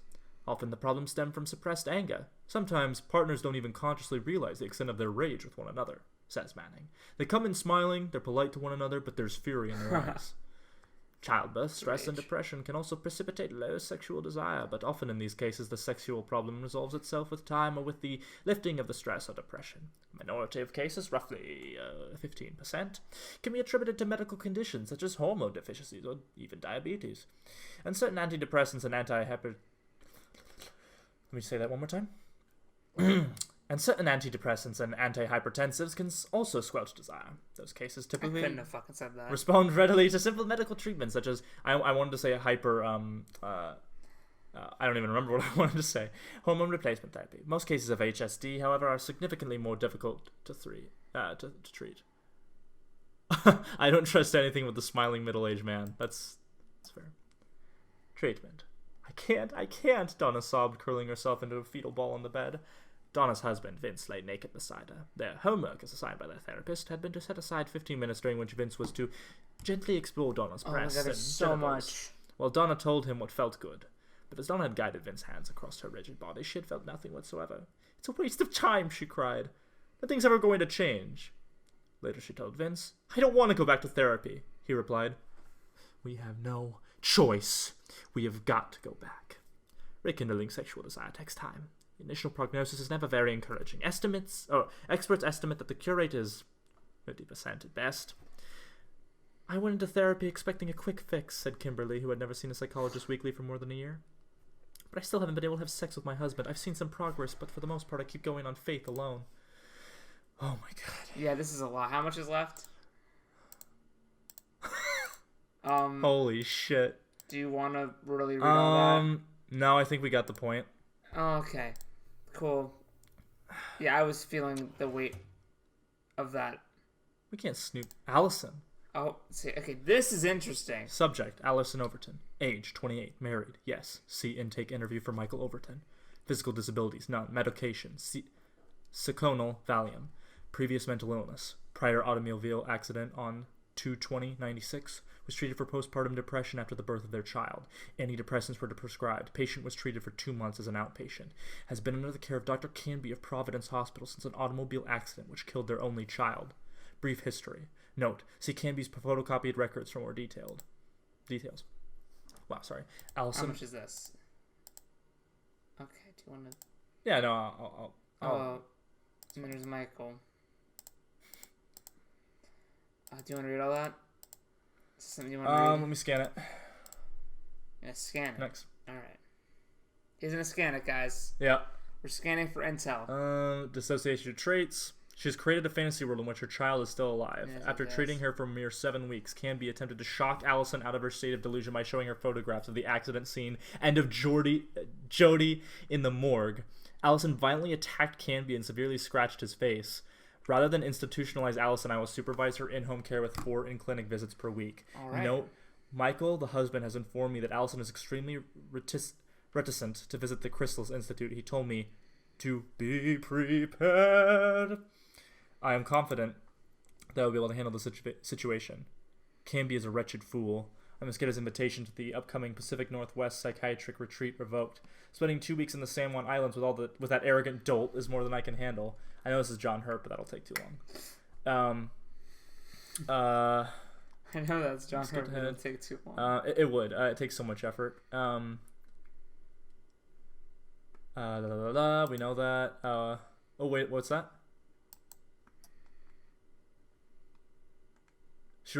Allison refuses to see her own mother, who has traveled to Oregon from California several times since the death of her granddaughter.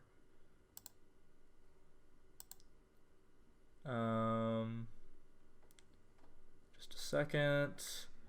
Patient was driving and road conditions were slippery. Daughter, who was not wearing her seatbelt, was killed on impact.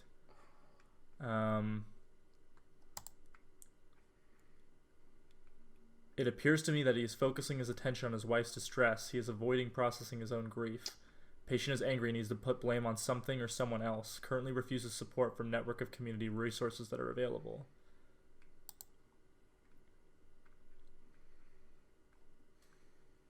Alright. Okay. Okay. Yeah. Sorry, that one was an actual, textbook on sexuality, I think. Yeah, that was not... Yeah.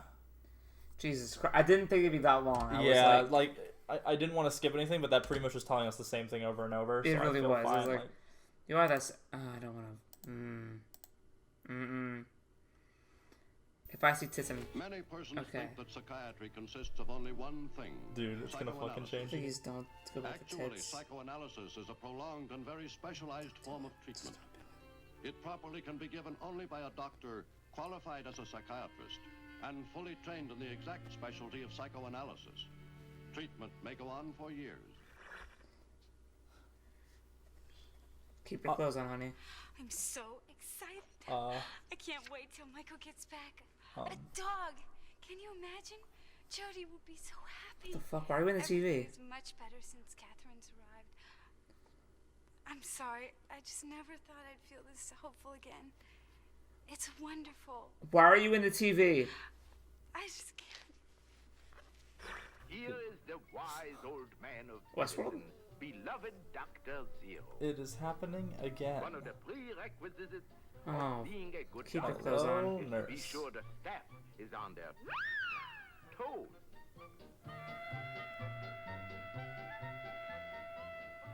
What's this? Either we've just been invaded or there's an emergency. Oh. Jesus, it's like fucking dark. It's like a fucking dark place.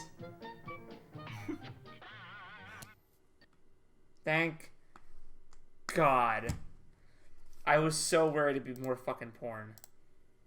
No, dude, gotta keep you on your That's toes. by the way, that to edit for the YouTube version took a motherfucking hour and a half. Keep that in mind.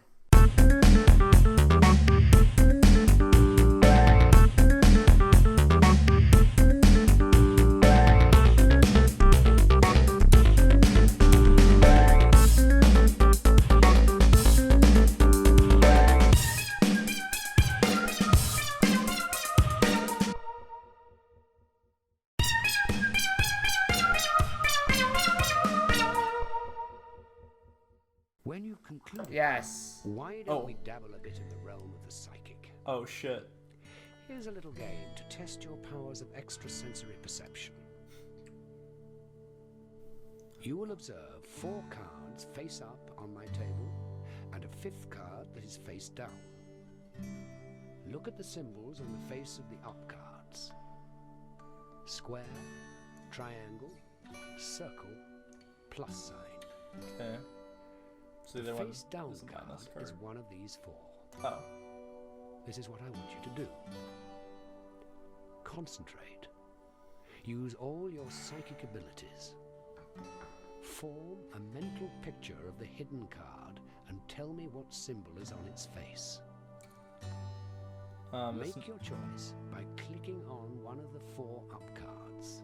It's not square. The image on the face down card will be changed after each turn. What? Very well. Let's begin. Okay. Okay. It's not square.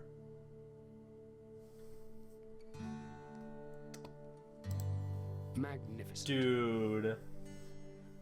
I knew, yeah. Do you want to do this one? We'll take turns. Yeah. I'll use that.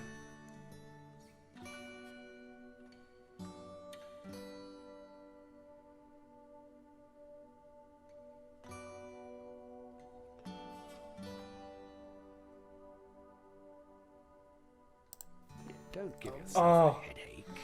That's the one. I know it's gonna sound like bullshit, but I actually thought maybe it's the square because I said it wasn't.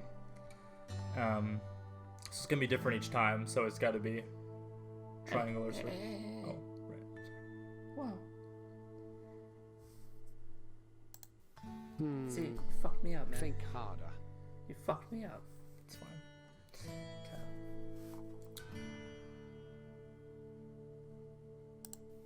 But ain't no easy grab. They got T. They got T.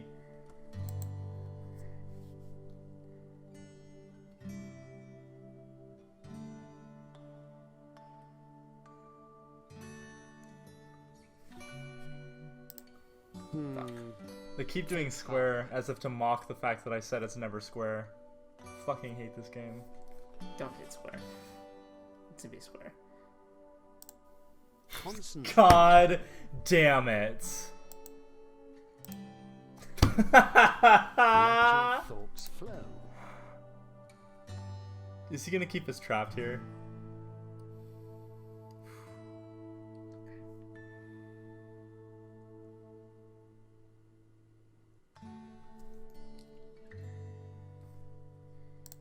You have skills that rival Kreskin. Splendid. We'll have to do this again. Please don't. It's very stressful. Oh, Jesus fucking Christ. Why? How does that affect the ending?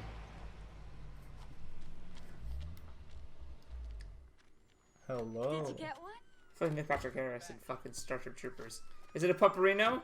So the theme of this is, if you do things for your wife, Beautiful. she will want to have sex with you. Jody will love her. Does she have a name? Well, if she does, I don't know it. Oh, Jody can name her. How cute. Don't you love her? Yeah, she's cute. Let's show her to Jody. You go ahead. I'm gonna go build a run in the back. Thank you, Michael. Thank you so much. Oh my. I hate his 90s hair. Huh. Oh! Shit, dude. That was cheeky. Keep your stupid comments in your pocket. It's not nearly that bad. No, but I want it to be Greg Sestero. Yeah. He didn't just buy the dog, he bought a fucking, like... Yeah, dude. He bought the chain link fence and... Oh, that whole backyard and that little tiny fucking cage. Alright. Why did he just let it be an outdoor dog? Like, where's it gonna run? That's sweat, though. He's hotter with his shirt off. He should just take it off. Yeah. Dude, she's gonna, like, have her bra off. You just wait. What did you do to the dog? No dogs on the bed in this house. Come on, you little mutt. Dude, what the fuck's gonna happen? Oh. What's that? I rescued you from the pound, remember? Yeah, right. That'd be amazing. A Greg Sestero fucking FMV game with Tommy Wiseau. Just comes out the green screen. Tim Curry. Love beautiful phrase. I think like Tommy Wiseau's writing style would fit an FMV game with multiple choice. Yeah. Because he just makes shit up. Like, what if Tommy was a vampire? Or sorry, Johnny. Where the fuck? Will you please be quiet? We're trying to develop some concentration. She's touching her vagina. He's touching her. No, she is. She's touching. Sorry, I was channeling his thoughts. Oh. You didn't have a watch. You don't have a watch. Oh, he does. Okay, sorry. I just. Leon, it's Michael. Leon. Who is Not it? too bad. How about yourself? Well, we've taken on a full-time nurse. Seems to be working out well enough where I think I can finally come back to work. Thanks, Leon. I appreciate it. No problem, man. It was the 90s, so. Oh, I'd say she has things under control, to say the least. Okay. Great. I'll see you tomorrow. Oh, Leon. Jody decided to name her new dog Punky, even though she looks nothing like the first Punky. It's a fucking awful name. Oh, she thinks it's a good choice. You know, I was looking for you over there, but I guess you were in Catherine's room. She's teaching me meditation. Right. Is that what they're calling it? What was it like? It's wonderful. No, I mean, what did you do? We meditated. Yeah, but what does that mean? What's meditation all about? I didn't know you had such an interest in meditation, Mr. Overton. I'm curious about a lot of things. This guy's getting cucked so hard. Perhaps you should try a session with me. I don't think so. Why not? You just said you were interested. That eyebrow, though. Yes, you did, Michael. I just heard you. She's saying... You'll be a happier person, I guarantee it. Look, I just don't want to, all right? Why do you feel the need to get upset when someone offers you help? I don't need your help. Oh. And don't push Allison, me. I've made a decision. I'm going back to work tomorrow. Well, that's wonderful, Michael. You need to get out of the house. You're getting too serious. Okay, fine. And tomorrow you're on your own. Not exactly. I've got Catherine to take care of me. You like to rub your vaginas together. It's called yoga. Things really are looking up, aren't they? Things are looking Alison's steamy. doing extremely well. Michael's going back to work. That Catherine really is impressive. Though I can't help but be a little curious about her meditation sessions with Alison. You think? Wonder what they're actually doing in there. Don't you? Stop it, John. Dude. He's like, oh, it would be... I tend to be a person who reads manuals first. That depends. What if I'm putting together, like, a nuclear reactor, dude? I thought it meant for games. Well, That's yeah, what I immediately for, like, went to. games. It does depend. Yeah. It is better never to deceive anyone. Instinct is to say true, But the reality of life is that it is good to deceive people when it calls for it, because sometimes just telling the truth is just to make yourself feel better. And sometimes it's better to have them feel better. It's like when they call me and they're like, hey, you cool coming in? And I'm like, yeah. No. Like, if you're not, it's better. Well, yeah, that's the thing. But like, that's the thing about life is like, they say always tell the truth, or like the lie will eat you up. But sometimes it's like, dude, you're just doing that so you don't have to like deal with it, and like just let them deal with it, and that can be like selfish. I think we can say false because it says never. Yeah. Should Michael return to work? So here's the thing. There's multiple levels to my answer.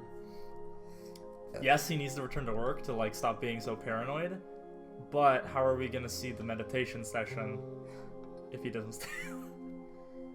I'm gonna say yes, but I do want to see the meditation session. Like, I'm like, are they doing the marble trick? I think I have a tumor somewhere in my head. I think I do. Say true. Punky is a vicious little cunt. I agree. What? Dude, it snapped at him after getting on the fucking bed. Little brat. I don't think that at all. Rescue the dog from the pound. It acts fine, and then as soon as it finds a spot that it can call its own, it gets fucking vicious. From the pound, dude. Probably got fucking beat up a small little dog like that. And it waits to do that right when he's committed to having a home. Ride home? Yeah, but like when he took it out, it didn't kill him. Oh my god. I don't know. I know, man. Michael is worried that Allison and Catherine are getting too close. Yeah. McDonald's. The next TAT will be given in Jody's room again. Look for the amusing children's book. Again. Jody's room again. Dude, I like how like we never went to Jody's room, and now it's like we're always there. Cool. The next TAT will be given in... What does that do? Well, I didn't know where we were. I was just like,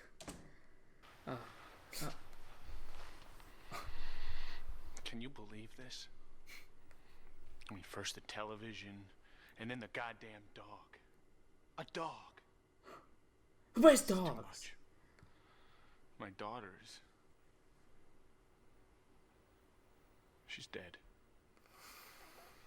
And my wife just can't. She can't accept it. I thought when Catherine got here we'd get rid of these fantasies, but this is just ridiculous. You're right. I hope things would get better, but they're just getting worse. A lot worse. Oh. Michael. Damn it. Buy shirts your size. I need another beer. Please. You rolled up your shirt sleeve. You should just wear a wife beater. Yeah. Sorry, a tank top. Maybe not appropriate under this context. No, it's fine. Let's check the file first. Okay, we don't give a shit. Alright. I can see the lies on Allison's face like a stain, like a black ink stain. I want to reach out and hold her face in my hands and wipe the fantasy off of it, but I'm afraid that everything will come off and I'll be left holding a skull. But the television in Jody's room, get a dog, my god, what lies, a puppy, come on! She's gotta be kidding. I confronted Catherine. I told her how I feel about what she's doing, about the dog, Jody's room, everything. I laid it on the line. Now I'm going to Turner's office and tell him what's going on here. I'm not going to get a puppy. That's final. She was there. She was in Turner's office. Why was she dressed like that? Were they on a date? What were they talking about? Me, probably. I don't feel like I can trust either one of them, but Allie seems so happy. God, I'm confused. I'm so confused. When Catherine was sitting there, she gave me that sexy smile of hers. God, she's a tease. God, she's a tease. Imagine if I read it as Robert Baratheon. Dr. Turner's been trying to get me into this group therapy thing. No. The other day I finally went to one of those meetings. Sat in the car until up into the last minute, trying to decide if I really wanted to go inside. I was held at a grade school. All the little kids' drawings were hanging there in the hallway. There's something so amazing about children's drawings, so free and unself-conscious. It's like every kid is born an artistic genius. Oh, I wouldn't say that. I used to stare at Jodie's drawings with awe. I used to wonder what she was thinking about the time she did them. Why did she choose that particular color? What did they mean to her? I was so proud that she was my child because part of her thoughts and dreams came from me. I could hear the therapy group talking in the classroom. A woman was telling us about her grief, how it was so overwhelming it made her choke. She said it. She didn't want to speak to anyone. She couldn't even stand to have people look at her. She wanted to go to a desert island and be alone until she died. I stared at the drawings, and I walked down the dark hall out of the building. I wanted to tell Dr. Turner about the scarecrow dream when I saw him. I wanted to ask him what he thought it meant. I guess I don't trust anybody enough to tell him these things, not even a doctor of psychiatry. Maybe I don't trust Dr. Turner. Once, years before the accident, I saw him at a concert at the Civic Music Center. I didn't know who he was back then. I didn't know he was a shrink. He was standing at the bar at intermission, gulping that glass of wine. His eyes were heavy and out of focus. His hand was shaking as he brought the glass to his lips. A young man walked up to Turner, smiled and apologized for something that happened between them last week. Turner gave him this cold sneer and told him to fuck off. Why don't you fuck off, you little miscreant? That little scene stuck with me. I tried to imagine what their relationship was all about. Why did Dr. Turner hate this man? What had this guy done to inspire such anger? Did this exchange make it into either of these men's journals, or was it just a meaningless encounter that both have long since forgotten? Why don't you fuck off? I hate going to the pound.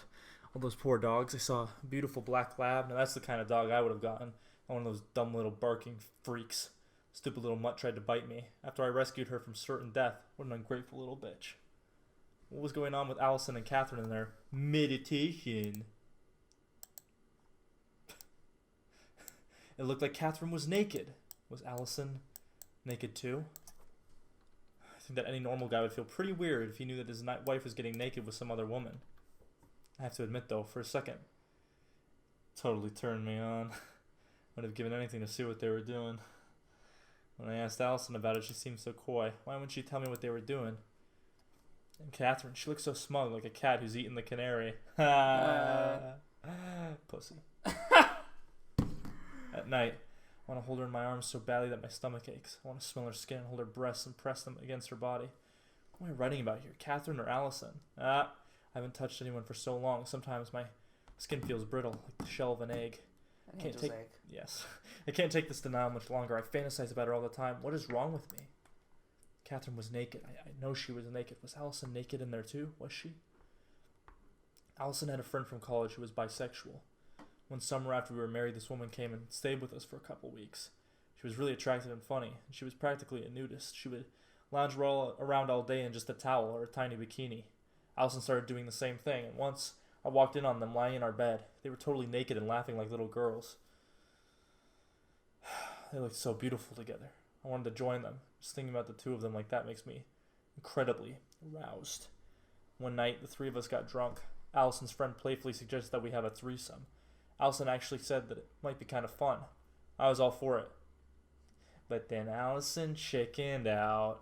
She said she couldn't do it was because of her friend. Could she do it with a stranger? I don't like how this game is trying to portray that, oh yeah, bisexual. They were like really like, you know, into threesomes and stuff. And well, like, the plot can't happen unless that's the case. Like, yes, if the bisexual person was like, no, I don't want to do a threesome. Yeah, it's fine. I just hate that fucking stereotype. It's so annoying. Well, it's like the gay best friend. It's like, stop. Well, it's not a plot point. But the gay best friend's around like a lot to be like jokes. This is like just a plot point because it just happens way too often for my liking. No, I get that. I just mean that like there's worse examples. Yes, but still, it's like it's in the same page as bisexual. As soon as I read that, I was like, there's gonna be a threesome thing here, and then it immediately happened. I mean, yeah, he was just talking about both of them naked and how it aroused him. So he thought about the only other time when that was. It's just annoying. So go on. It pisses me off. Could she do it with a stranger? Why do I keep going over this in my mind? I have to stop thinking about it. I have to get out of here. I called Leon and told him I was coming back to work. I can't sleep again. A crow woke me up. A scarecrow? Yeah, I don't know. I was fighting with the blue jay outside our window.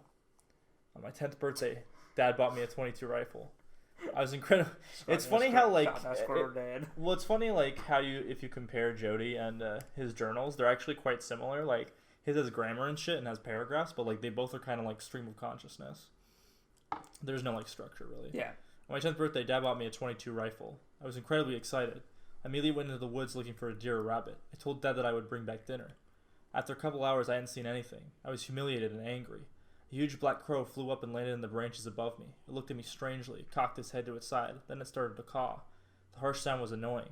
The crow kept it up. After a while, it seemed like the bird was mocking me. "Get out of here!" I screamed, and then it said, "Fly, fly, fly." It crowed louder. Suddenly, a strange fury overcame me. I felt my spine tingle. I grabbed the rifle and fired a shot at the animal. The crow let out a and fell to the ground at my feet. I was astonished. I'd never fired a gun before. The first shot took the bastard down. Dad would be so proud. Then I realized I'm the three-eyed raven. Then I realized with horror the crow was still alive. Still alive, but terribly wounded, suffering. It shot him in the wing. He would never fly again. He was helpless. He hauled himself up and tried to flap his broken wing. He stared at me, his mouth open, and screamed. His black eyes were more piercing than anything I had ever seen. I didn't know what to do. I couldn't leave him here to suffer, to be attacked or eaten by some animal. So I shot him again. This blew off part of his leg. Jesus Christ, just like bash his head in with the rifle butt, you fuck. This blew off part of his leg. He louder. A strange resentment for this creature started to overcome me. How dare it accuse me? How dare it make me feel guilty? I didn't mean to hurt it. I stood with a searing, hateful violence. Started beating him with the butt of the rifle. There you go. I beat him into a pulp with a vicious, wild tantrum. The .22 cracked and broke. I left him there. The gun and the crow. And I ran crying home. When I told Dad what had happened, he didn't say a word. He just shook his head. Jesus. We already checked that one. Or I did, sorry.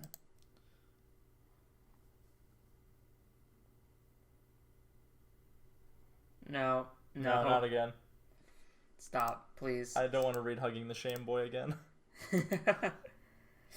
Not again. Oh, was it too good the first time?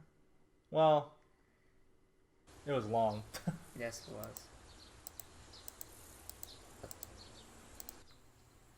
I check it every time. I feel like there's going to be a message written on it. God damn it. I didn't mean to do that. There we go. Or like in her resume or something, there's going to be like a message written. Yeah. What's this? Nothing. Oh. What? Is that... Dude, what the fuck is that thing? Wait a minute. What is that? No, look. That's a little boy fucking his mom, dude. Look at that. You see the face, like, behind that arm there? And the way he's like... Look at that, dude. No, I don't see that. Yeah, no, see, there's a second pair of legs right there. I don't... And then the face underneath the arm right there. I don't see it. Holy shit, dude. I don't see that at all. Well, you see the figure here, right? Yeah. One leg there, one leg going off frame. Then there's two legs right there. Oh my god. Yeah, and then there's a face, like, right there. What the fuck is up with that? Yeah, dude. Nah, like, fuck that. That wasn't a Freudian thing. That was literally me going like... Oh, man, fuck that noise. Shut up. I'm sorry, John. No. I'm just very frazzled. Like, I thought it was like a big, like, rake monster, but it kind of is, but there's also, like, a little kid. Wait a minute. No, stop. Oh. How long is it? 1, 2, 3, 4, 5, 6. I think we get it. There's Yeah. grief from children dying. Yes. Like, I don't think that's gonna... Thank you. Yeah, no, trust me, like... We're completists, but, like, that other stuff, I feel like there was less of, this is actual psychological papers, and more like, this is plot relevant. Yeah. There's just a point where it's like, I'm just reading a lot. I mean, it's cool that it's there, and that it's optional. Yeah. But, like... Yeah. I know that it's not plot relevant, because it's like, I get it, they have grief over a child.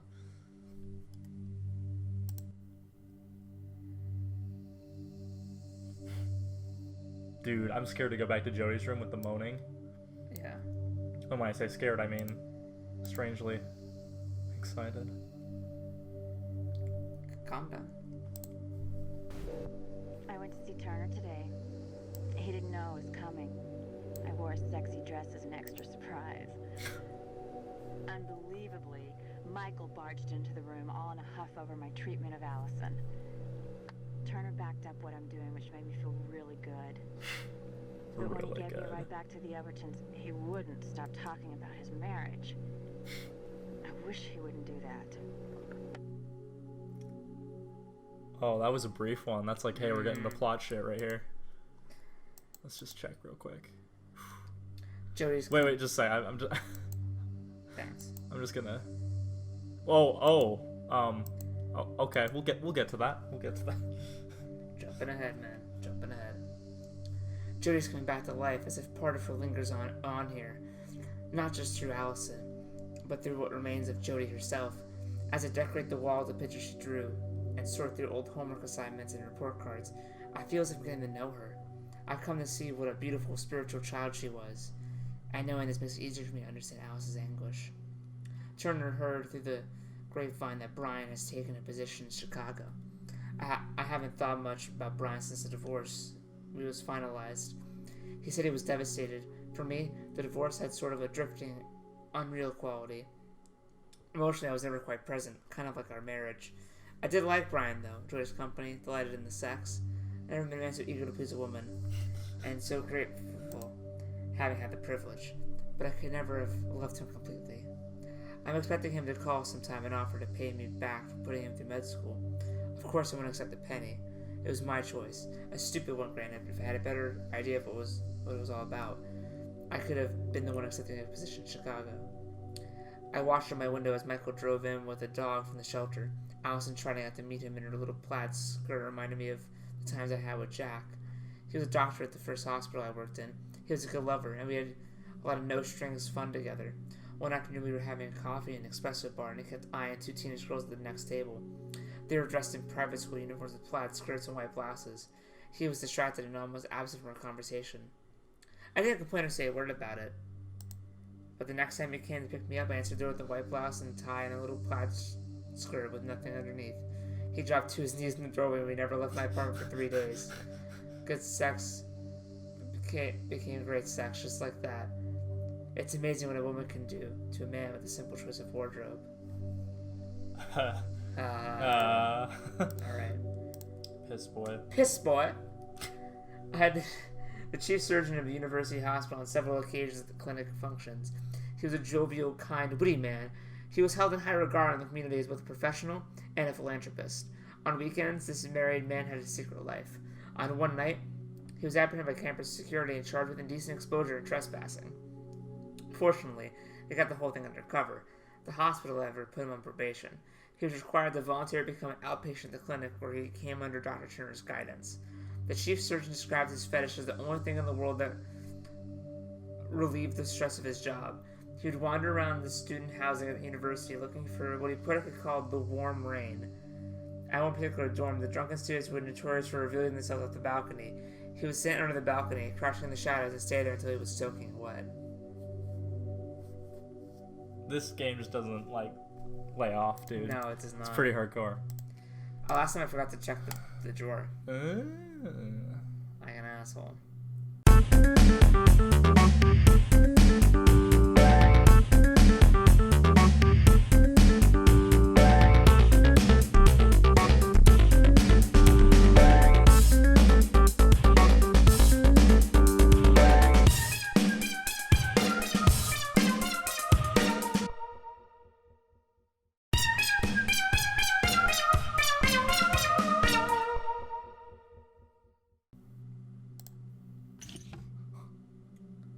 Our good friend the Tantra. Longam and Yoni. I think we did this one. No. Nope. Performing the lingam massage. Ask the receiver to lie in his black. In his black? That's a I was just assuming. I am French. Place pillows under his head as to allow him to look down at his genitals and up at you. Placing the pillow, covered by a towel, beneath his hips. Ask him to spread his legs apart and place more pillows beneath his knees. Sit cross-legged between his part legs. Initiate deep, relaxed breathing. Deep breathing should continue throughout the massage. As sexual arousal increases, the receiver may feel inclined to work quicker and shallower breathing. At such times, gently remind him to deep breathe and slowly. Begin massage your receiver's legs, abdomen, thighs, chest, and arms. Move slowly and continue until his body becomes relaxed. As the receiver has received small... mixed up. After the receiver has relaxed, pour a small quantity of massage oil or lubricant on the shaft of the lingam and testicles. Very gently begin massaging testicles. Take care not to inflict pain. Or do. But my thing is like, why would... I love how it says the lingam. It like sticks to that, but it won't use the word for testicles. Yeah. Like you can do that research. And gently massage the scrotum and then the pubic bone. Massage the perineum and breathe. I think that's the... I think the perineum is the nerve going from your ass to the top of your penis. Can we get a definition on that? Perineum. Perineum, the area between the anus and the scrotum or vulva. There we go. The taint. So, the scrotum is the area between the balls. Wait, what's the scrotum? Wait, the scrotum. Well, the scrotum is like. Wait a minute, I need you. Scrotum. Scrotum, a pouch of skin containing the testicles. Oh, the balls. Wait, but I already said the balls. Yes. You don't need me. Both That's balls. exactly what's wrong with our society. The gooch. I don't need to. The gooch. You ever gooched on a girl? You ever goof on a girl? Begin massaging the shaft of the lingam. Vary the speed and pressure of your movements. Gently squeeze the base of the lingam with your right hand. Then pull up and off the shaft. Alternate with your left hand. Repeat this motion alternating between your right and left hands several times. It's like string and taffy, you know? Yes. It's like... Next, reverse the motion by squeezing the head of the lingam and then sliding down and off the shaft. Again, alternate with the right and left hands, massaging the head of the lingam using a motion similar to that of juicing an orange. Remember to grapefruit your man. Yeah. The lingam may alternate between erection and flaccidity during the massage. In Tantra, these oscillations between hardness and softness, two ends of this pleasure spectrum, are considered highly desirable. Oh my. Alright. Cool. Wait, go back real quick. Do you want to... Yeah. Yeah, I'll talk about that. Find the pea-sized indentation located midway between the testicles and the anus. In Tantra, this area is known as the male sacred spot. I am French. In Taoism, it is the $1 million point. Gently apply pressure to this area. Some men may initially find the sensation painful, as the area is massaged and softened. However, for most men, the sensation becomes pleasurable. Massaging this area also helps men achieve ejaculatory control. An alternate manner of accessing the male sacred spot is via the anus. Very gently, and using lubrication, insert the middle finger of your left hand approximately 1 inch into the anus. With your palm turned up, crook your finger back towards your waist. Your fingertip will contact the prostate gland. Relax and take your time. Enjoy giving the massage. It's fingering, it's not a massage. If during the lingam massage it appears the receiver is going to ejaculate, stop massaging and allow the lingam to soften a little before resuming control. This will cause them to suffer. Repeat this process of allowing the receiver to approach ejaculation and then backing off at least 6 times. Wow. Encourage him to relax his body and continue breathing deeply as he gets blue balls. Thank you very much. Thank you. After the receiver's approached and receded from ejaculation at least 6 times, he may wish to orgasm. Allow him to do so.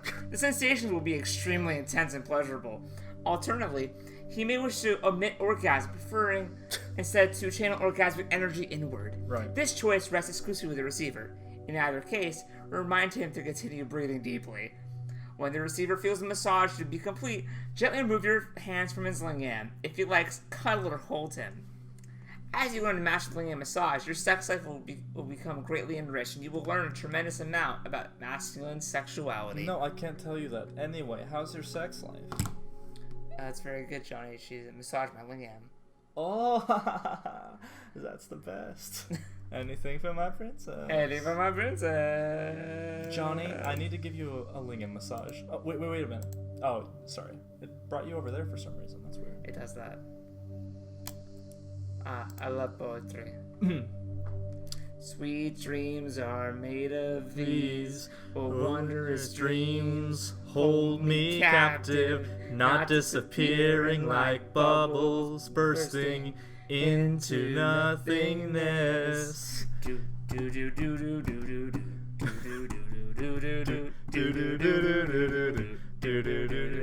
Dreams that each moment of every hour remain with their hints of heaven coursing through my mind. Dreams like glorious rays penetrate my being with an everlasting imprint, forgetting all, remember only one. Sweet dreams are made of. Yeah, that was good. I was glad we shared that moment. Just that disassociated like bad clapping where it's like. Where you have to like choose, like sometimes you're like, I'm gonna push the rest of this like line onto that lyric. That's fine. This is the same painting, like just a little bit different. That's symbolism, dude. Magic. Thank you. Buy Thank you. When we're talking about lingam massages, you need some kind of release, like you know something. At least buy my album. At least buy my. Please, no one. Who in their mind would disagree? Travel with John Hurt on the 7 Sea. Oh, that'd be beautiful. The fucking wind howling. Everybody's looking for lingam. Oh, bingo. Dr. Betty. Betty. My kitty cat died. Your what? She was sick. So old. 18. She was so thin. She died in my arms. When did it die? It was 3 months ago. And you're still upset? Are you sure this is the real problem? What do you mean? I'm not sure the death of your kitty is the real problem here. Well, what is it then? Why don't you take a guess? I can't. Try for me. Am I afraid of death? I don't know. Is that it? Am I afraid of losing people close to me? That might be it. I'm afraid of loss. I'm too attached, aren't I? I don't want to give up anything that I consider to be mine. This is like some Welcome to Night Vale shit. Cat was probably just a symbol of that attachment. She was really kind of an irritating little kitty anyway. Always meowing and scratching the furniture and peeing on the rug. Our house still smells bad, but I didn't want to let her go. She was so pretty and died so slowly. Why does everything I love have to die? Why? Why does God have to be like that? I want to be a good person. I try to be a Christian, but I think you're onto something here. Kitty isn't really the problem. Maybe I'm the problem. Is that what you think? Maybe, Sandy. Maybe you're right. Let's take a commercial break. Travel the world and the 7 seas. Oh my god. Some of them want to use you.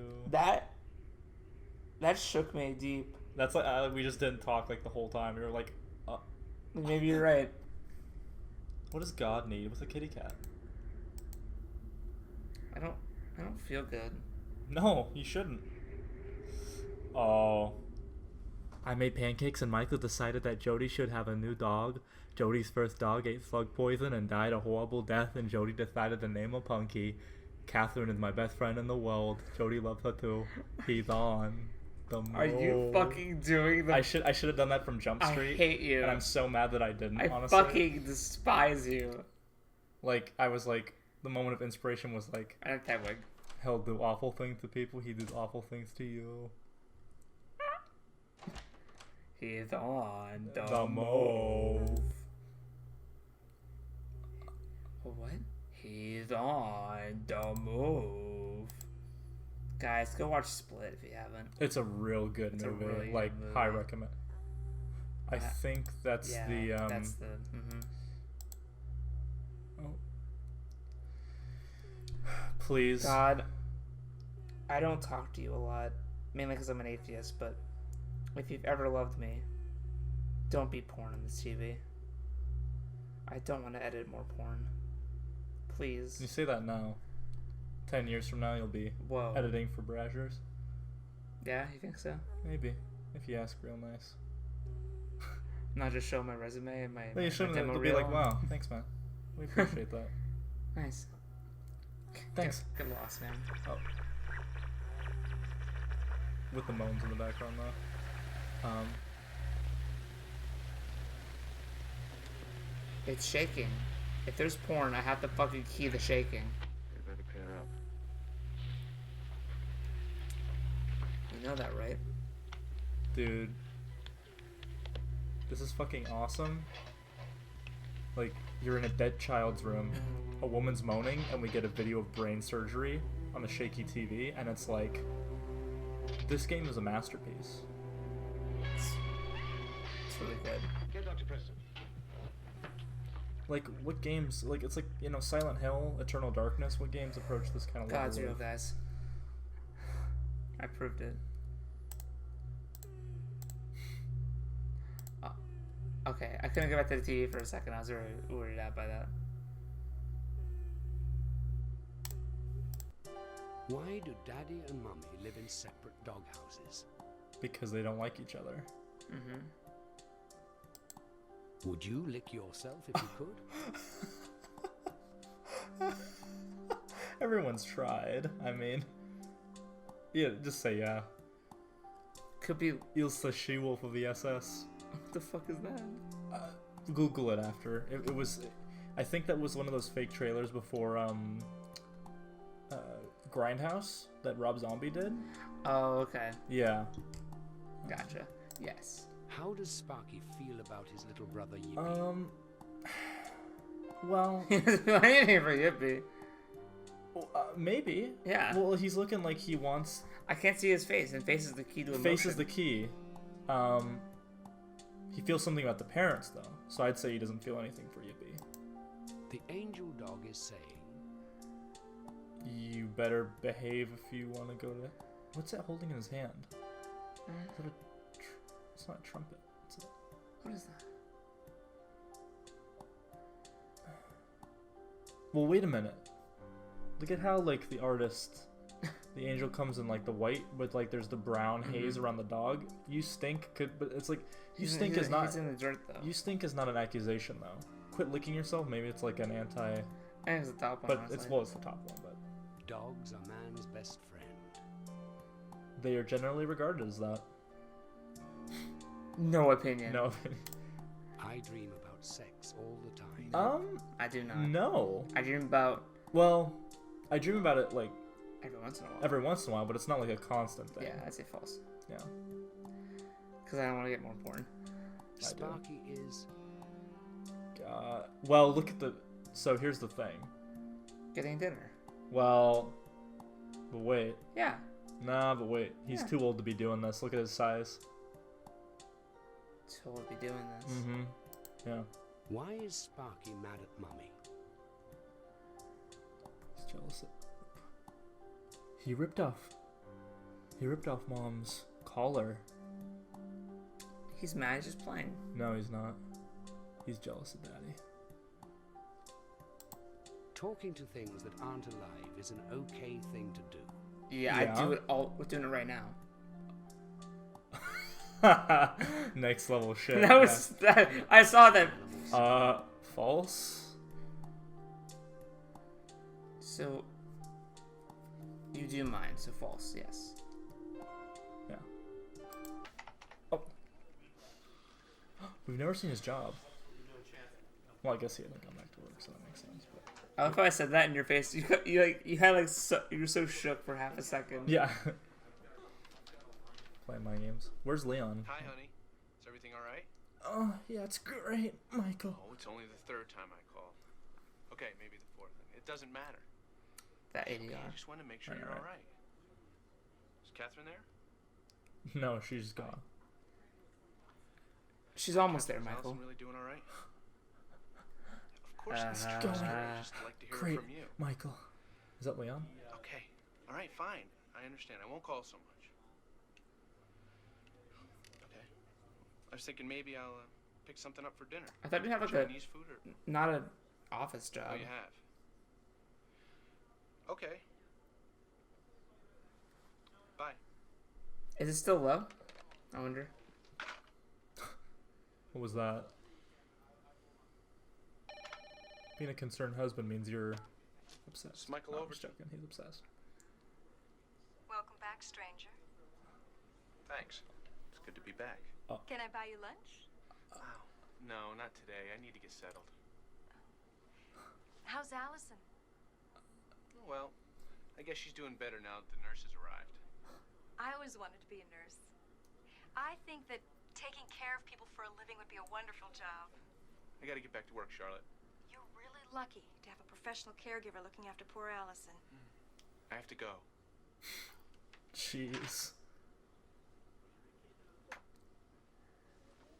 That's great. I know.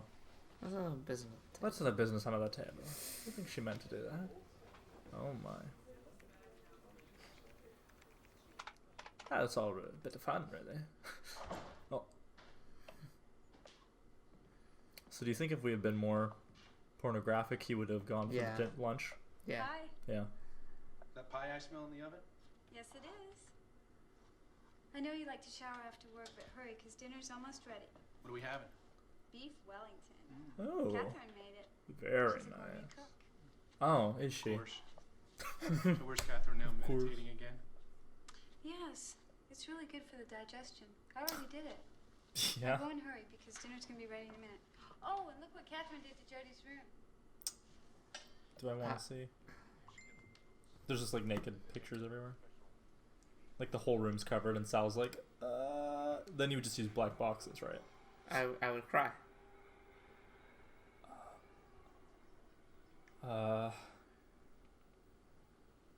it's blood. I was just... What the fuck is happening? Catherine? Listening to fucking 90s soundscapes. Yeah. Catherine. The soundtrack of Legend, you mean? Don't. Oh my. God damn it.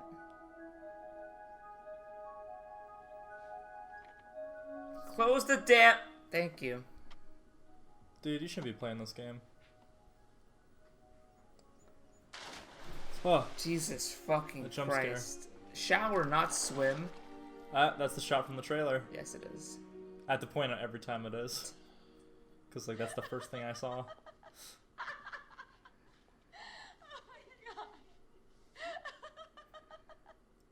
Two laughing ladies care to join me in a nightcap? Oh, Alcohol dude. before bed's not a good idea. What? She's right, Michael. You have to go to work in the morning. Well, she's always right. That's why she's the nurse. Michael? I'm pissed I saw her tits. Me too, dude. Or, well, no. Got him. Can't take his liquor. I used to think being husbandman I could do whatever I wanted. God, I missed this. You want to know the worst part? Can't even remember what Jody looked like.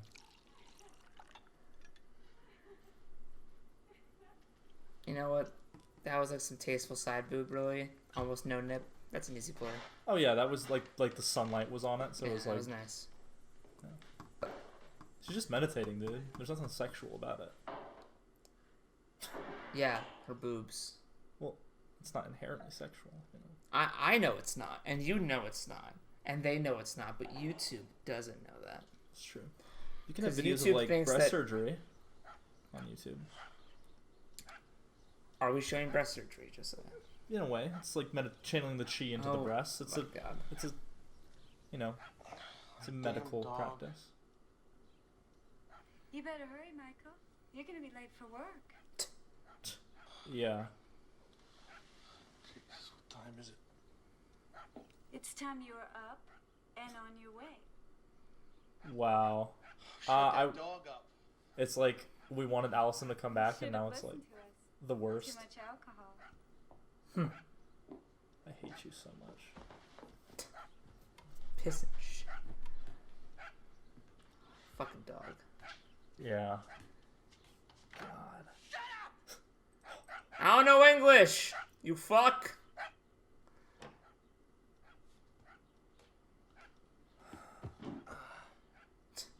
ADR. You should be on Nighthawks. You should be on your way. Wow. What were you doing? That legit jump scare. Yeah. Jody's breakfast. Stop saying that shit to me. Because I know it's not true. You can say that shit to my wife. Oh, Michael. You don't say that I shit need to you me. to pick up some things for Jody's party. What That's party?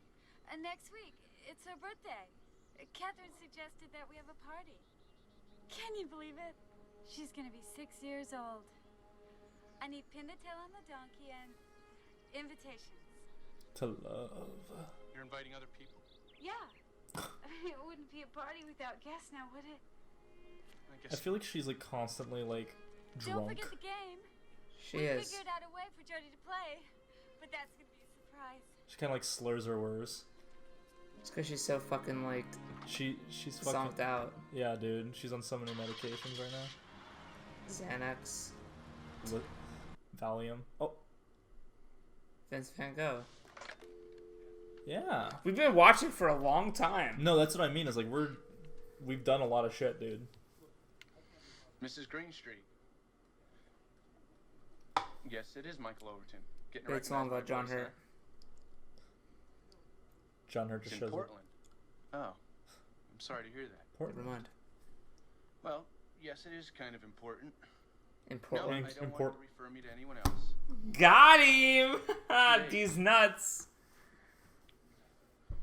Well, when he checks in, you just let him know I called. I hope his brother feels better. Oh, who's John Hurt's brother? Massive coronary. Yikes. Yeah. Okay. That sucks. I understand. What's your job? What do you do? His brother is actually played by William Hurt. Oh my god. Damn it. Fuck. That acting. Damn it. Fuck. Motherfucker. Is everything okay, Michael? No. Everything's just goddamn wonderful. I just thought I'd ask if I could help. I don't need your help. Wow. Dude. Chill. Don't you have something to do? Fuck, dude. Get lost, man. Get lost, man. Like, you're gonna get fired. Leon's dude. like, dude, fuck off. Out for 6 months and I bring you back, no questions asked. Fuck you. Yeah, dude. Like, wow. What a prick. I like how I alternate between, like, I'm fiercely on Michael's side and, wow, what a prick. Guess that's kind of how life is, right? There's no black and white. It's all grays. Yeah. Shades of Grey. Yeah, it's a good episode of Hi, Star honey. Trek. Huh. That's what I was referring to. Yeah. Yes, I got everything you Nothing asked for. else. I'm sure it'll be a great party. Can I speak to Catherine?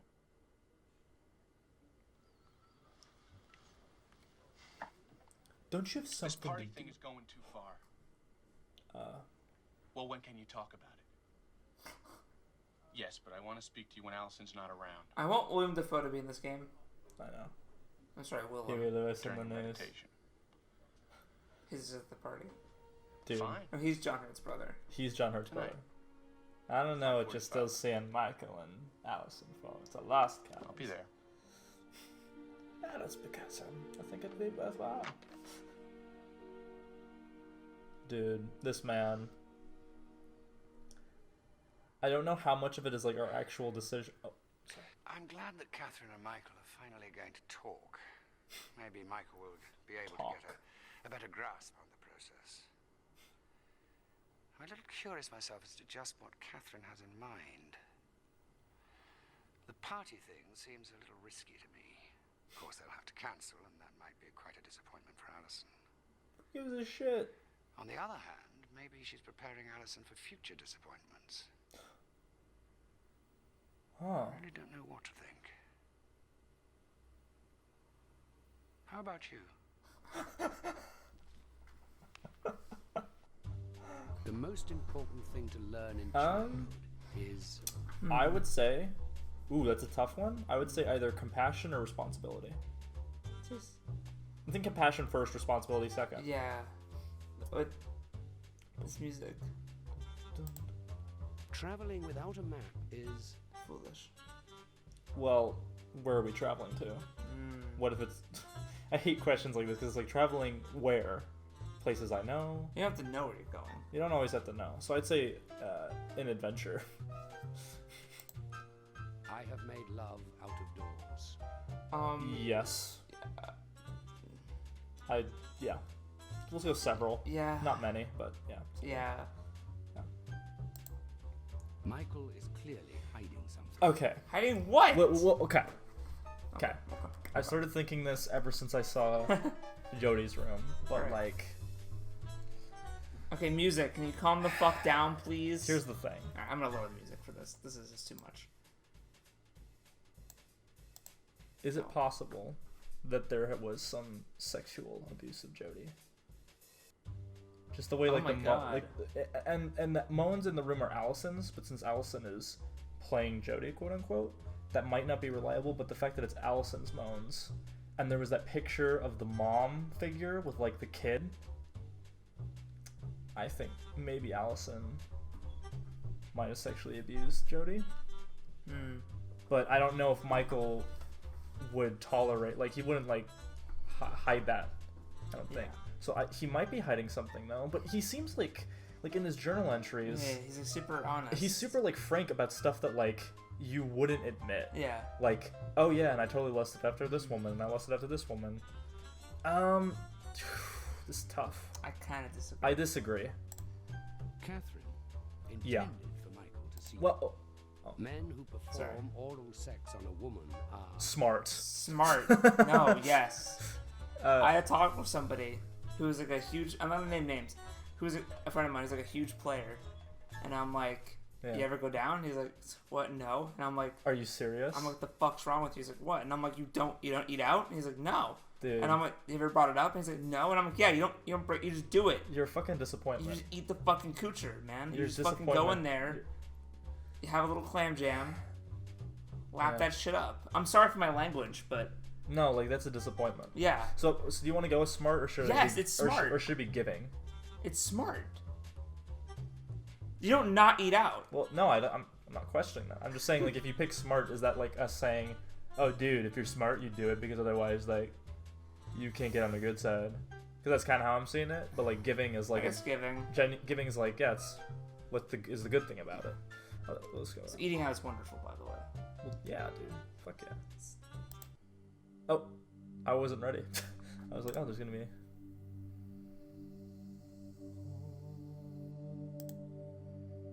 The angel. The angel. When I was a child, I often heard stories of angels who give up the blissful life of heaven for the sunlight of earth. I heard that when a sorrowful heart hides its pain from the world, it bleeds in silence and disintegrates in tears. It offers anxious prayers to be rescued. Then the angel soars down and takes it gently to paradise. Yes, an angel came to me also, and on shining wings takes my soul away from all pain to heaven. No. Huh, so you can just jump right to the, Yes. If you just want to go through the actual... Yeah. Who'd want that? So you should probably raise the audio again. That's fine. Sex magic. Oh, this is gonna be fucking good. So, Sacred techniques of Tantra, the art of sex magic. Sex magic is the constant utilization of orgasmic energy in service of active reality creation. It derives from the belief that orgasm constitutes the most powerful of all human experiences. That and sneezing. That orgasmic energy is harnessable and that reality is determined by the individual. Begin by lying on your back with arms and legs comfortably outstretched. I want everyone at home to actually be doing this, by the way. I'll give you a moment to... Are you gonna do it? No. Sorry, Josiah got up and I was like, what are you doing? I'll participate. Okay. Just checking this. Oh, Josiah's gonna do it. Alright, and there's a webcam, but like, I'm gonna tell Josiah what to do. Okay. Alright, tell me what to do. So begin by lying on your back with your arms and legs comfortably outstretched. Spread eagle. Alright, so he's spread eagle. Yep. Breathe deeply and relax your body. Starting with your feet and moving towards your head, visualize each section of your body becoming relaxed. Pay attention to your stomach and jaw. Relax them completely. Take your time and continue breathing deeply. I want everyone to know that he is legitimately doing this. This is not a joke. I know it's an audio show, but he's actually zenning out right now. Identify the reality you wish to create. Define it as specifically as possible and in present tense, as if it already exists. Like, I earn 100,000 per year, for example. Write the reality down on a piece of paper or speak it aloud as a mantra or affirmation.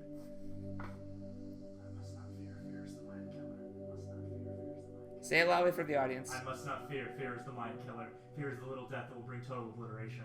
I must not fear. Fear is the mind killer. Fear is the little death that will bring total obliteration. Focus intensely on the created reality. See, hear, taste, smell, and feel it. Visualize yourself within it. Imagine, for example, what you feel like as a person who earns 100,000 per year. What sorts of smells and tastes surround you as such a person? What do you look like? What do you sound like? Breathe into your created reality. Once you have vividly experienced that created reality, turn your attention away from it, and once again focus on relaxing your body. Initiate sexual activity. This activity may take the form of masturbation or lovemaking with a supportive partner. So he's masturbating. Remember to breathe deeply and keep your body relaxed. Bring yourself nearly to orgasm and then cease sexual activity. Repeat the process of appreciating orgasm and then backing off at least 6 times.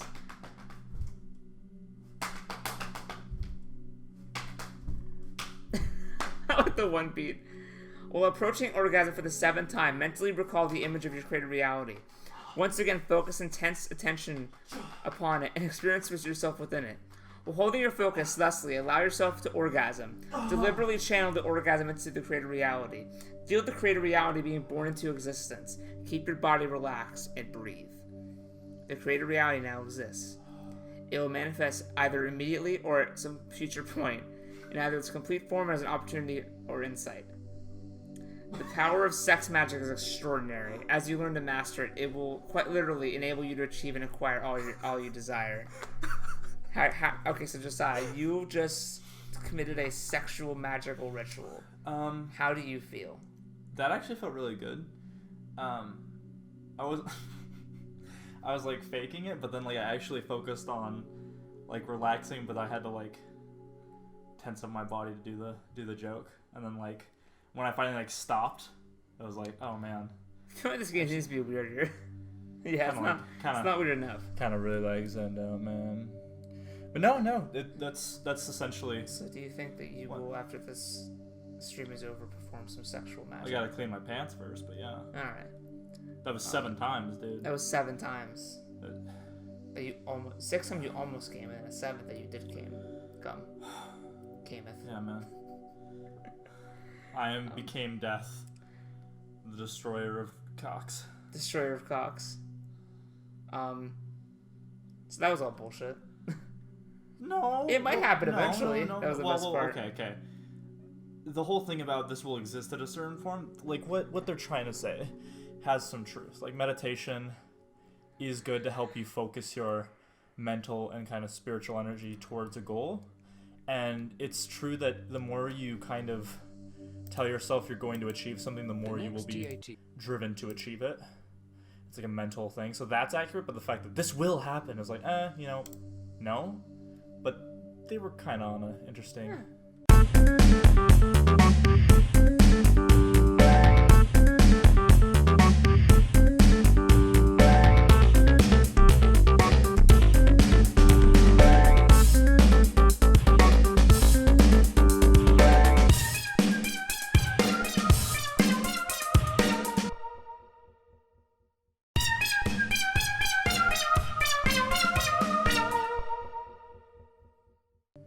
Okay, go ahead. Michael opened the door while I was meditating. As usual, I was naked. I could feel his eyes all over me. I'm so horny. Dude. Just like, oh my god. I'm so horny. So fucking wet. My God, I had a vivid dream. I'm walking in the field behind Michael and Allison's house. It's hot and the sun is beating down on my hair. When I touch my head, it feels like a windowsill that's been in the sun all day. I walk up to a huge blackberry bush, as big as a house. The blackberries are dark and ripe. I see a hole in the brambles. I get down on my hands and knees and crawl inside. Somebody has cut a trail just big enough for me to crawl through without getting caught in the thorns. The further I get into the heart of the bushes, the darker and cooler it is. I turn a corner. I come face to face with Michael. He's lying on his back. He's naked. I ask him where Allison is. He gestures vaguely behind me. I turn and look. Allison is caught in the stickers. What the fuck's a sticker? Just call them fucking... A rabbit. Like a rabbit in barbed wire. Her eyes are wide open and she is panting. Little drops of blood well up from the thorns that pierce her skin. The drops of blood fall on the ground and become juicy, red berries. Michael's eating the berries and his mouth is stained with blood red juice. He tells me to come join him. I feel my loins aching to surround his flesh. I crawl over him and get on top of him and he slips inside me. He's still hot and hard that I gasp as we move in rhythm to the seminal classic Take On Me by Aha. We pluck berries from the ground and eat them. You almost thought! Well, I looked down and as you said that and I was like, does it... I woke up very hungry. Dude, you were just high. How would I be like, take on me, take on me, take me. Well, you can vary the rhythm because it can either be on the... Take on me, I'll be gone. Yeah. So next time you fuck, listen, think about Sexual Magic and Take On Me by Aha. Same thing. Yeah. So needless to say, that was actually a really like vivid dream though. Like fucking Allison strung up, like fucking crucified on the thorn bushes. Hot. But, I mean, I'm so sorry for her. Wait a minute.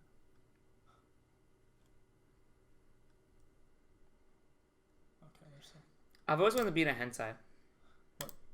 Like, I want to be a girl Like a voice voice. act? Yeah. Oh, the girl voice. Yeah.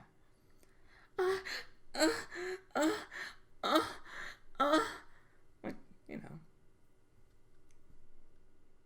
Ooh, that's Hieronymus Bosch, dude. Fucking love that artwork, dude. Okay.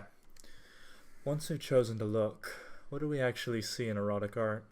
What is it that tugs at us, taunts us, tells us we shouldn't be looking? Sometimes we're not so sure. A naked body is undeniably erotic, but when the body is curled around a huge red strawberry, sucking out its juices, eroticism moves to a different level.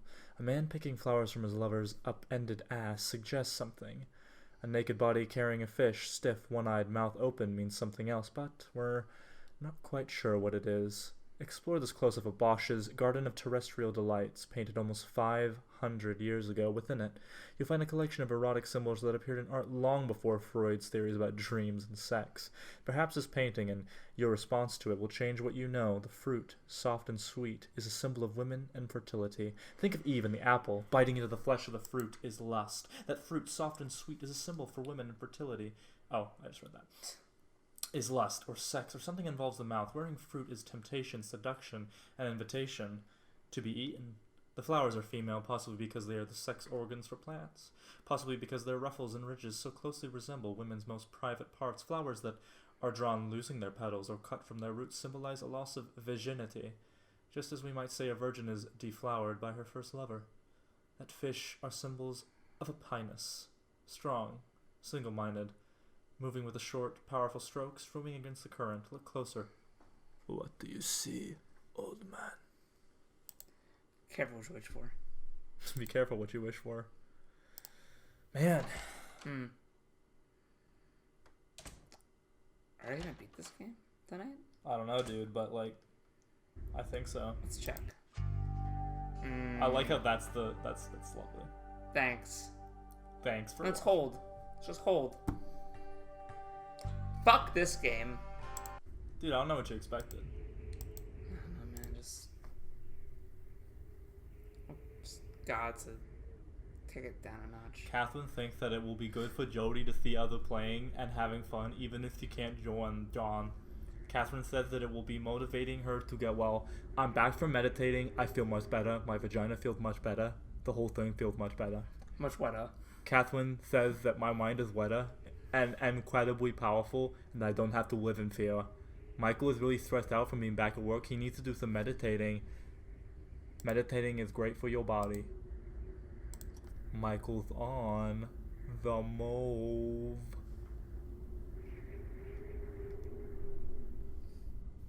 Hello, Dr. Betty. I'm a 53-year-old physician. A couple years ago, I had a falling out with my family. Oh. Now I want to reconcile. The whole family? Why did you have a falling out? My grandpa sodomized me. Really? Yeah. You see, how? I've been seeing a psychiatrist for some other problems. I don't even go into those right now. And he suggested regressive therapy. Well, it came out under hypnosis that Granddad had done these things to me.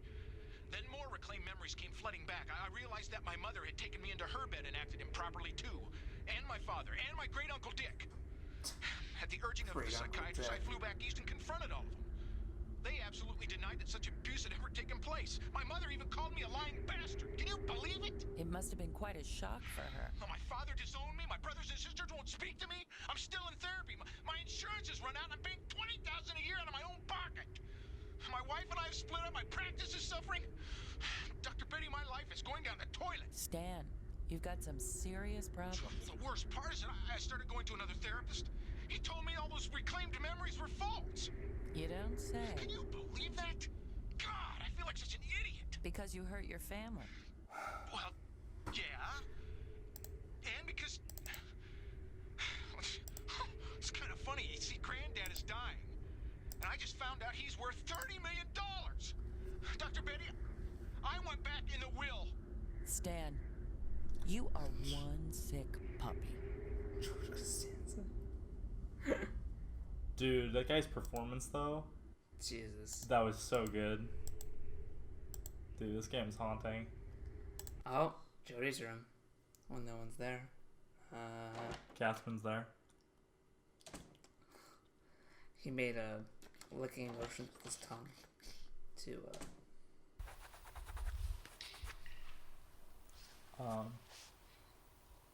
Pretty good, huh? Hey, that's pretty good. I'm a little worried about this meeting with Michael. I'm gonna have to tell him more than I really want to, but I've got to do something. He's getting frustrated to the point where he might actually ask me to leave. And I can't let that happen. This case is far too important. I have an opportunity here to really do something for my patient, and I'm not going to let anything ruin my plans. But I have to be careful. Everything's in a very delicate balance right now. We're building towards an actual cure for Allison, but she's far from ready. Right. Oh, shit. I've got to play this thing right. Yeah. Sorry. I was gonna remind you, but... Maybe I should change into something a little more... Don't do it. Yeah. Effective. I think so. Bingo. Comes back, flashes. I hope so, dude. That was haunting. What is this? Why is it there? You know what it means, dude. This is clear evidence of sexual abuse. Sexual. And the honey's all mine. Please, Jesus.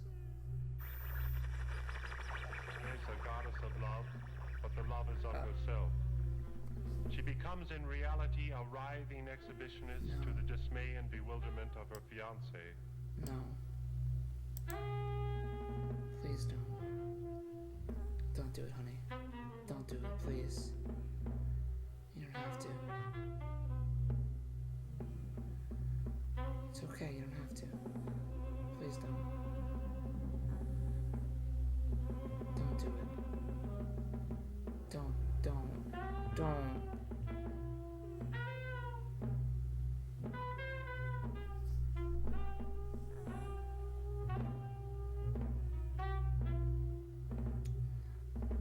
So, okay.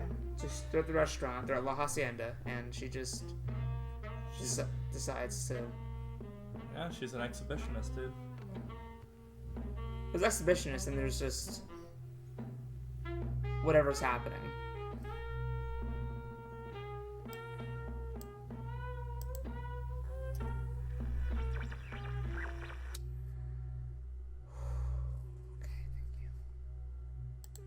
The next TAT will be given in the living room. I was so scared. Like, every time there's, like, almost nudity, I get really triggered. Yeah. Yeah, you don't mind, do you? No. No, you don't. You don't have to deal with it. You could just put a black box. No. Unprofessional. It's lazy. Tells you lazy. That tells you lazy. It's always an option, and I don't know why. It's pissing me off. It's because that means something. The location of, like... They leave it there because there has to be something about that area aside from, like, the basic that is going to factor in. Or it will factor it into one of the headings. Okay. I never checked the fucking, Oh no, they only gave us the one option. Never mind. Cool. So many thoughts running through my head. I shouldn't have drank so much tonight. Work was hellish because I was being a dick. Everybody kept looking at me like I had some kind of weird animal in the cage. When I got home, I was so stressed out I could have beat that stupid dog to death with a stick. Allison was cooking though, surprised the hell out of me. She hasn't cooked since the day of the accident. For a second, it felt like I had stepped back in time. It was wonderful. I wanted to run upstairs and thank Catherine for bringing my wife back to me, but when I saw Jody's room, I felt like I had walked into an episode of The Twilight Zone. It was unreal, the attention to detail is maniacal. Dun. The toys scattered about, the sleeve of a shirt sticking out from the dresser, the crayon mark on the wall. It's terrifying. I feel such anger towards her. The moaning that's constantly going on. I feel such anger towards her as I write this, and yet I can't stop thinking about her. I went charging into her room to finally have it out with her, but when I opened the door, she was sitting there, meditating in the lotus position, completely nude. I couldn't turn my eyes away. Her back was straight, the curve of her spine perfect, with her shoulders up. Her full breasts were awesome. Her skin was smooth and tight. They were full of awe. I was in awe, you know. Because they were awesome. Because they were awe-inspiring. It's actually awesome in the truest... The traditional sense. It's like in Angels and Demons when the priest says, "in his awesome power," and you're like, yeah, that's the true usage of awesome, not dude. Like our entire branding. Yeah. Or our name of our show. It's gonna be full-breasted possums. Breast possums? Well, we'll have to do that when we have to get more views. Our icons are gonna have to like get some, bust. Some sex appeal. We need some sex appeal. We need some sex appeal. I mean, Josiah, next stream, webcam, your shirt needs to be off. That's fine. I need to show my ass out this movie. Excuse me, what? Oh yeah. She was so still. She looked poured from a mold, or like a statue by Rodin. Right. I'm just checking. I imagine running my hand down her spine and feeling the coolness of stone, touching her breasts, kissing her back. Ah, that's what that "do you want to fuck this statue" thing was all about. Remember that? Yeah, I do. A long time ago. She didn't turn her head towards me. She didn't move a limb or shift her weight. She simply continued to stare forward, her concentration unbroken. I didn't want to stop looking at her. Her gorgeous body was so incredibly arousing. I shut the door slowly and stood there, feeling weak in the knees. His arms are sweaty, knees weak, palms are sweaty. His vomits on his sweater already. Mom's spaghetti. He's shirtless. I shut the door. No, what's funny is that like he kept looking back to me as if I was gonna jump in. I just 1,000 yards stared. I wanted to peek in again. I wanted to touch her so badly. I fantasized about walking to her door, taking off my clothes, and sitting next to her. So I jumped in the cold swimming pool. Ah, that's what that was about. To get rid of his boner. I just say the American flag. Pledge allegiance to the flag of the United States of America. Yeah. And now I'm drunk. Everyone knew it before we arrived at the hospital, but no one said it. Later I found out that it was a technique. The idea was to ease the parents in the realization that the child is dead. They went so far as to work as to reviving her, filling me with false hope. Goddamn bastards. Allison was already upstairs. getting x-rays. I sat in the waiting room alone, the other people staring at me with their stupid pity. The nurse came to me first. She wore... Wait, stupid what? Pity. Oh, I heard titty. I'm sorry. Oh, with her stupid titty. I really did, and I thought, like, I don't know. I'm sorry. She wore a death mask. They have a way of saying it without uttering a word. It is though death itself had possessed them for a short time. It uses them to announce its victory. I followed the nurse to the examination room where the doctor stood beside the body. I heard a strange, agonized sob, and realized a moment later that the sound emanated from me, as if I was watching a scene from a movie. There lay my beautiful daughter, crushed, broken, dead. The doctor said, "I'm sorry." But I didn't blame him. I couldn't blame anyone but myself. I took her hand into mine and washed away her death with all my heart. I can almost feel those cool fingers in my hands now. Who can I talk to? I'm so alone. When Jody couldn't sleep at night, I would tell her stories. She loved hearing my silly stories, and she would come up with plots. We created a whole world populated by talking cats who lived in castles and fought jousts against dogs. That was a tongue twister. Against Cleganes. Would it be horrible if I were to pretend that Jody is sitting here on my lap? Would it be sick if I were to tell her a story now? What if he's Jody and Allison is the sane one? Cute. Oh, cool. Yes, it would be sick. I'm losing it. I need some sleep. I'm at work. It's lunchtime, so I thought I'd catch up on my journal. Something terrifying happened last night. The scarecrow dream. I woke around 2 in the morning. I'd fallen asleep on the sofa, and I was still buzzing from all the alcohol. I staggered upstairs, and I heard a strange sound, a soft, childlike moaning, coming from Jody's room. My heart started beating wildly. It wasn't just my imagination. I heard a clear, terrifyingly real moan coming from Jody's room. I couldn't force myself to look in the room. I must have still been drunk. Maybe I was dreaming. What is going on? Am I losing my mind? I got the runaround from Dr. Turner's secretary. I wasn't letting it slide, honestly. I was like, ah. She's really a bitter, nasty woman. She told me that he's in Portland. Why didn't he call me? Why didn't he tell me he was leaving? Dude, you're not like a patient of his. I have to tell him about the birthday party. I mean, this is too much. A birthday party without John Hurt? This birthday party thing is just going overboard. It's insane. I actually went to a toy store today and bought a giant pin the tail and donkey game for my dead kid. I tried to kill him, but I fucked up. Duncan and I went and played tennis at lunch. I didn't really feel like playing, but I thought getting out and sweating would relieve some of my tension. Bad idea. I kept missing shots. Finally, I got so mad I smashed my racket onto onto the concrete and broke in half. Duncan looked at me like I was insane. Duncan egg. I'm gonna have it out with Catherine. You're gonna have something out. You know what I'm saying? Dicks out. Remember Harambe? What would you like to send? You can ask me to send an email or send a text message. That's okay. Affirmative. Creepy. Cut. Oh. Sorry, there's a loud thumping. Oh my god. This stream is going good. I like how we still see the welcome to the chat room box. Yeah, dude, because there's only one person. And I appreciate you. And that's a game theory.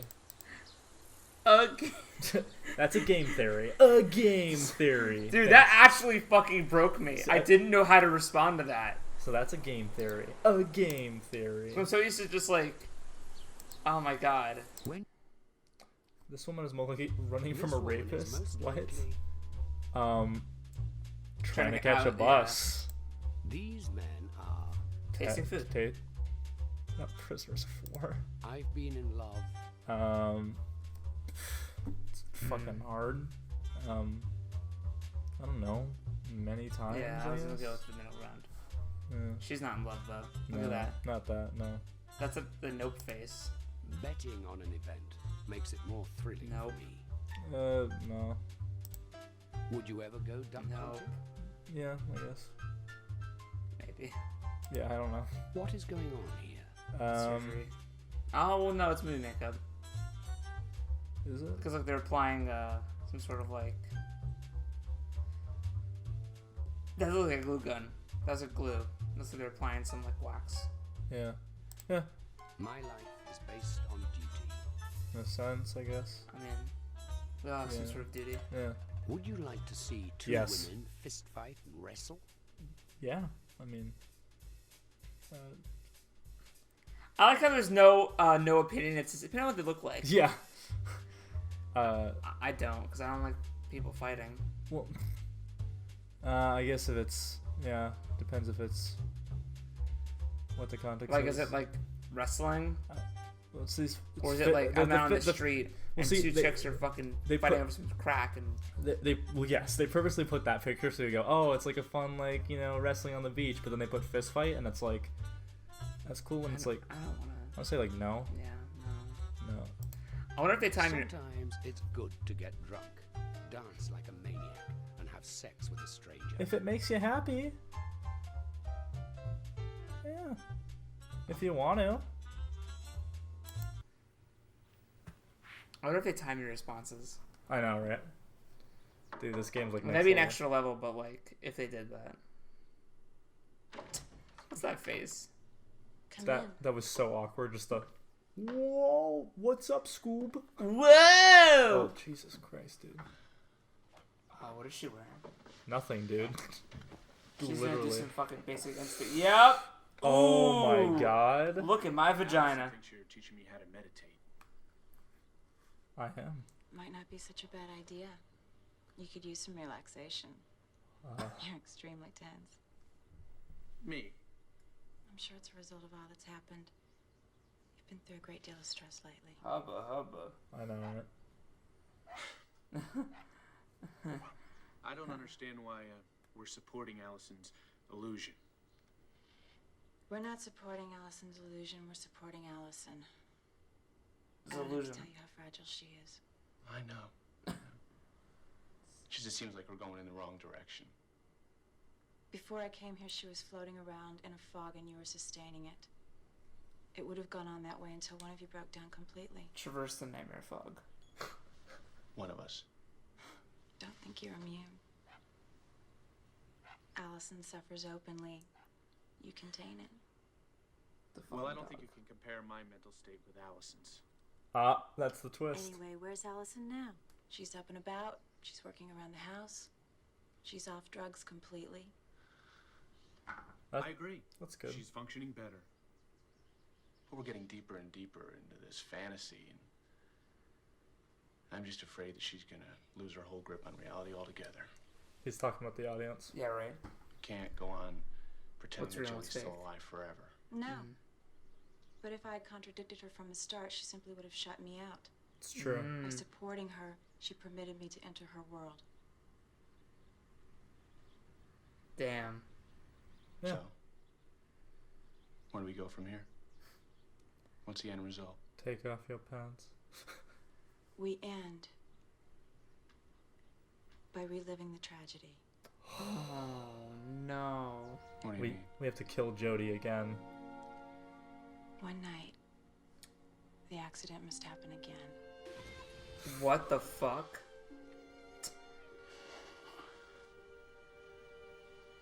You don't mean we drive back to the same spot? No.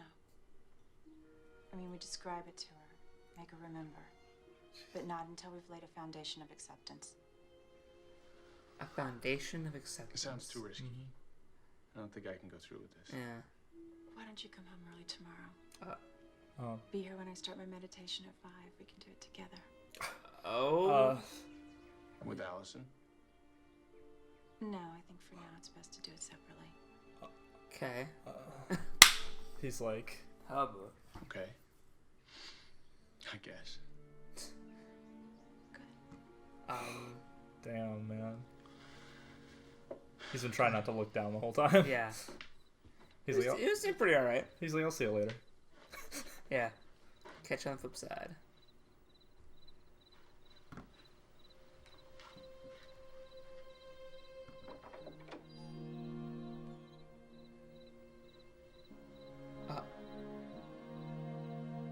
Oh my god. Yeah. Having fun yet? You having fun yet? Oh.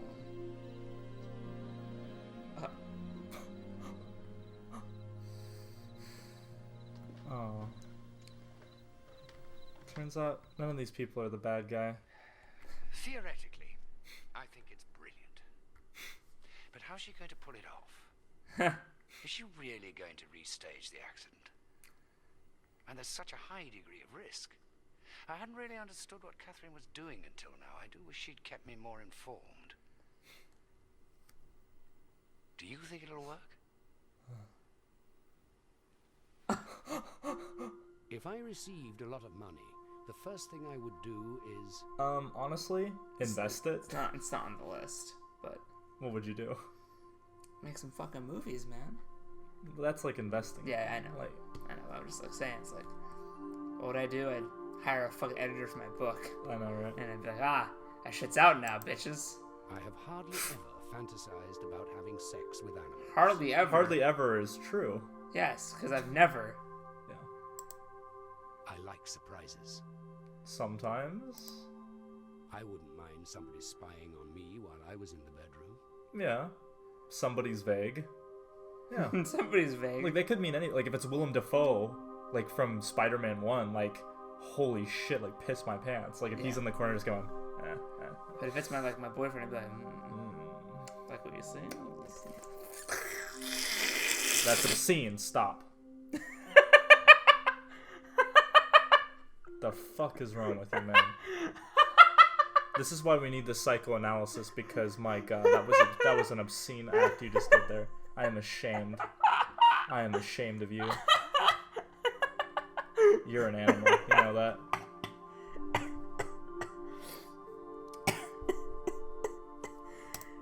Michael's mental state is comparable to Allison's. You were so actually pissed. That was on your face. Like, I raised my hand in front of the mic and said, like, what do you think? What the fuck you think you're doing?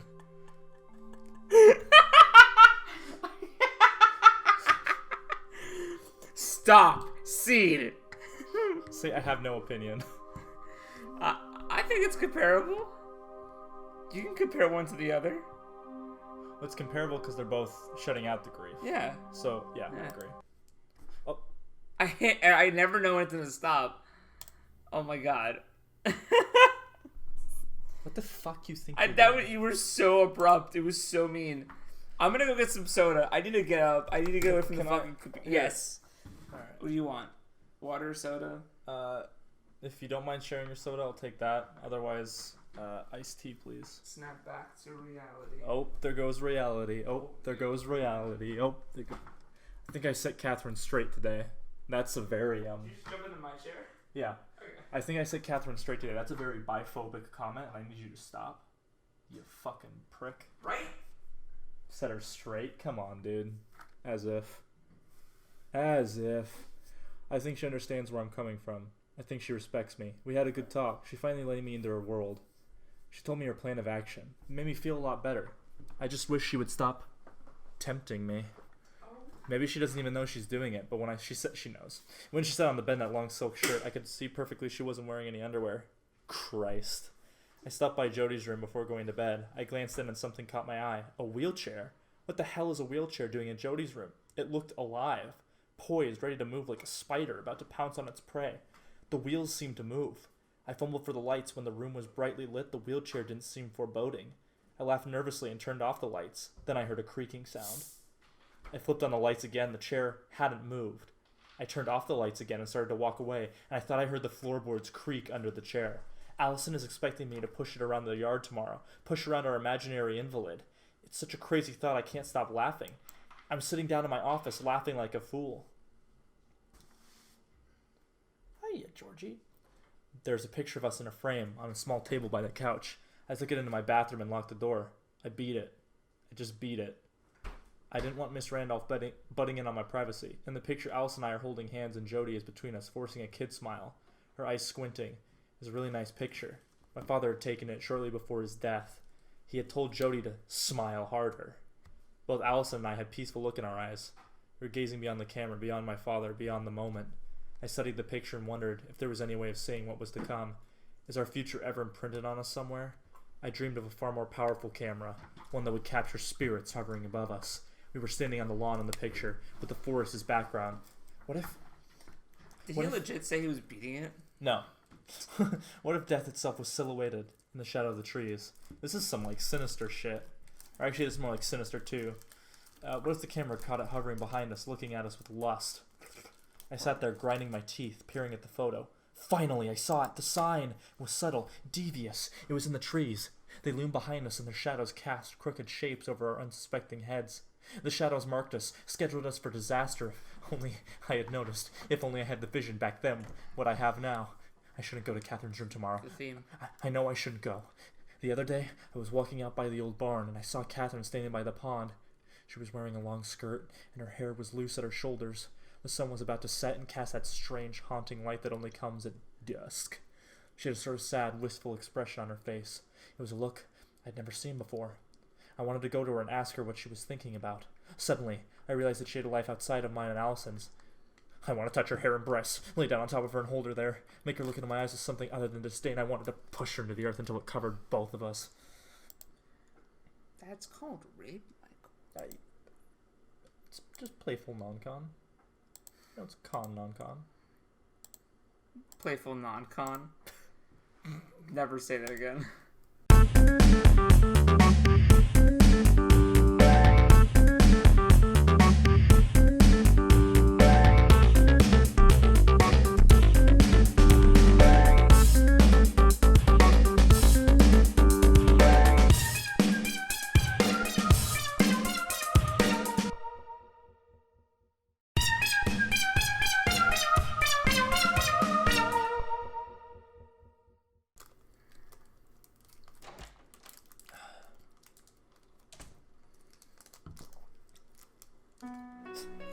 Why? Did the music change? Why? Why? I think I know why that's there. Oh. So. Pissed me off? No. He went to Portland, right? Mm-hmm. Maybe it's showing the distance that it's going to take for someone to drive somewhere. Like in the story. Portland isn't on the map, though. It's just a rogue valley. Portland's way more north. Well, I know that. Alright. Maybe they're giving us a hint as to where the accident happened. Oh. Snap back to... Yes.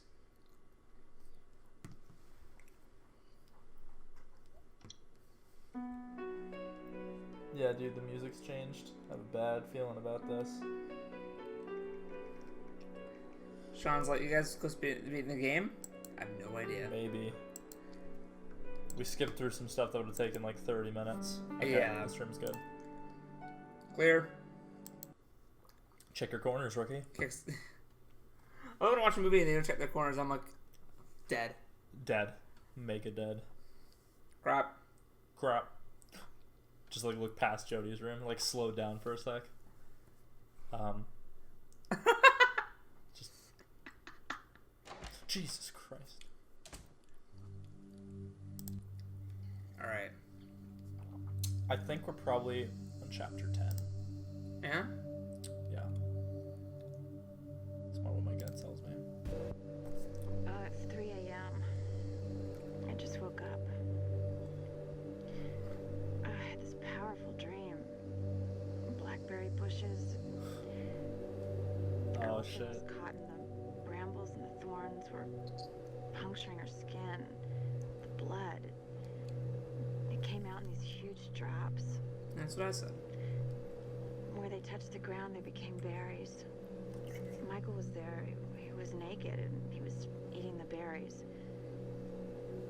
The juice was just like dripping out of his mouth like blood. Mmm. Juicy.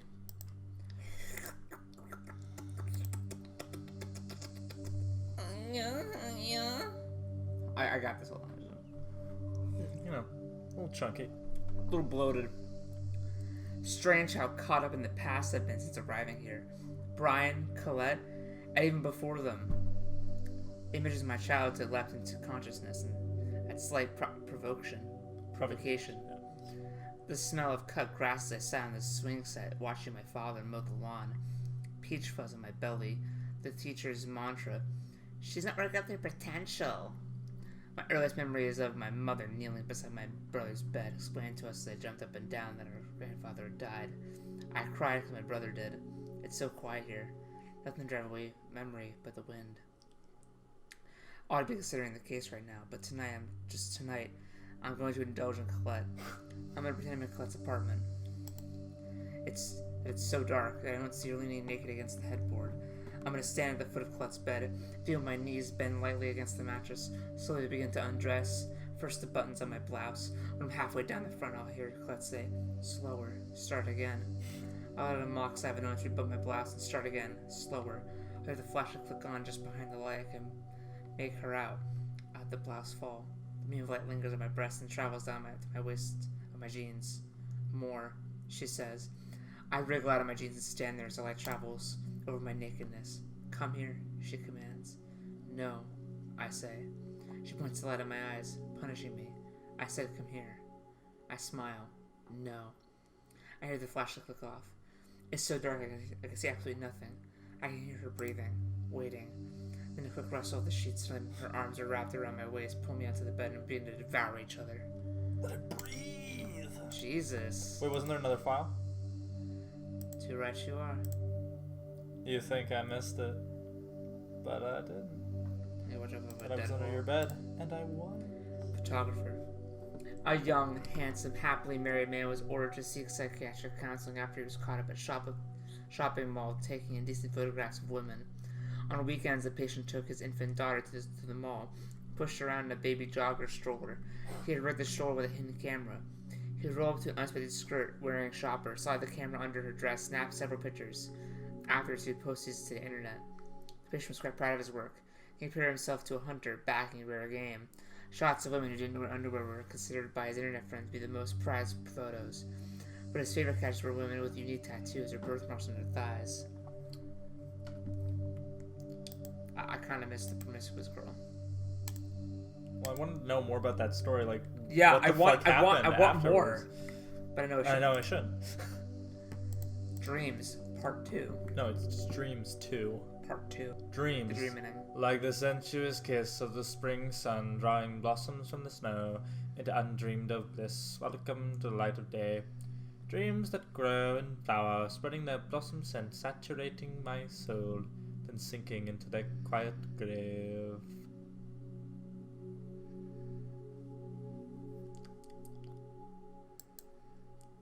Snap back. Oh, there's no tantra. No. Because she's gonna have it in her room for when Michael comes, dude. Just like just like obnoxiously layered. It's the Walter Frey laugh. And the honey's all mine. So it is. I'm just waiting for like one of these It's bottles. always able to be clicked, and I do it every fucking time. See, again, I don't know if the game's like tracking. Offering the choice may like I think what you click on also is gonna evaluate like how much you decide to investigate is gonna be part of the profile. I think. I remember that picture. We only think we see what we see. Deep down, we know better. Consider this painting of Lucretia. An old story in which a young woman who has been raped. Oh, remember we thought that her husband had cheated on her. Yeah. But physically unharmed, chooses to pierce her own broken heart. The act of suicide itself is not erotic, yet the painting most definitely is. Not because of I can't say it. Lucretia's exposed breasts or the chain around her white neck. Not even because of her eyes rolling in what appears to be a moment of helplessness, perhaps even orgasm. No. What begins to suggest the illusion is the dagger, long and phallic, penetrating, bringing blood. We are stimulated to see beyond our eyes. The shape reappears again and again across the centuries, nudging our senses when and where we least expect it. A traditional portrait of Saint Sebastian painted in the Middle Ages seems innocent enough, but the body, bound and exposed and aware, is as sensual as it is sadistic, punctured by a dozen arrows, long and phallic. In piece after piece, we are subconsciously stimulated by umbrellas and walking sticks, neckties and smokestacks, snakes and ropes and pipes and hoses and tongues and keys that fit so perfectly into the keyhole of a locked door. Alright. I do like how stuff that we were shown earlier is like being answered later. Yeah. Like it's like there's no way you can use that to like cheat to get the right answer. Mm-hmm. But like I really hope Michael get something out of his session with Thank Catherine. you. Yes, but no. It's kind of funny, because he's not really the type, you know what I mean? Yeah. He's just not in touch with his spiritual self. Not open. I really love him, but he puts limits on himself. He goes through life with the kind of attitude that shuts himself off to things. Yeah. You know? Yeah. If he can't see it or touch it, it isn't there. And I feel sorry for him. Me too. There's so much more. Yeah. If he could just open up to it, maybe Catherine will do it. Slower. She certainly did it for me.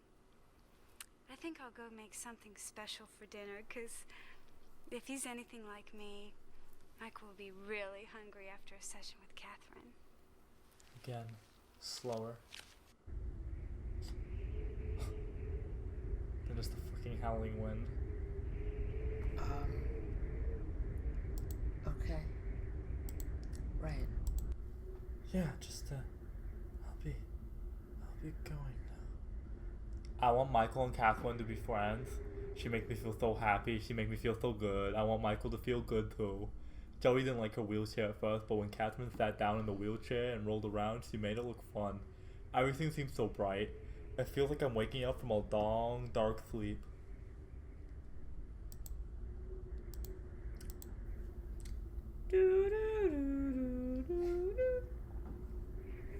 Alright, let's go back to the fucking morning show. I know, it's pretty funny. Hello? Dr. Betty. Karen, are you on the line? Karen! I'm here, Dr. Betty. I need your advice. Karen, you're going to have to speak up. I can't. He might be listening. Who? Henry, my husband. He's always spying on me. He thinks I'm having an affair with my boss. Every night he goes through my hamper to, to see if I've been cheating on him. Are you cheating on him with your boss? Yes. Well, no. But I am doing something secret. What are you doing, Karen? I have a secret life. What kind of secret life? It started a couple of years ago. A girlfriend of mine got me into it. It was so thrilling. I couldn't stop myself. Richard Nixon mask. I knew what I was doing was wrong. Yeah, that was fucked and that up. it might hurt him, but... Are you doing drugs, Karen? No, no. Nothing like that. Gambling? No, no. I never do that. I'm a prostitute. Oh my God! Henry? Oh my God! Is there somebody else on the line? Henry, are you on the phone? Oh my God! Henry, where are you? I'm in the basement. Oh my God! Henry, I can't believe you're listening in on my phone calls. I can't believe I'm listening to your phone calls. I can't believe I'm married to a hooker. Oh my God!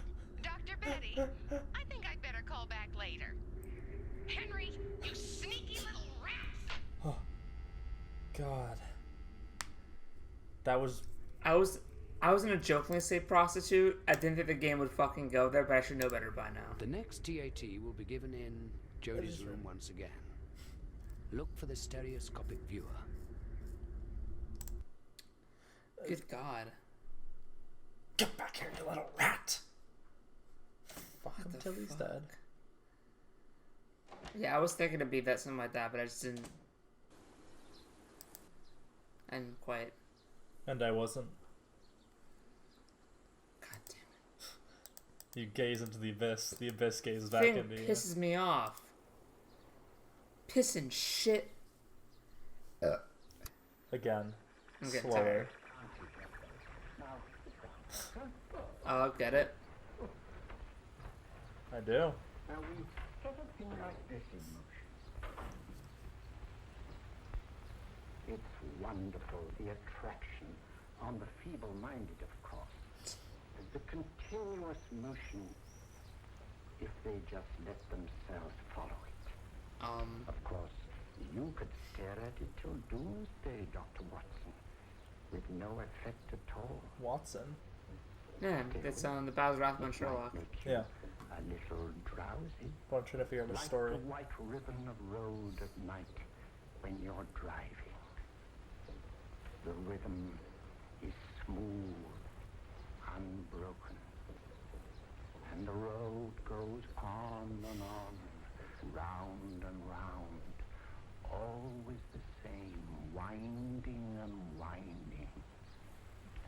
your Just cuts the drowsiness, fucking tits. I swear your to God. fire.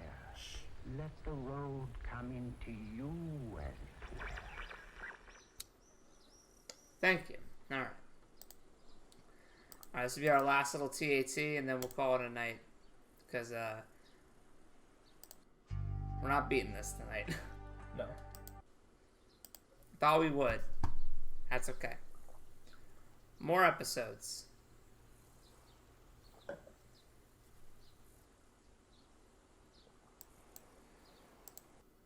Let's try something different. Oh.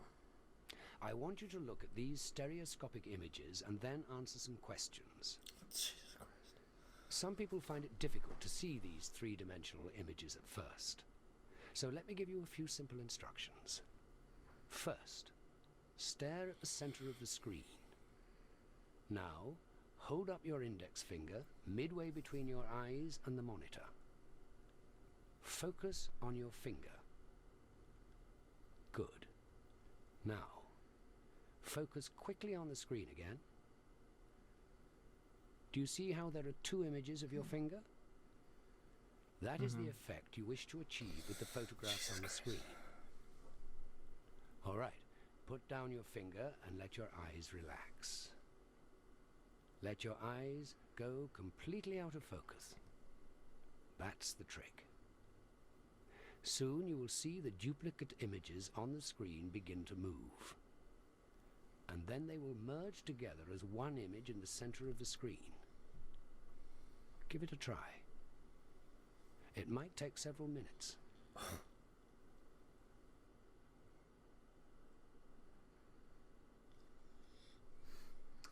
Having fun yet? Alright.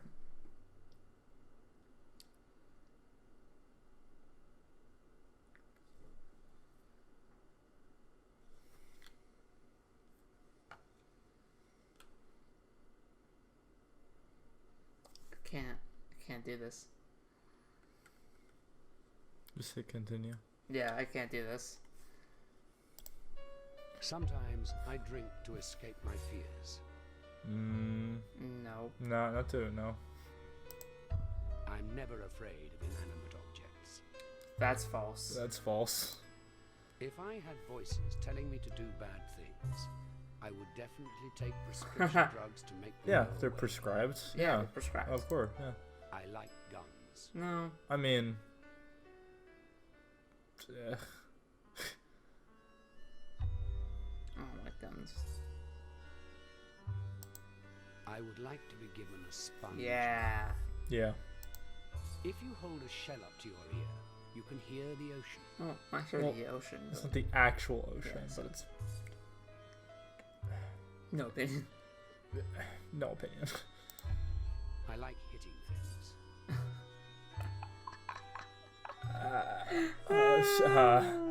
I mean, you ever done one of those parties where you smashed a car?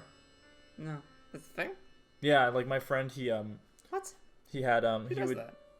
if you got a car that is a junk car from like a junkyard, you just smash it with sledgehammers and shit. It's actually pretty cathartic. I did that like in the 8th grade. I've never heard of that or nor done that. It's really fun. I like hitting things. It's Sure. Yeah. context. I am inspired by people who triumph against adversity. Yeah. If I were a flea, I would be a miserable, depressed flea. Yeah, because my existence would boil down to like sucking blood. Yeah. Really? Oh, Jesus fucking Christ. I'd be a miserable, depressed flea. Where's that business under the table? Michael? Hello, Dorothy. Hi. I know you haven't said anything, and perhaps you want to keep it private, but did you and Allison decide to adopt another child? Why do you ask? Well, I know it's none of my business, but I just want to tell you I'm really happy for you. I think it's a great idea. See, we were driving by the other day, and we saw Allison out walking a child in a wheelchair. Well, we would have stopped, but there was a nurse with her, and... What the fuck? Well, I guess the new one's, But you seem like a cute little girl. But what the Well, fuck? that's none of my business. I just wanted to wish you luck after all that you've been through. What? Bye. No, back up. Audience, you saw that, right? Like, she saw a physical child in the wheelchair. Like, what the shit is happening right now? I had it all figured out, and then in one scene, it got fucked. Just like fucked me right in the ass. It's that new kid you've adopted. Excuse me. New what? I want you off the set, you prick. I want you off the fuck. Sorry. There's the phone. Yeah. It's that's spec. Wait. It's time for a session. That's spec screen, is this tits? Really? Yeah, End of my stream, got some tits going on. Oh yeah, dude. Fuck you, game.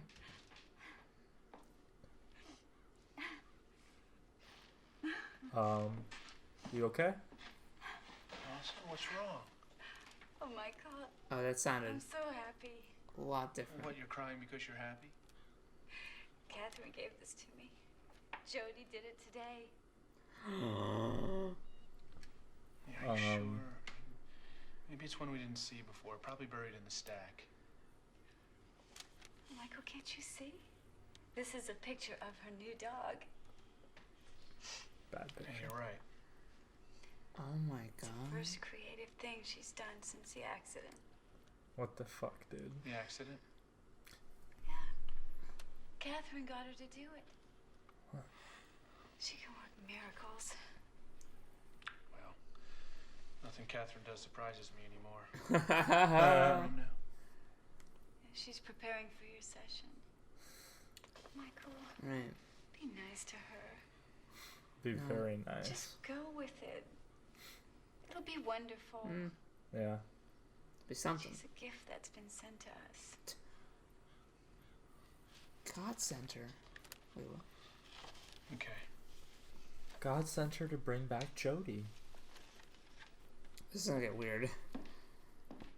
That physical child. Alright, guys.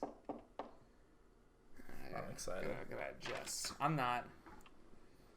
You're early. I've been waiting for this since like the first time she showed up. I'm like, when is this scene gonna happen? Big on. Like the sexual tension has been bubbling for how long now? Like 5 hours? 6. Upset. Yeah. What's wrong? It's this drawing Allison has. She had a good reaction when I gave it to her. She's coming along much faster than I expected. It's just that she thinks... I mean... It's so much like Jody's drawings. How'd you do it? I simply traced some parts of a few of Jody's drawings and put them together in the shape of the new dog. Huh. It's pretty clever, don't you think? Something of a shock. Well, I see that. Hey, you look like you've had a bad day. Oh, dude. Michael's like, Come sit down in bed. Let's get you He's relaxed. like, no. oh, dude. Dude, it's just a lingam massage. It's completely like it's you just give it to a bro, you know. Like, is this a brosage? Brosage, dude. Like, this is a lingam massage. Like, it's like a foot massage, dude. You give it to anyone. It's not gay. You suck your bro's dick. It's just a bro job. Yeah, dude. It's just a bro job. He says a lot of times. You just gotta suck that dick, you know. You just gotta like help him feel better. It's no different than getting him a beer and watching like football or something. Yeah. Well, he suck his dick. Yeah. Well.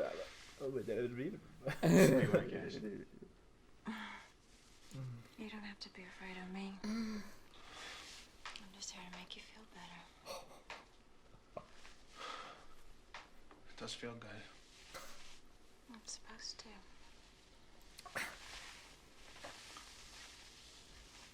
Why don't you take your shirt off? Parents, take your kids out of the room. Let it breathe. Michael's like, He's like, should I? This is completely platonic, dude. Like, I don't get what everyone's like freaking out for. Like, I do this for like my friend. Yeah. I'm just trying to help a brother out. Ooh. Yeah. This is much better. This is gonna be a slow scene. Much better when he doesn't wear shirts, you know. Yeah. Especially when they're too big for him. What's up with that anyway? Maybe he used to be. Oh, jeez, man. Dude, that's like the fucking 40-year-old virgin right there. Like, he hasn't had any release. He's. My back. Dude, what? Then she just sits on his face. Yeah.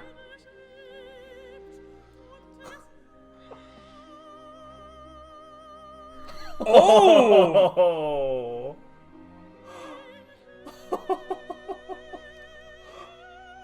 What the fucking... I miss this opera music, dude.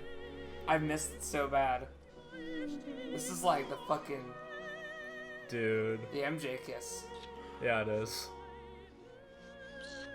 Alright, got 5 digits on the dongle, 5 digits on the dongle.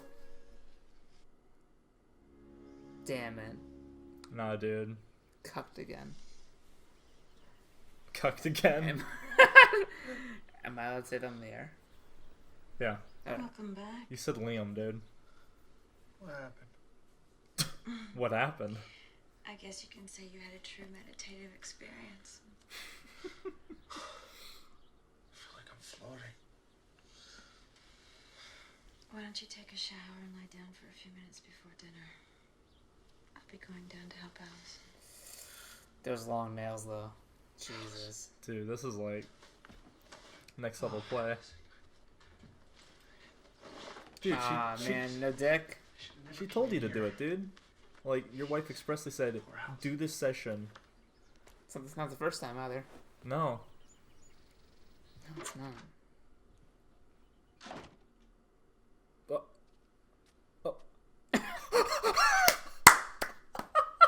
This is completely out of hand. Of course, we've all heard stories of therapists and doctors sleeping with their patients, but this is so... Well, sleeping with the patient's spouse. In a way, it's just as bad as having sex with a patient. Even worse. And who knows what she's doing with Allison in those so-called meditation sessions. And to think it happened on my case. What the hell does she think she's doing? I mean, I'm the one who gave her the break. I hoped to get her license, for Christ's sake. I cared about her. And this is how she repays me. Just what the hell is going on here? You tell me. I'm sorry. I'm sorry, John Hurt. Dude, I love how, like, for a while, it's like, oh, John Hurt wants me to be a voyeur, and then as soon as he finds out, he's like, what in the hell is going on? Like, he's he like was so mad. fucking like, furious. Because like it briefly tries to make it go, oh, he's sleeping with Catherine. Then it's like he's like, no, that is irresponsible, unethical. I can't believe she would do this. He was literally like, oh fuck, I can't believe you've done this. No. Yeah, no. What were we talking about earlier? Well, wait a minute, but she encouraged him to do it. So, yeah. I would most like to have a dream where I am... One of the mysterious yeah, definitely. Yeah. I enjoy conjuring up strange inventions that do nothing. Sometimes. Sure. Should Catherine resign from her position as Allison? I mean, ethically, yes. Okay, well... On the next episode of Jawesome Possum. So check what episode we're on. I like how for the sex scene, it was, like, so tame. Well, yeah, that's the thing is, like, when you look at Catherine, she only showed her breasts, like... Twice. Well, it was, like... Even the one where she was, like, with her back to him, it was, like, clearly overlit. Yeah. But, like... And then when it happened, like... Yeah, so you're episode 10. Okay, so... Oh, God. We have a good other session. We will finish it next time. Oh, God. But... So we said about today. It's like a 5-hour game, 6 hours in. Well, we've been going above and beyond. Yeah. Like, if you... I think the 5 hours is, like... just doing the story, plus, I don't know, occasionally looking around at other stuff. Yeah. Like, it's like a rough... I mean, like, who in reality has, like... How many people played the game? like they categorize it based on how many, like the averages of like how many people played it, how many people have actually played it. Someone's like, oh, it took me 5 hours, and it's like, but you just did it. You could spend like 10 hours doing it. Yeah. God. I know, right? All right, so we're averaging 5 episodes per stream, so we will finish next time because spoiler alert, there's 15 episodes. All right. And since episode 10 has the that either that's the start of a new episode or the end of one, or towards the end of one. Yeah. So so thanks for showing up. Thanks for interacting. One person. I appreciate you though. Someone has to do it. What the hell is she thinking? I want that as a gift. What the hell is going on here? Kind of just John Hurt like getting furious, like, what do you think? And he just walks away. He's like, oh. I love how he walked in, looked at the camera, and fucking left. I was like, is that it? Then he comes back on. Like, he was so in character. He was just like, yeah, so good. Oh, good. Right. Guys, have a great night.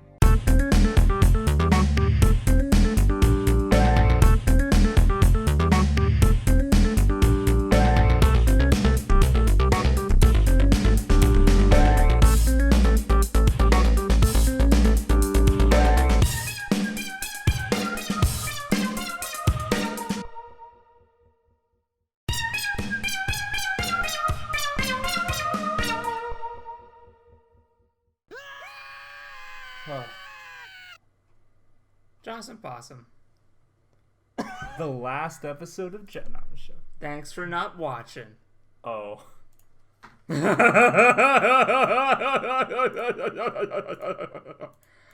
So, we're finishing 10 and 11 Care tonight. Or we're gonna die trying. Then again, probably gonna die. Most of the characters in this game might die trying. I think. Yeah. I nothing good. I'm sorry. I'm not bringing it. I would much prefer if you stop talking. If I stop talking? Oh, you mean the okay. I got you. I thought you were serious for a second. Like, oh. I would much prefer if you keep quiet. What? There's a video on the internet. It's so good. It's called.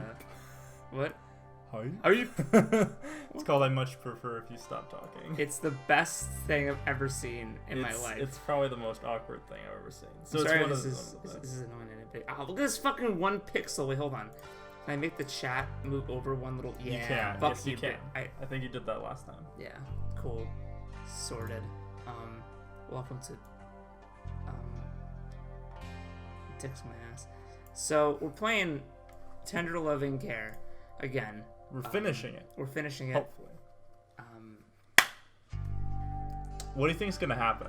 I think someone's gonna die. Well, someone kind of has to die. Yeah, because I don't think John Hurt would be like so worried about averting the catastrophe in the prologue. Michael has creepy murder eyes. Yeah. Let's go. Oh, yeah, they fucked. Yes, they did. All right, cool. Where were we? Where the fuck are we? Stuck in my nutsack. Catherine's room, whatever. Go balls deep, dude. I think we did pretty much everything. Yeah. Maybe. I don't know. I don't want to fucking like canvas the fucking. Hello. Oh, what are you looking at me like that for? I had to do it. No. I really had no choice. Yes, you did. He was gonna fire me, I could tell. You always have choice. And if his wife is ever gonna get better, it'll only happen if I stay. I'm her only hope, and he was on the verge of taking that hope away. You think it was wrong, don't you? Yeah? Well, I don't. It was only sex. Everyone makes such a big deal about it. But the important thing here is Allison. She's very ill. And I'm gonna make her better. I can do for her what Turner couldn't do in a million years. And I'll show you. You'll see what I did was right. Stop smacking your lips, please. I did it for her. And after all that, I need a shower. You can't unhear it, right? It's like no. See, so her flaw is hubris. Hubris. But here's the thing: she's been fucking her own patient, so she's already been doing unethical things from fucking Jump Street. Yeah, man. Let's move the audio to the recorder. What you got for me, girl? verge of getting rid of me. I had to take control of him. A dangerous sort of control, but control nevertheless. I did it for Allison's good. It was absolutely necessary. And my seduction was cool and calculating. He was, to use that old cliche, putty. But I have to confess something. Something I wasn't quite prepared for. It felt so good. It felt so good. So good. I want to do it again. Everyone makes a big deal out of it. It's just sex. Felt so good. How's the pie? So good. I loved it. I have a recurring dream in which I'm the sole passenger in an exceptionally fast-moving train. The interior of the train is deep blood red. The seats are dirty velvet. I sit contently, my hands folded in my lap, my head turned toward the window. I smile at the yellow... Yeah, right? It's a cool motive. Still sex. Still sex. I need to watch that show. Still infidelity. It's on Hulu. Now that I have Hulu, I can watch Brooklyn Nine-Nine. Tell me, was it worth it? Yeah. No, I mean the infidelity. Oh. No.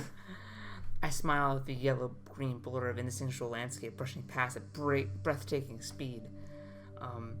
There are a lot of speeds that are breathtaking. There's a slow speed where you slowly push yourself into some water, and then you drown, and it takes your breath away.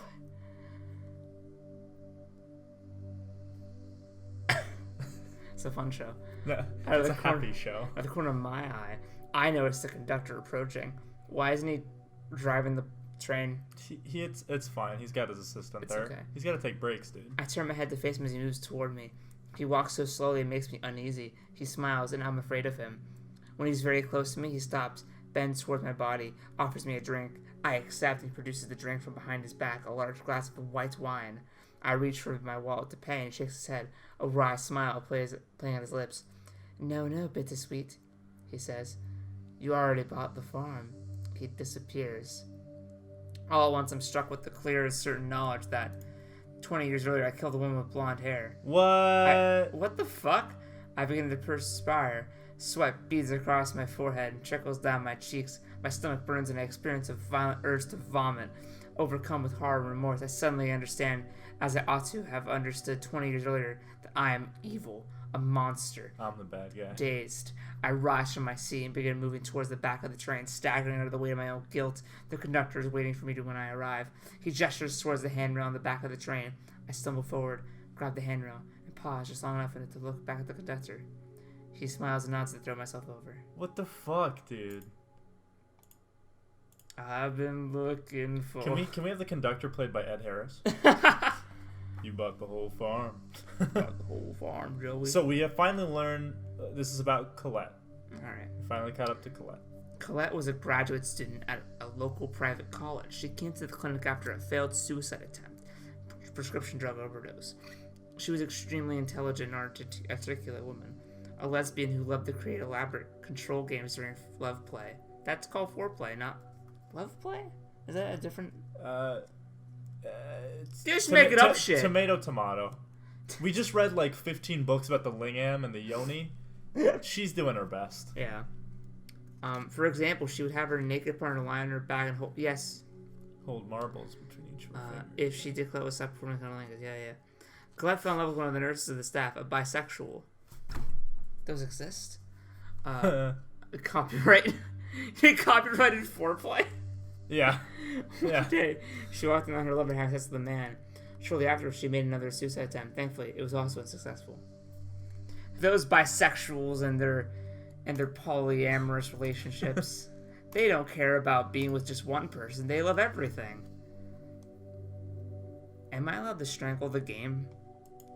Yo, what's up? Oh man, we got like people this time. Yo, you want to read this sweet rhyme? I'll give you a beat. All right. Boom, let down. Bliss, sweet forgetfulness. May I take a full measure of all my joy when I see only other eyes, when soul is enveloped in soul, when being finds itself in being, and the triumph of all need is near, then lips are mute in silent wonder, no further wish for heart, no knowledge of life's end, the riddle of nature solved. Yeah, that was Play the Seinfeld theme, that Paul. was doom doom doom doom doom doom. It just layers on top of itself. That's the worst. Whenever the Seinfeld theme layers, and you're like, oh. I know there's the reality check in this room, but we haven't explored all of this yet. So yes, no, I know. But how about when we go into like Jesus Christ? I love my wife. I really do. Something that happened. I can't explain it. She just... Shit. I want to say she seduced me, but I'd be lying. I wanted her. It's been so long since... He got therapy. Man, I can't believe this. Do you think she made him hold the marbles? But I know one thing. I will never do that again. It happened. Oh my So, god. that's it. Is he like? He might be a bald. Is he a balding bastard? He was a bastard. Christ. The painting from It.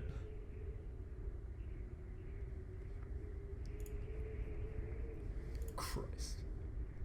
It's low? Ah, Jesus. Okay. God damn it.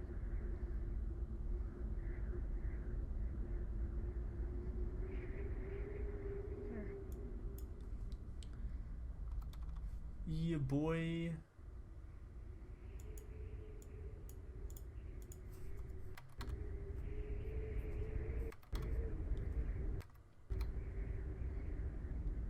Yeah.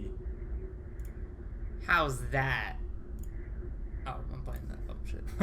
Oh shit. Now it's upside down. Where do I live? Where am I? Right there. Okay. Now that good at video games, send IGN.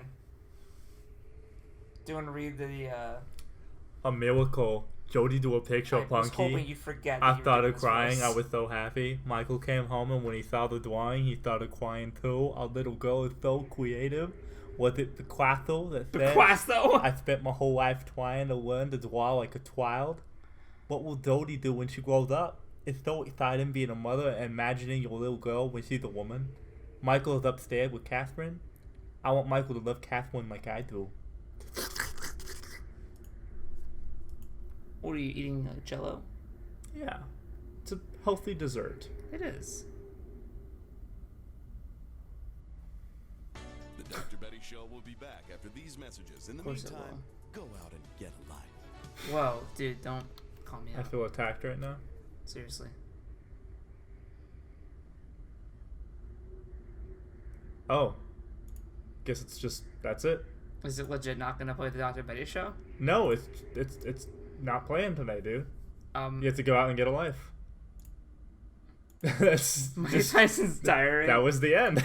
Wow. See, that's the only way they can trick you, is you thought it was going to be this long thing, but it's like, no, it's just over.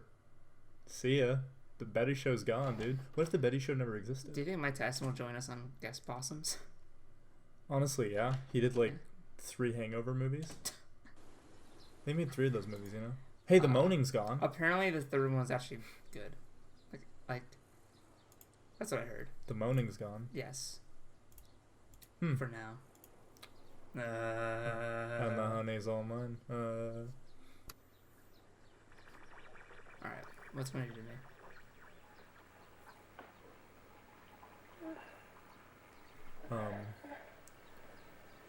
Help?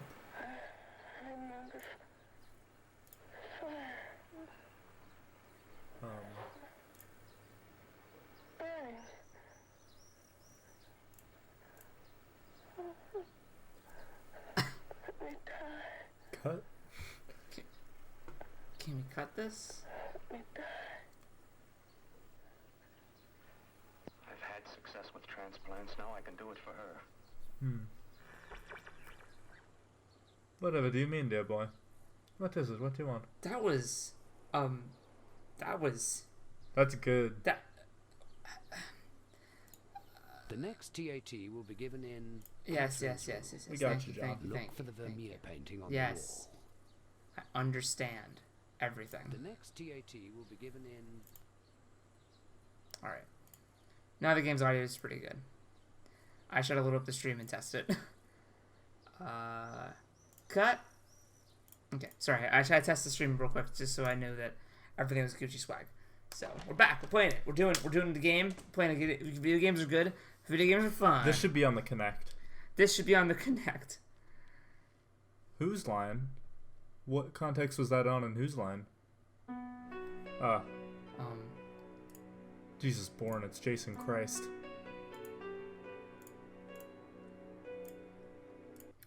Yeah, I raised the audio a little bit.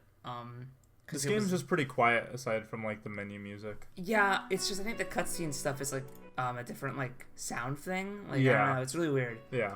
Because they clearly just loaded in like like film clips into the game. Yeah. And, yeah, it's really weird. Man, I want something to be in this fucking thing. No, that's like the long game, dude. That's like end of the game shit right there. It's like the last chapter. Oh, interesting. I never really watched Whose Line. I only ever found out about it after like whenever Tumblr became a I'm thing. glad we Oh, can't... there's no. Yeah, I'm glad that that's the. And we don't need to look at that. Hey, I'm thorough. Okay, I'm Henry Thoreau. Hercule Poirot. Hercule Poirot. Hercule Poirot. Yeah, no, like that happens all the time, especially because like older DVDs, they don't like based on the transfers they do. They don't mix properly. They don't mix it properly. Which is a shame. Yeah. Oh my god, this fucking book. Yeah, no, we don't have to read this. Again? Yeah, that was... Wow, that was pretty short. That was like the shortest exploring thing ever. It's because we've whittled down a lot of it. Like, everything now is just like video clips in the rooms. Because if you remember right, we would have a long time in between video clips because we would read fucking everything. Yeah, all the fucking textbooks. Yeah, so... And now it's like, nah, you should just get on with the plot now. Yeah. You've done it all. Dude, I fucking love FMV games. Something like about it that just it attracts me so much. It's like it's kind of like I don't know why. It's like a thing that we abandoned, but it was an interesting idea while it lasted. Yeah. Which best describes the man's behavior toward the young woman? He's molesting her. She doesn't look. She's protective. I don't know. What do you get? I get that they're like familiar. Yeah. Probably married. Like they're probably. I feel like they're all just having fun drinking. They're just having fun drinking. They just happen to be married. He's being playful. I'm gonna go with this one. I like this one. Not. Oh. I was gonna say he can touch what he wants. Oh well, that connotation. Yeah, that sounds gross. Yeah, it sounds. Yeah, that's that one. What's going on here? Having a meeting. Woman's hiring a ship captain to sail to the new world. Their childhood friends. He's a traveling storyteller. I think the first one, honestly. That's what it looks like. Okay, dude, I have Harvester, and I'm debating whether or not I'm going to play that for Halloween. So, Yeah. I might play Harvester for Halloween. We might do it. It's tempting. What about he's trying to... Well, no. He's trying to convince her to leave with him. Well, because, see, the way the painting's done... It's hard to tell where the desk is positioned, like who has the... whose office it is. I'm guessing it's his. So I think she wants to sail to the New World. Yeah, like, given her clothing, she's probably like a pilgrim. Yeah. Yeah. Who might step through the open door?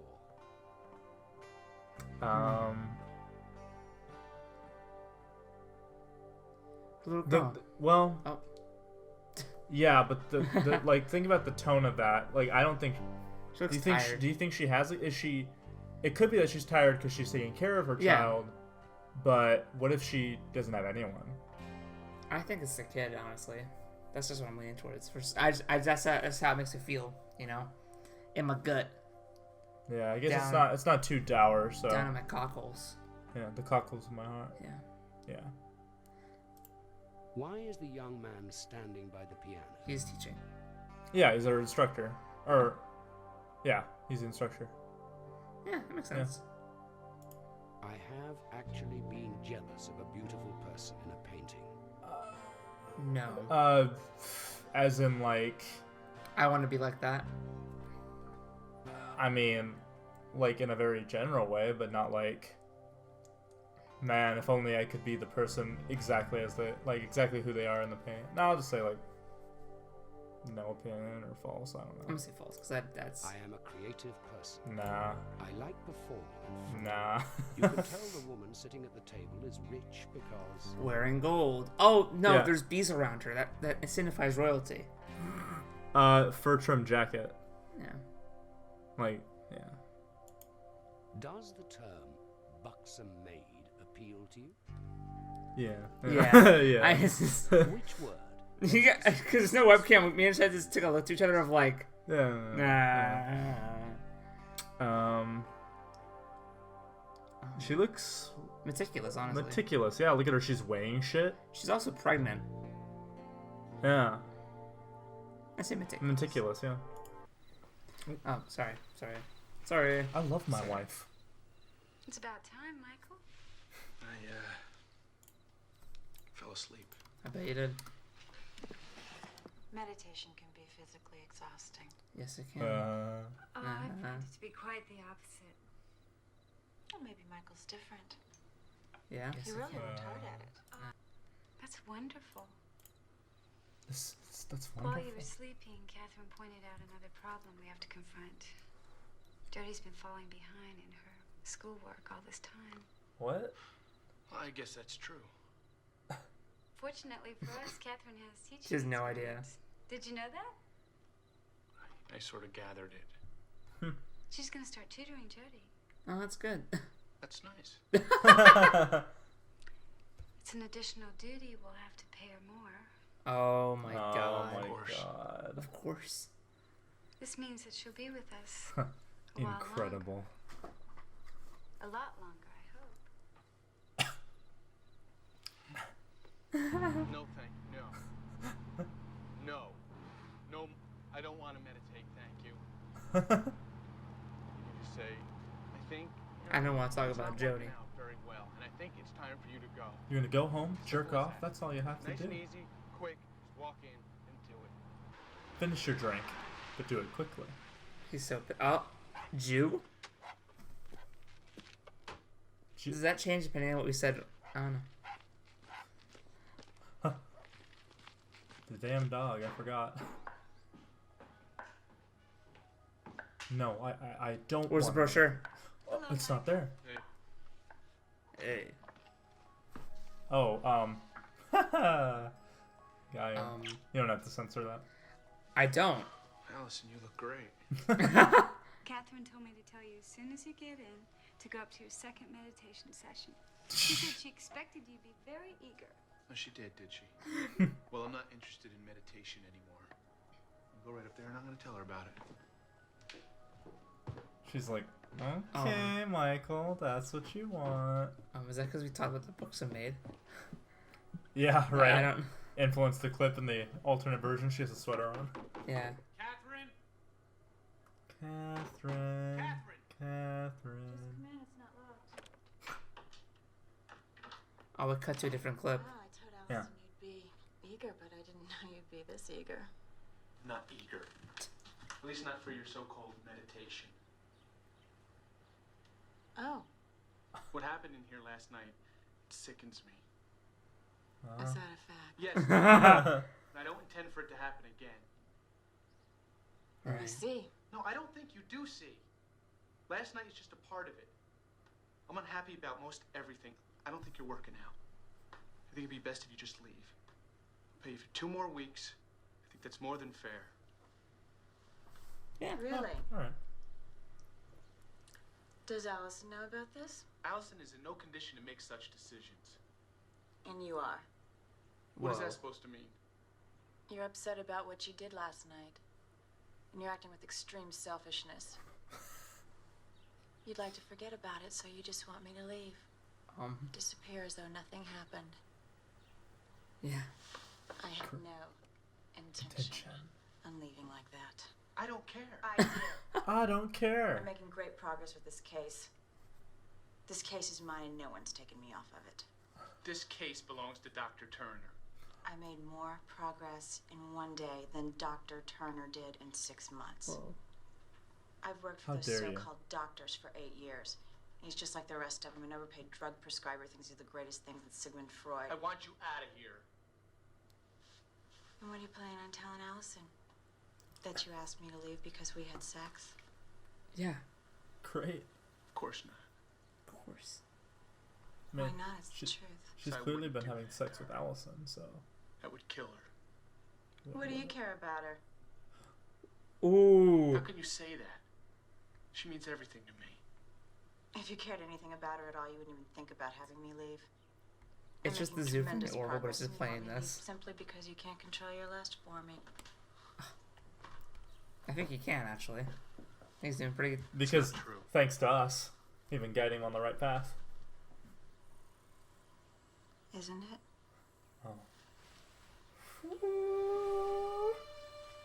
Oh my god. He's like, at least you're wearing something underneath this time. Ooh. Oh my. You weak man. It's a trap! Resist the vagina! It's a trap! Her pussy's the trap! Oh, he just kind of went for he's it. hungry. Oh my god. Oh my god. Oh my god. Oh jeez. Zoink, Scoop. I don't know what it is, Scoop, but it sure looks good. Kiss your wife for that mouth? This is more passionate than the actual, like, intercourse scene. Yeah. It's because it's a hate fuck. It's different. Oh. She's still just... See, he didn't have sex with her. He just... I guess you decided to do meditation after all? I'm not going to continue with it anymore. You just... But it makes you feel so good. No, it doesn't. It just makes me feel tired. I can't agree. Yeah. Great.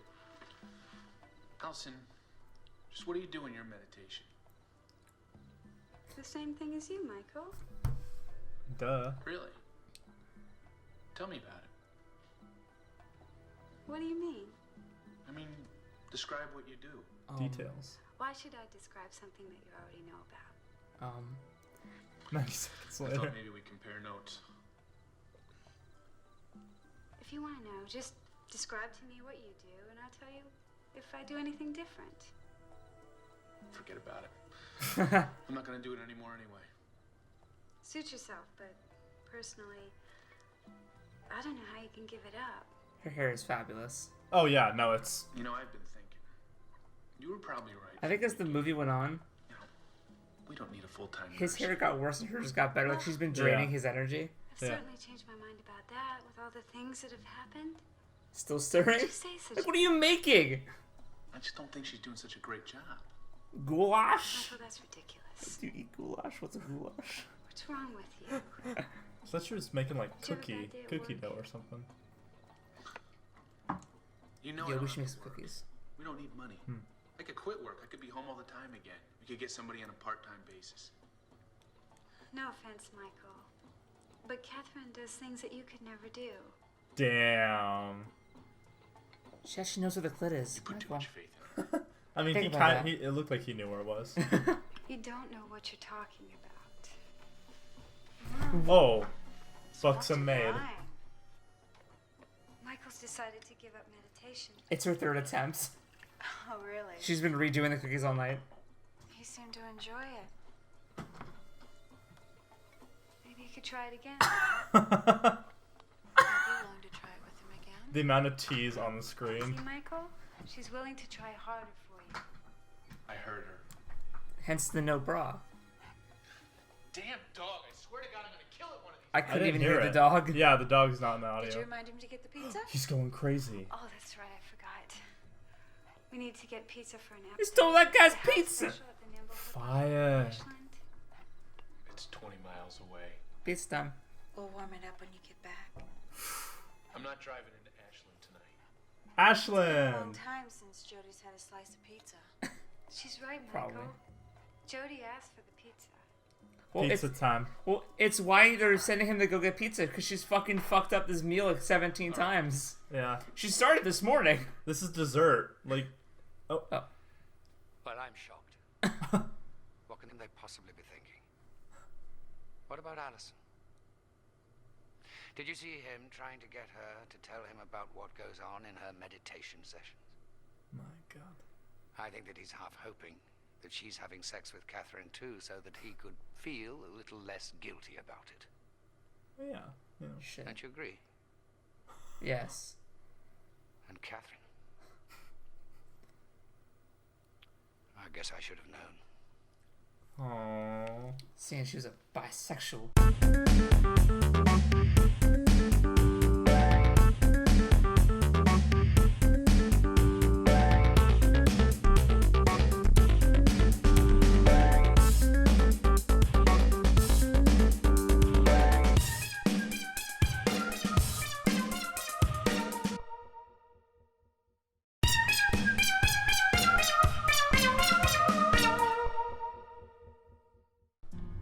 Do you agree with Catherine that Michael is acting with extreme selfishness?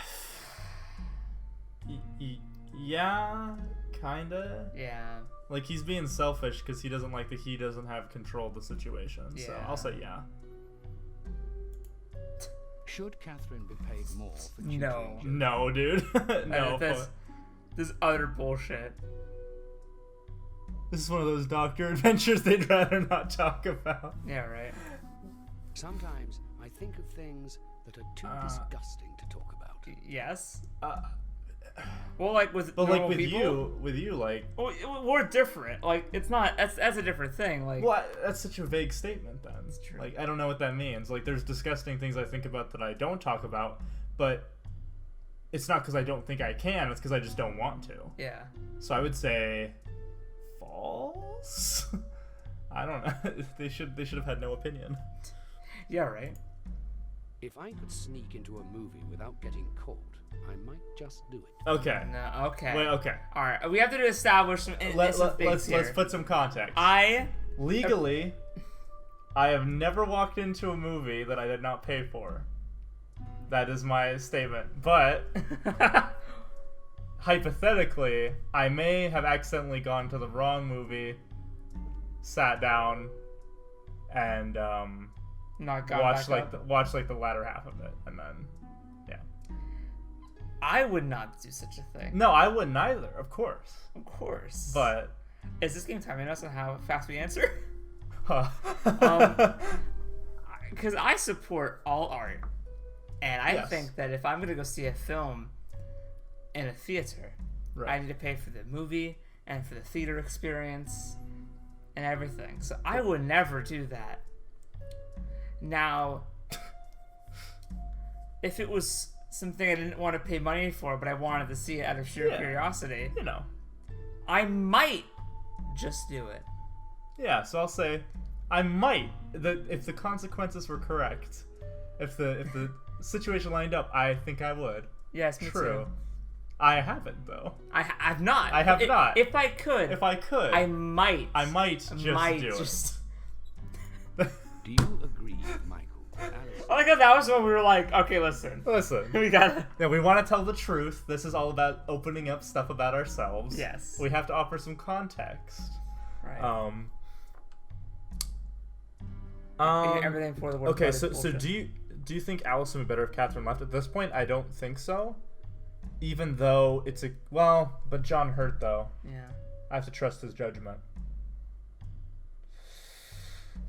This is gonna influence the next part of the game. She's very much perpetuating it. Like, Yeah. Allison's happy, but it's mainly because Catherine's fucking her. Yeah, no, like I think that. So we already know. Like, let's actually like think about this like ethically and morally. Also, welcome to the stream. Welcome to the stream. Thank you for Wound Effigy. That is a good username. Yeah, it is. That's the. So here's the thing. Yes, go on. She's clearly trying to replicate her experience with Colette, and so she is not thinking in her best judgment. Mm, She's yeah, fucking I her agree. patient. Yes. She's fucking her patient's husband to stay in the house, and she is operating unilaterally without her leading practitioner's knowledge. So I would say Yes. Would Allison be better? No, short term. Better long term. So I'll say yes.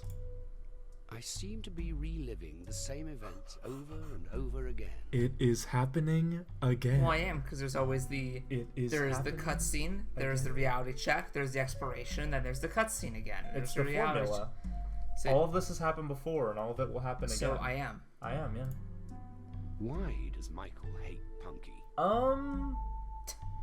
Because he's under a lot of stress and it won't stop barking. I mean, that is, honestly, yes, why. I think so, at least.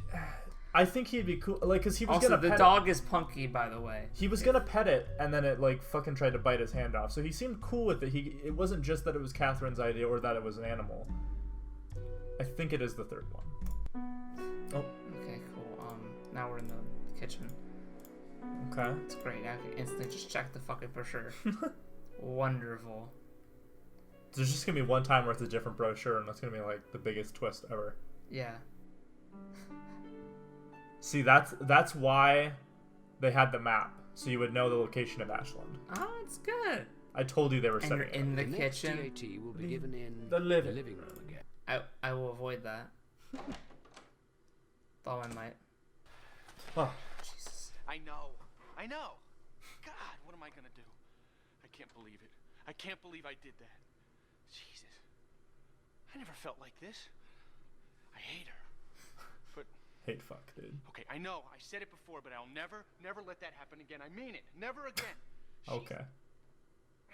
She. I don't know what I'm gonna do. Catherine. Now I gotta go get a fucking pizza.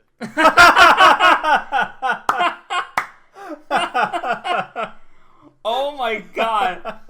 Spider-Man school that got pizzas.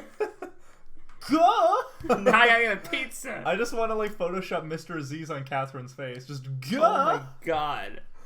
Do you wanna... Yes. Oh my god. Now I got a pizza. I gotta get a fucking pizza. God damn it. Piss and shit. I could say Catherine seduced me. I could say that it was a result of more than 6 months of frustration and denial, but no matter how I characterize it, there is only one conclusion. I have betrayed Allison. She's so precious to me. If she ever found out what happened up there, all of it would come thundering down on her. Jody's death, my infidelity, her own vulnerability, the sense of loneliness, the terror that comes from having no one to believe in, would all be my fault. I'm disgusted with myself. I'm not good enough for Allison anymore. I took a shower. It didn't help. The second time it happened, I should have been ready, but I wasn't. I felt so helpless, so weak. Dude, you were munching. Munching? He was, him, yeah. He was getting down to work. Yeah. I went for a ride to clear my head. I needed to get away from them. I thought I was just driving aimlessly around town. Then I realized I was headed for the cemetery. I haven't been there since Jody was buried. I climbed the fence. I ended up at Mark's grave. Who the fuck is Mark? His roommate. Oh. Yeah. Remember he got into a coma, and then Susanna was in the hospital and he room. Fucked her? Yeah. Jesus. Yeah, dude. I want the prequel show. The coma only lasted 10 days, and then he quietly died. Susanna and I had come here on the morning she was leaving for home. She told me that Mark had been planning to go to college in Germany, and that he had talked about getting married one day. She believed the dead stay with the ones they love. Oh, yeah, I'm sorry. Wow, I'm being really weird today. She believed the dead stay with the ones they love after they die. He wouldn't leave until he thought we would be all right. He knew that we were both afraid to let him go. We were pulled to each other again. The attraction was impossible to deny. We made love next to Mark's grave. Is this fucking, like, Game of Thrones, like, corpse? Yes. Spoiler alert. Oh, shit. Sorry. Can you bleep that out? In post? Yeah. Yeah. I mean, it's Game of Thrones. Everybody's seen it, but, there's gonna be the one person who was like, man, I did my time. Who's Geoff? Who's Jeffrey? Yeah. No, but we made love next to Mark's grave. I could feel him watching us. I go back in time. I make the dead come back to life. I create my own reality. The music is playing. It is years ago. My father is Oh. Damn. Look, you're an asshole. You're a bad person. I didn't know they were in the stream. I apologize. It's fine. Me either. I just saw you fucked up. God, you suck. Okay. It's fine. They won't remember that. Yeah. Is years ago. My father's still alive and the four of us are sitting in the living room. I'm reading a book. Have a Tumblr saw it for me. Oh, okay. Allison is knitting and watching my father play checkers with Jody. He always almost beats her and then he lets her win. The scratchy records are my mother's, old brittle 78s, rare. Recordings of country western songs. When Wooden Heart comes on, my father says, "This was your mother's favorite. She hummed it all the time." Allison smiles as though she remembers my mother too. My father's reverie interests Jody. Westworld. God fucking damn it. Is Nanny Who's seen West humming in heaven? I didn't spoil anything about Westworld. Shut up. I know.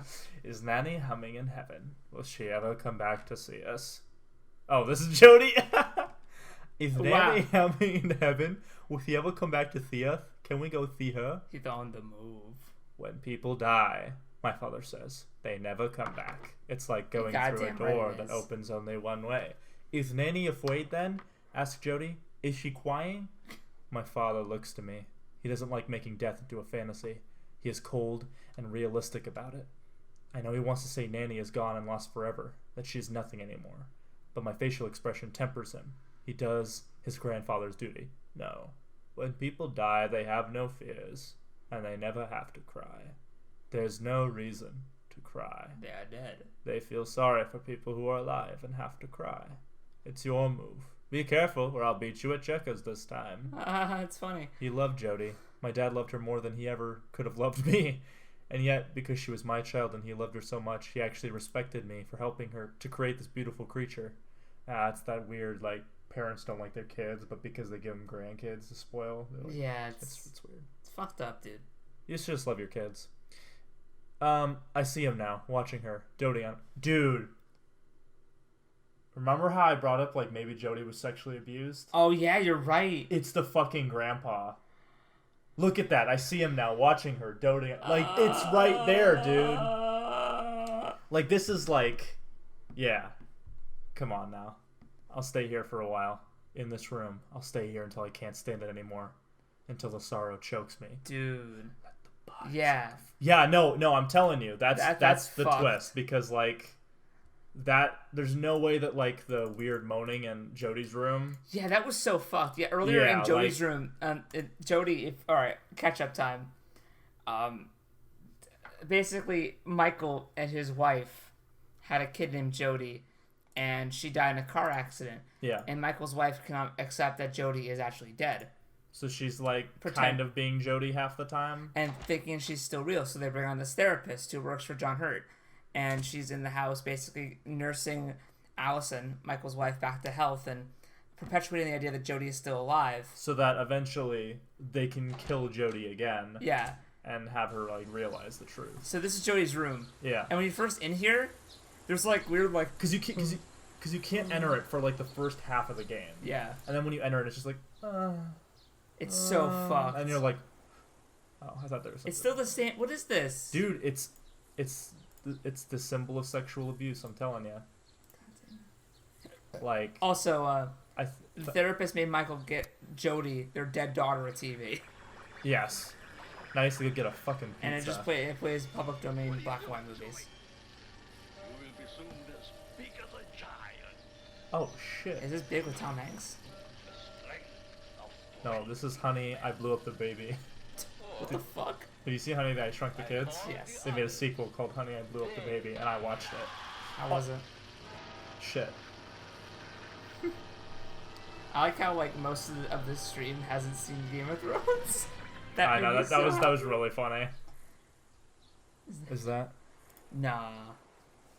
That wasn't. I thought it might have been for a sec, but I don't think so. But I could be wrong. Wait a minute. They're called the Overtons. The Overton Hotel is the name of the hotel from The Shining. Or no, that's the Overlook. But the Overtons, what is that from? The Overtons is... It's a pretty popular name. Oh, we have to do another phone call. Thank God. And this is Allison's diary, where she writes like Jody.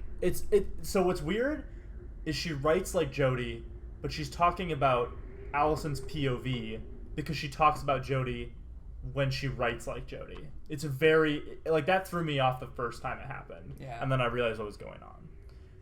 Maybe Michael with Weddy now. Ever since the accident, he's had trouble, but Catherine thinks he's ready. It's the Golt. Punky is barking again. When is she not? Her bark really gets on my nerves. But Michael and Jody love that. No, he doesn't. I guess I love her too. So no one likes the dog. The dog is gonna die. I'm You're telling you. Oh. Remember that one question asked about, do you like harming animals? You remember that? Who are we calling? I couldn't put in a number. I just did it. Hello, this is Dr. Turner. You have reached the Chrysalis Institute.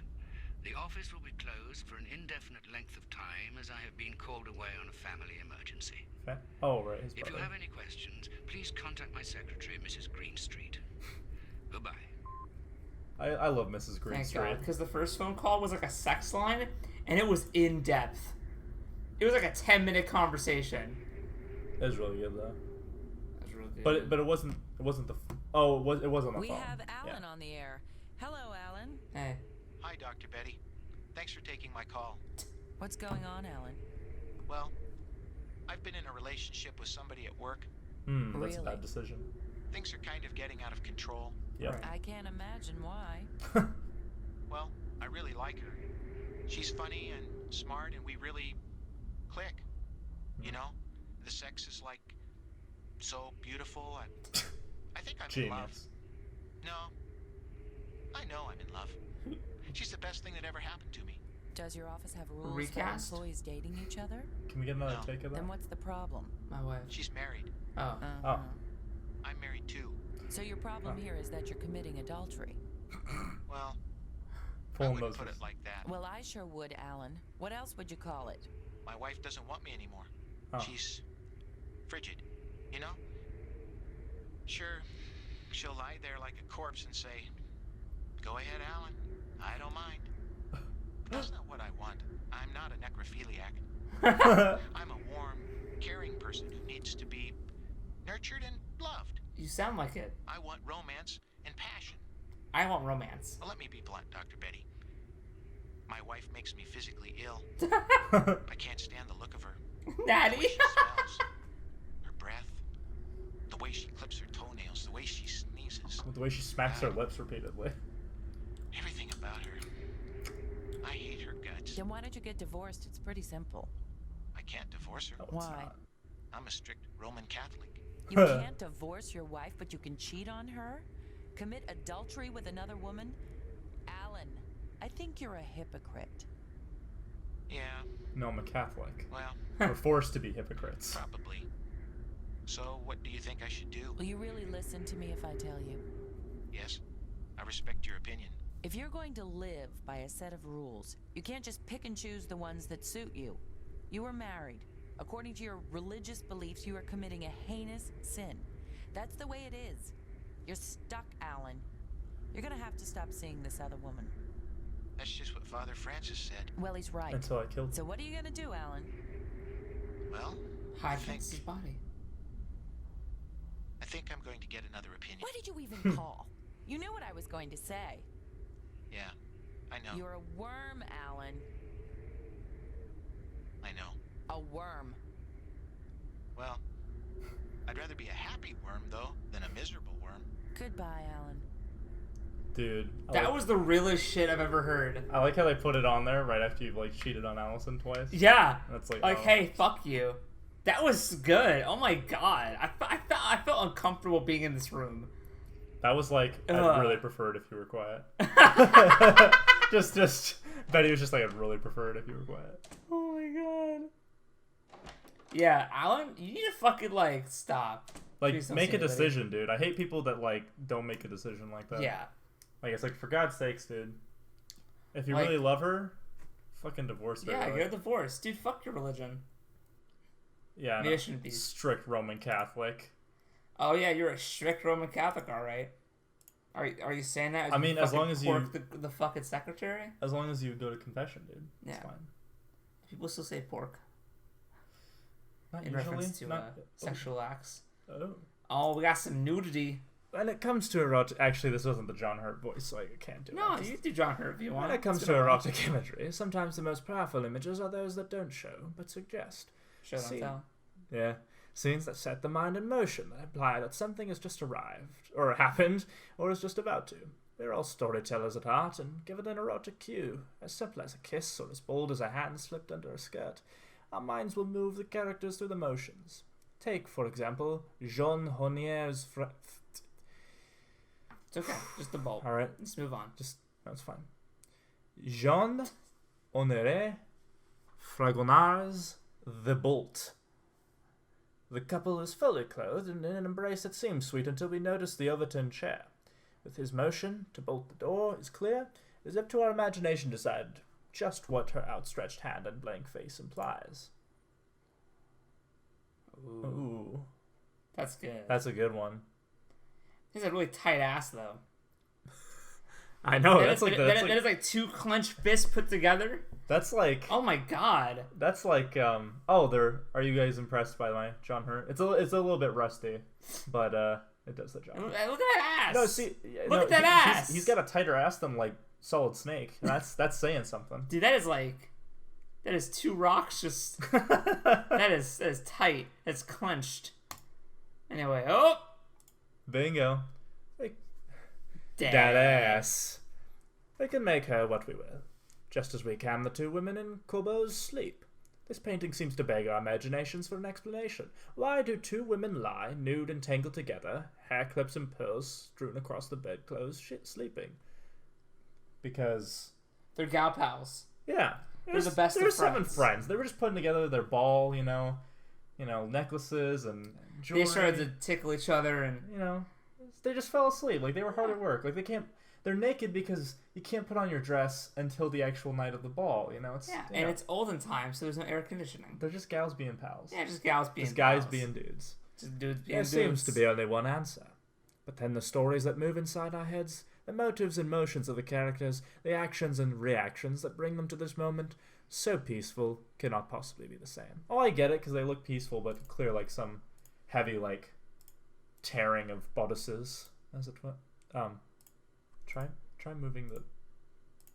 What the hell? What? What the fuck? Wait a minute. It, like, froze? Why? No. Come on. We can skip the scenes, though, right? Like, if we were forced to, like, quit it and then go back? Hold on, guys. Give me a second. I'm sorry. This game was made in, like, what, 98? No, it was... Oh, God, I'm so sorry. Hello? It's not using anything. It's just... It just stopped. It's dead. That ass was too tight. That was a tight ass. It was too tight. Okay, well, let's restart that. Sorry.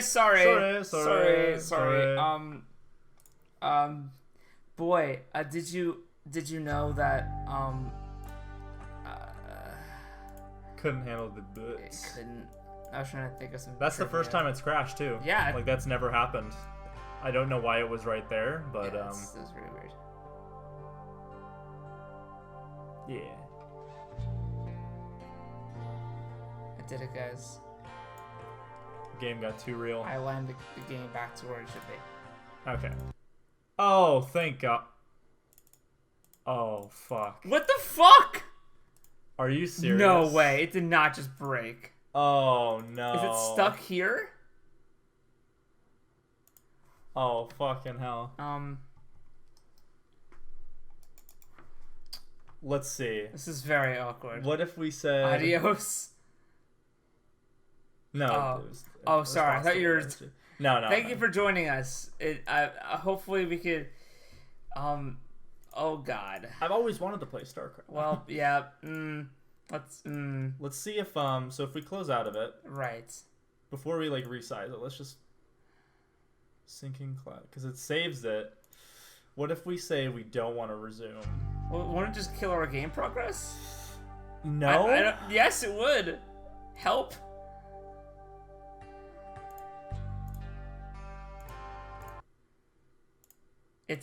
Dude, it's fucking. Yeah, so just hit don't resume. No, they'll fuck up our game progress. Well, it'll restart the whole game. We've been playing this game for 7 hours, Josiah. It's fucked anyway. What if we restarted GOG itself? Okay. I mean, I don't know if that would help, but oh, see right there where it said, "Do you want to save your game?" Yeah, and I said yes. What if you said no? Well, it's already saved there, though. Yeah. Shit.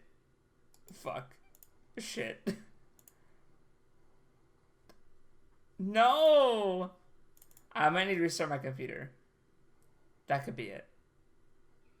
That could be the problem. I'm so pissed. Yeah, I don't know. Yeah, I'll buy Cuphead. Shut up.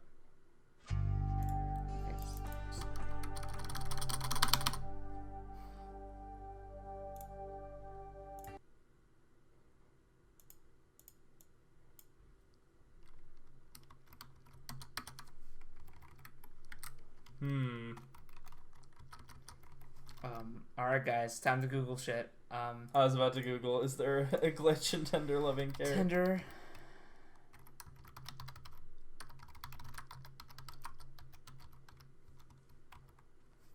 I typed in fresh instead of freeze. I don't know why I did that. They released Tender Loving Care in the App Store for $6.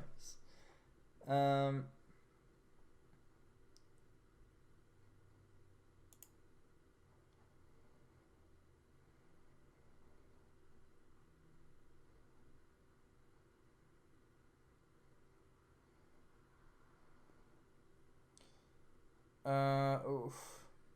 Yeah, this has happened to somebody else.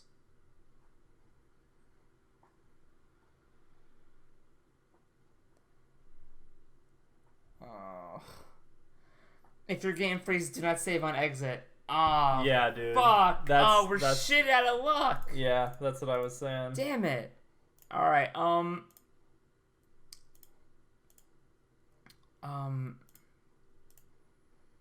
This is fucking... It did go out with a bang. Went out with a tight ass.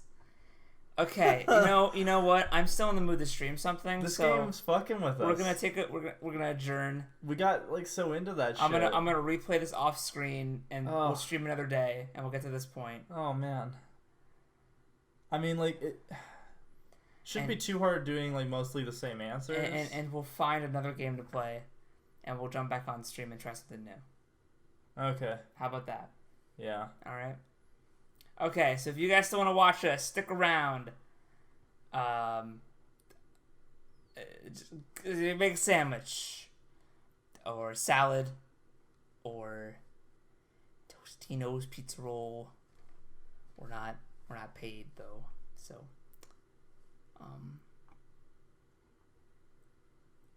why does God? Yeah, why are we still here? Just to suffer.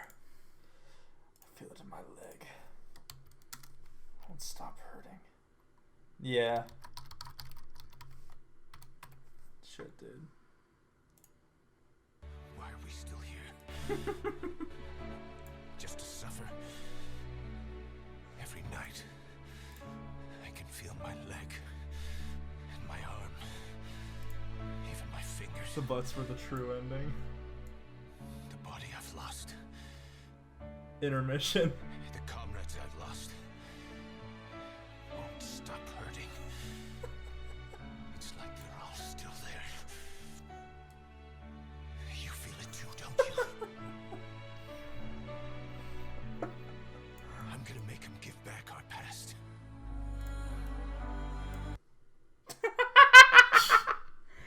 Alright, I'll see you guys in like 10-15 minutes to go find a fucking game to play.